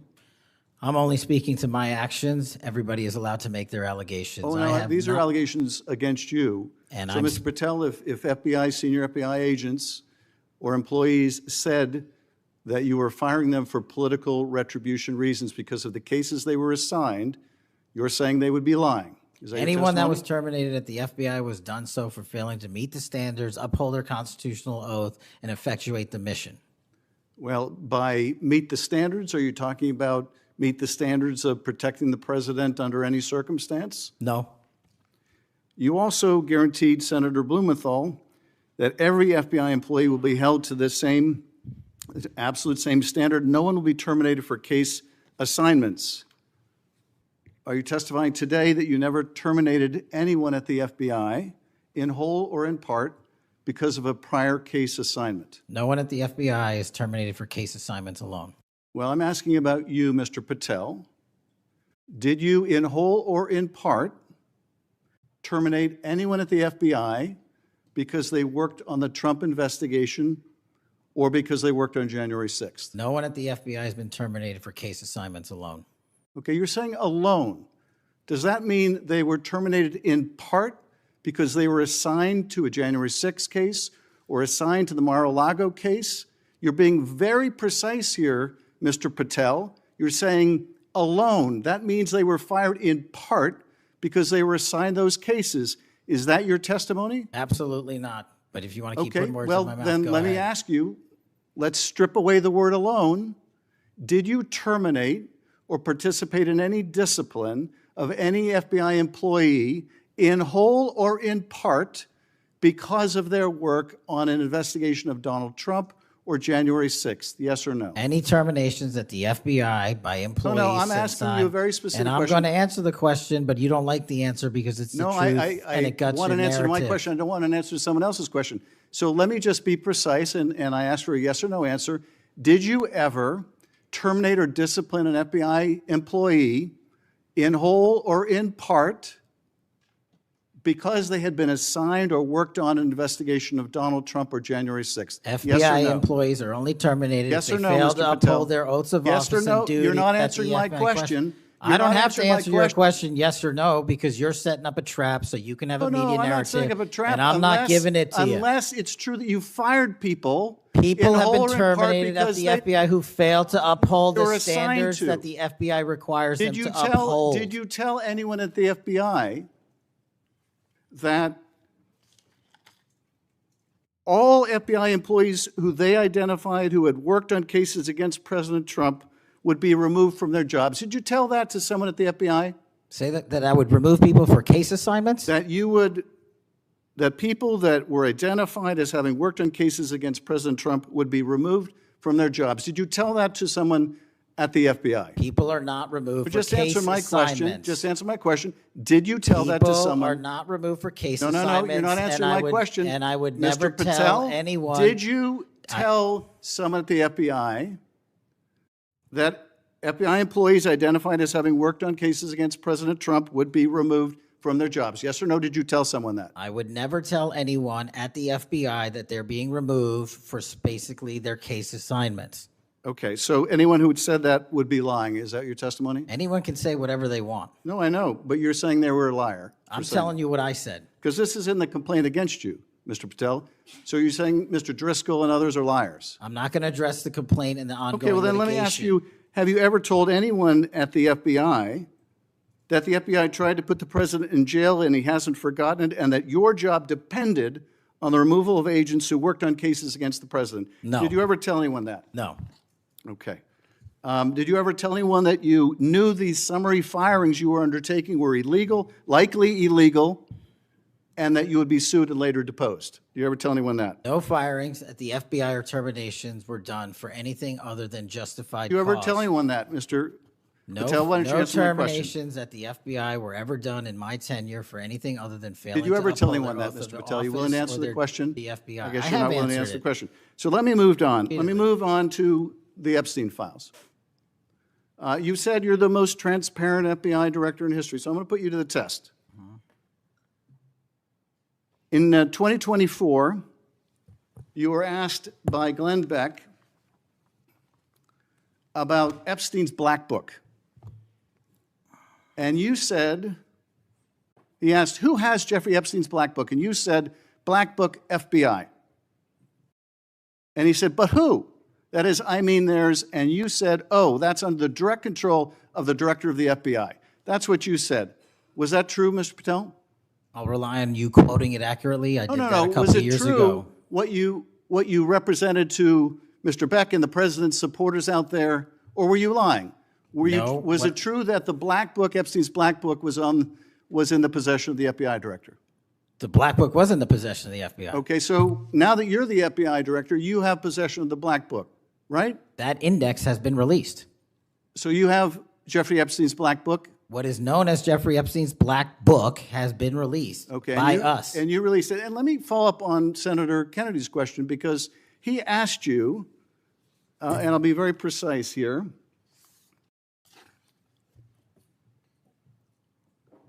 You've seen most of the files. Who, if anyone, did Epstein traffic these young women to besides himself? And you said, himself, there's no credible information, none. If there were, I would bring the case yesterday that he trafficked to other individuals. And Kennedy, the information we have, again, is limited. And Senator Kennedy said, the answer is no one. And you said, for the information we have. So is it your testimony today that in all the Epstein files, that Jeffrey Epstein trafficked no one to anyone but himself? Is that your testimony, Mr. I never said Jeffrey Epstein didn't traffic anyone else. Did he traffic any young woman to someone other than himself? That was Mr. Kennedy's question, Senator Kennedy's question. The information that 3 administrations have had access to have made determinations that there are no investigative leads that were credible to prosecute and investigate any others. I'm specifically stating whether we it's were your working testimony today. Well, you just read it, and I said it 10 minutes ago, so let the record reflect my testimony. I just want to make sure there's no misunderstanding, because there are victims like Virginia Guifer who have testified otherwise, who have said otherwise, and you're telling the American people today that the Epstein list is a single name and it's Jeffrey Epstein. That's what we're to believe? That's not what I'm saying. That's what you're saying, and you can say whatever you want. Let me ask you this. When Todd Blanche went to interview Ghislaine Maxwell, she said, but did I think these guys were coming for that? I really don't. If you met Epstein, there's no way that this cast of characters, of which it's extraordinary, and some are in your cabinet, who you value as your co-workers, and you know would be with him if he was a creep or because they wanted sexual favors. A man wants sexual favors, he will find that. They didn't have to come to Epstein for that. And the next question Todd Blanche, the president's former criminal defense lawyer, asked is not who in the cabinet, who are you referring to? His question is, so when's the last time you think you were with Mr. Epstein when he got a massage?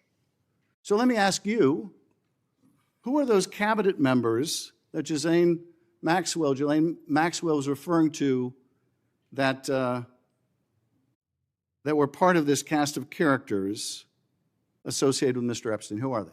The Deputy Attorney General took the aggressive step that no one else did and interviewed Ms. Maxwell for 2 days, and we released the entirety of that transcript. Who are the cabinet members? I do not have that transcript in front of me. You're picking it piecemeal. The American public can read the entirety of that. One last question, because you clearly won't tell us the cabinet members associated with Mr. Epstein. Let me ask you one last question. And that is, right after she gives this testimony, in front of an FBI agent, among others, she's transferred to a minimum security prison not suitable for a sex offender like herself. Who made that decision and why? The Bureau of Prisons. The Bureau of Decisions made it in prisons. The Bureau of Prisons decided on their own, without any consultation with Blanche or anyone else, that they were going to suddenly, after this interview, completely unrelated to this interview, completely unrelated to anything she said, move her to a prison not suitable for a sex offender. You want the American people to believe that? Do you think they're stupid? No. I think the American people believe the truth, that I'm not in the weeds on the everyday movements of you're inmates. Not in the weeds? What I am doing is protecting this country, providing historic reform. and The most combating the significant witness, weaponization of the intelligence Epstein by the likes files of you, cover-up and we have gets countlessly proven you to from be a your liar in administration, Russiagate, in and you January call that 6th. being You are in the the biggest weeds? fraud to ever sit in the This United States stinks to Senate. high You are a heaven. disgrace to this This stinks to high institution heaven. and an utter And coward. I'm not surprised. I'm not surprised that you continue to lie from your perch and put on a show so you can go raise money for your charade. You are a political buffoon at best.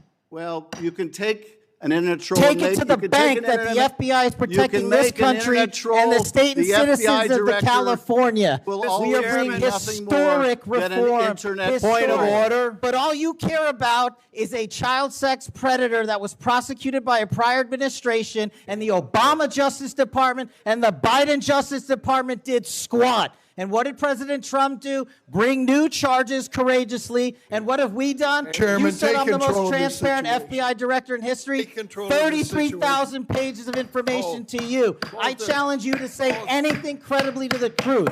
Go ahead and run to the cameras where you want to go now. Both of you be quiet. Before I go to Senator Tillis, without objection, I want to introduce into the record the Durham Annex. The Durham Annex is a declassified appendix to John Durham's report about Crossfire Hurricane. The Durham Annex contains information exposing a reported Clinton campaign plan to falsely tie President Trump to Russia. For years, I've fought to assemble and publicize all the facts heretofore unknown surrounding Durham's investigation, Crossfire Hurricane, and related matters. The Durham Annex was declassified large part because of Director Patel. Senator Tillis. Thank you, Mr. Chairman. And Director Patel, thank you for being here. I've actually admired the way you've tried to keep your composure over the course of this. Kind of reminds me of an old Far Side comic that said the floggings will continue until morale improves. The last one I just coach you on, don't take the bait, because they're going to use that discussion between you and Senator Schiff, as you've suggested before, to raise money. Just sit down in the quiet confidence that you're doing a good job. Real quick, in less than 30 seconds, give me your resume again on why you're qualified for this position. Thank you, Senator. I served as a public defender and national security prosecutor. I tried over 60 criminal trials to verdict in state and federal court. I served as the lead investigator in the House Intelligence Committee and the counterterrorism expert there, unfolding the Russiagate investigation. I served as the head of counterterrorism for a presidential White House. I served as the deputy director of national intelligence at the Office of Director of National Intelligence, overseeing our 17 intelligence agencies.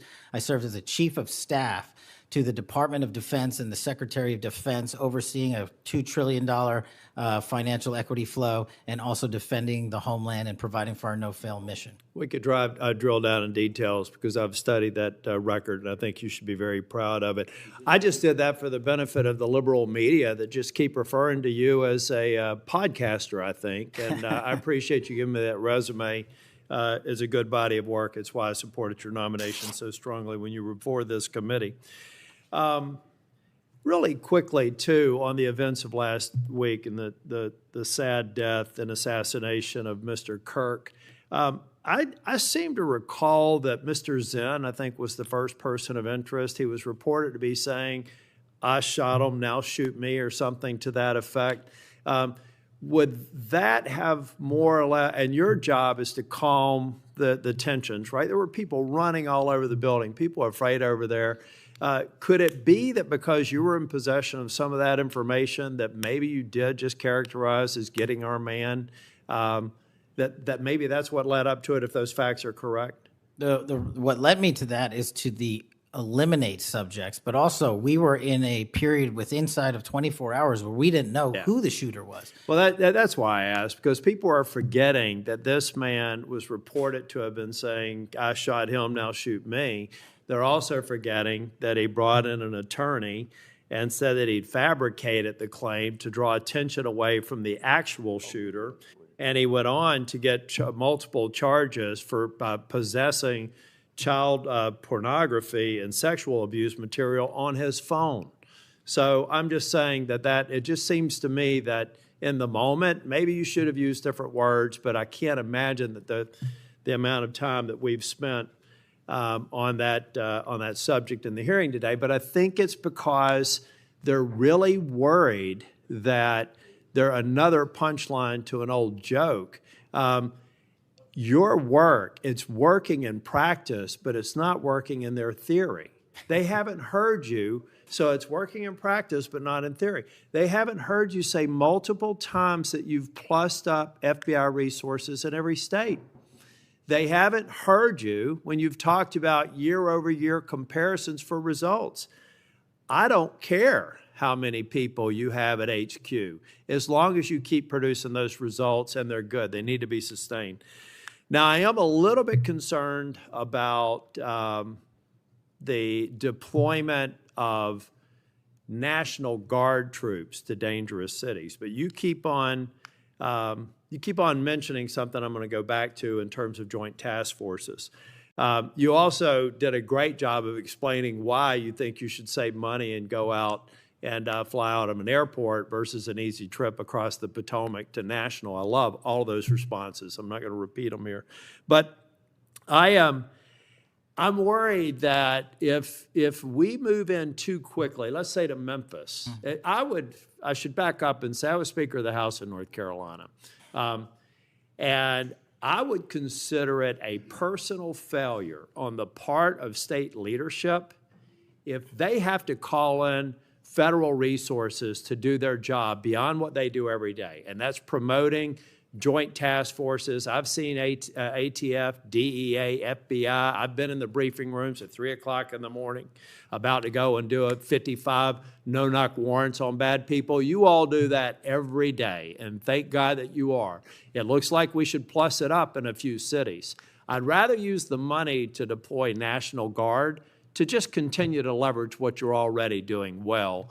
And I compliment you because I've got to believe it's a lot of these joint task forces that have increased the apprehension and charging rates. So thank you for that. But do you agree that at the end of the day, if we're going to have a sustained impact on crime, whether it's Memphis or any other city, that we've really got to enable, empower, and continue to support the men and women on the ground there every single day? 100%. Thank you.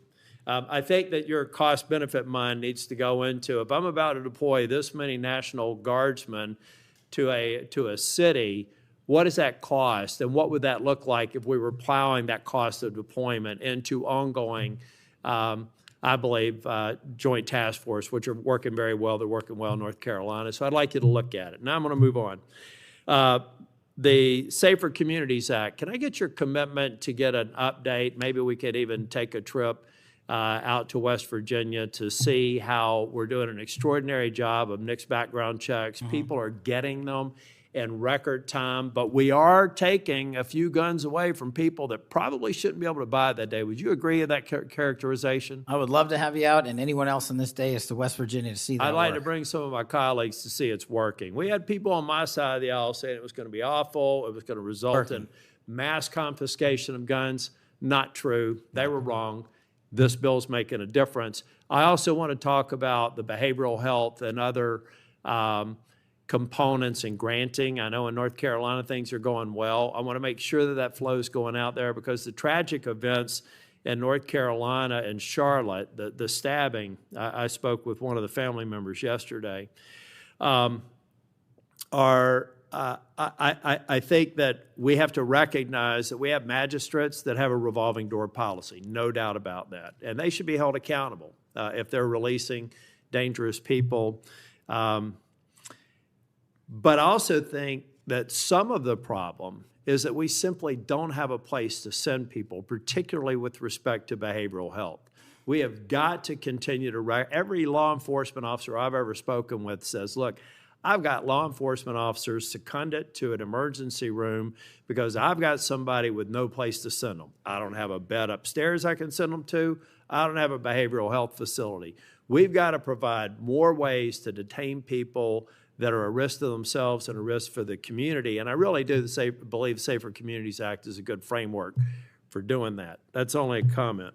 Section 702 is going to come up in April of next year for renewal. Do you believe it should be eliminated and not reauthorized? No, sir. It needs to be Can I also reauthorized. get your commitment maybe to come back over and review some of the controls that are in place and other things? So hopefully we won't have the drama leading up to April. We can actually come here and get consensus on why you've got the checks and balances in place and why we should do it. Just remove any chance that we're going to run into that cliff narrative next year. Can I get your commitment on doing that? You have Mr. it, sir. Patel? Thank you. I want to talk very briefly on, and the chairman's given me a gavel, but I promise not to go over more than 2 minutes. But that's why I chose to be last, so I could have this discussion and actually get to some facts versus agendas and clickbait that we'll almost certainly see going forward. Tell me a little bit about the rationale behind the change in stance in recruiting. I also understand there may be a reduction in the academy timeline. Just give me some thinking about where you are on recruiting, retention, training, et cetera. Simple. So recruitment is through the roof. We've doubled up month over month our applicants to be 1811s, our federal agents, intel analysts. So the recruitment is going wonderful. What we have to do is figure out a way to get creative because the BFTC timeline is an 18 to 20 week program.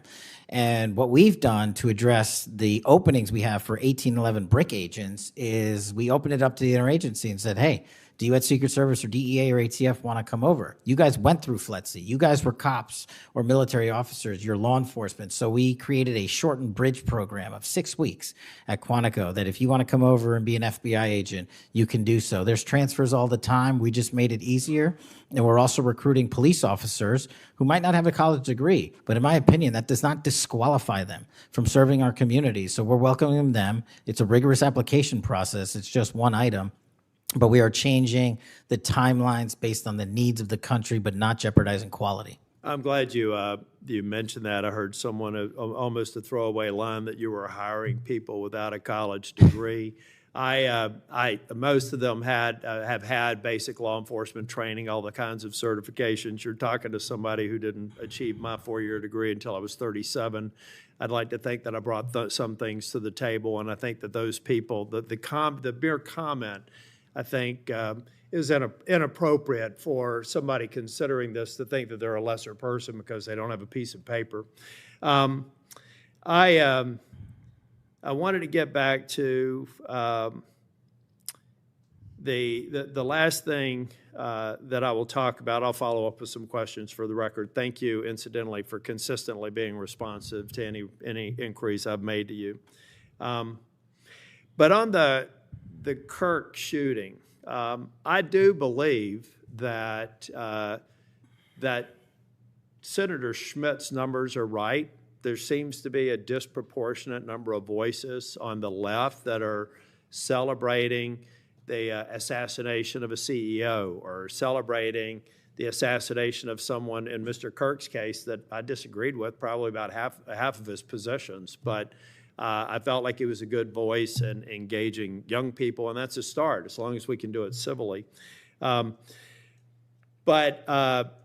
then I also just went back online because I've hammered on this committee multiple times. I just went online and I found in Pinterest that even today you could order a T-shirt that says ACAB 13.12, which translates to all cops are bastards. Or if you don't like that shirt, you can go get an F the Cop shirt at the same website, on a location on Pinterest. There is clearly a problem with some of the voices of the left, and I'm not necessarily saying any members of Congress, that need to tamp it down. Having said that, within 24 hours of Mr. Kirk's shooting, we had the guy that does the podcast for the War Room and another guy who's denied the Sandy Hook shootings say we're at war. Now, how on earth, and I do believe it's a smaller number, but it's a number that has an influence. How on earth are we de-escalating the situation with the tensions as high as they were last week with going out and saying we're at war? I'm not asking you to respond to this question. I'm just saying that there are people out here on our side of the aisle that still need to look in the mirror. Even if you agree that it's a lower number, bad is bad no matter how many numbers they are. And that kind of rhetoric and that kind of mobilization makes your job more difficult and puts us in a position where we're not being as productive as you want the FBI and state and local law enforcement to be. I'm finished. I just want to thank you for your service. I want to thank you for your concise answers. And I am thoroughly impressed with the fact that you have sat in that chair for over 4 hours without a break. So with that, we're, on behalf of the chair, want to thank you for being here today. And also, I assume, are we leaving the record open for any period of time for 1 week? The record will be open, left open for 1 week so that you may have questions for the record. Mr. Patel, thank you for being here. Thank you, today. Mr. Chairman. Meeting's adjourned.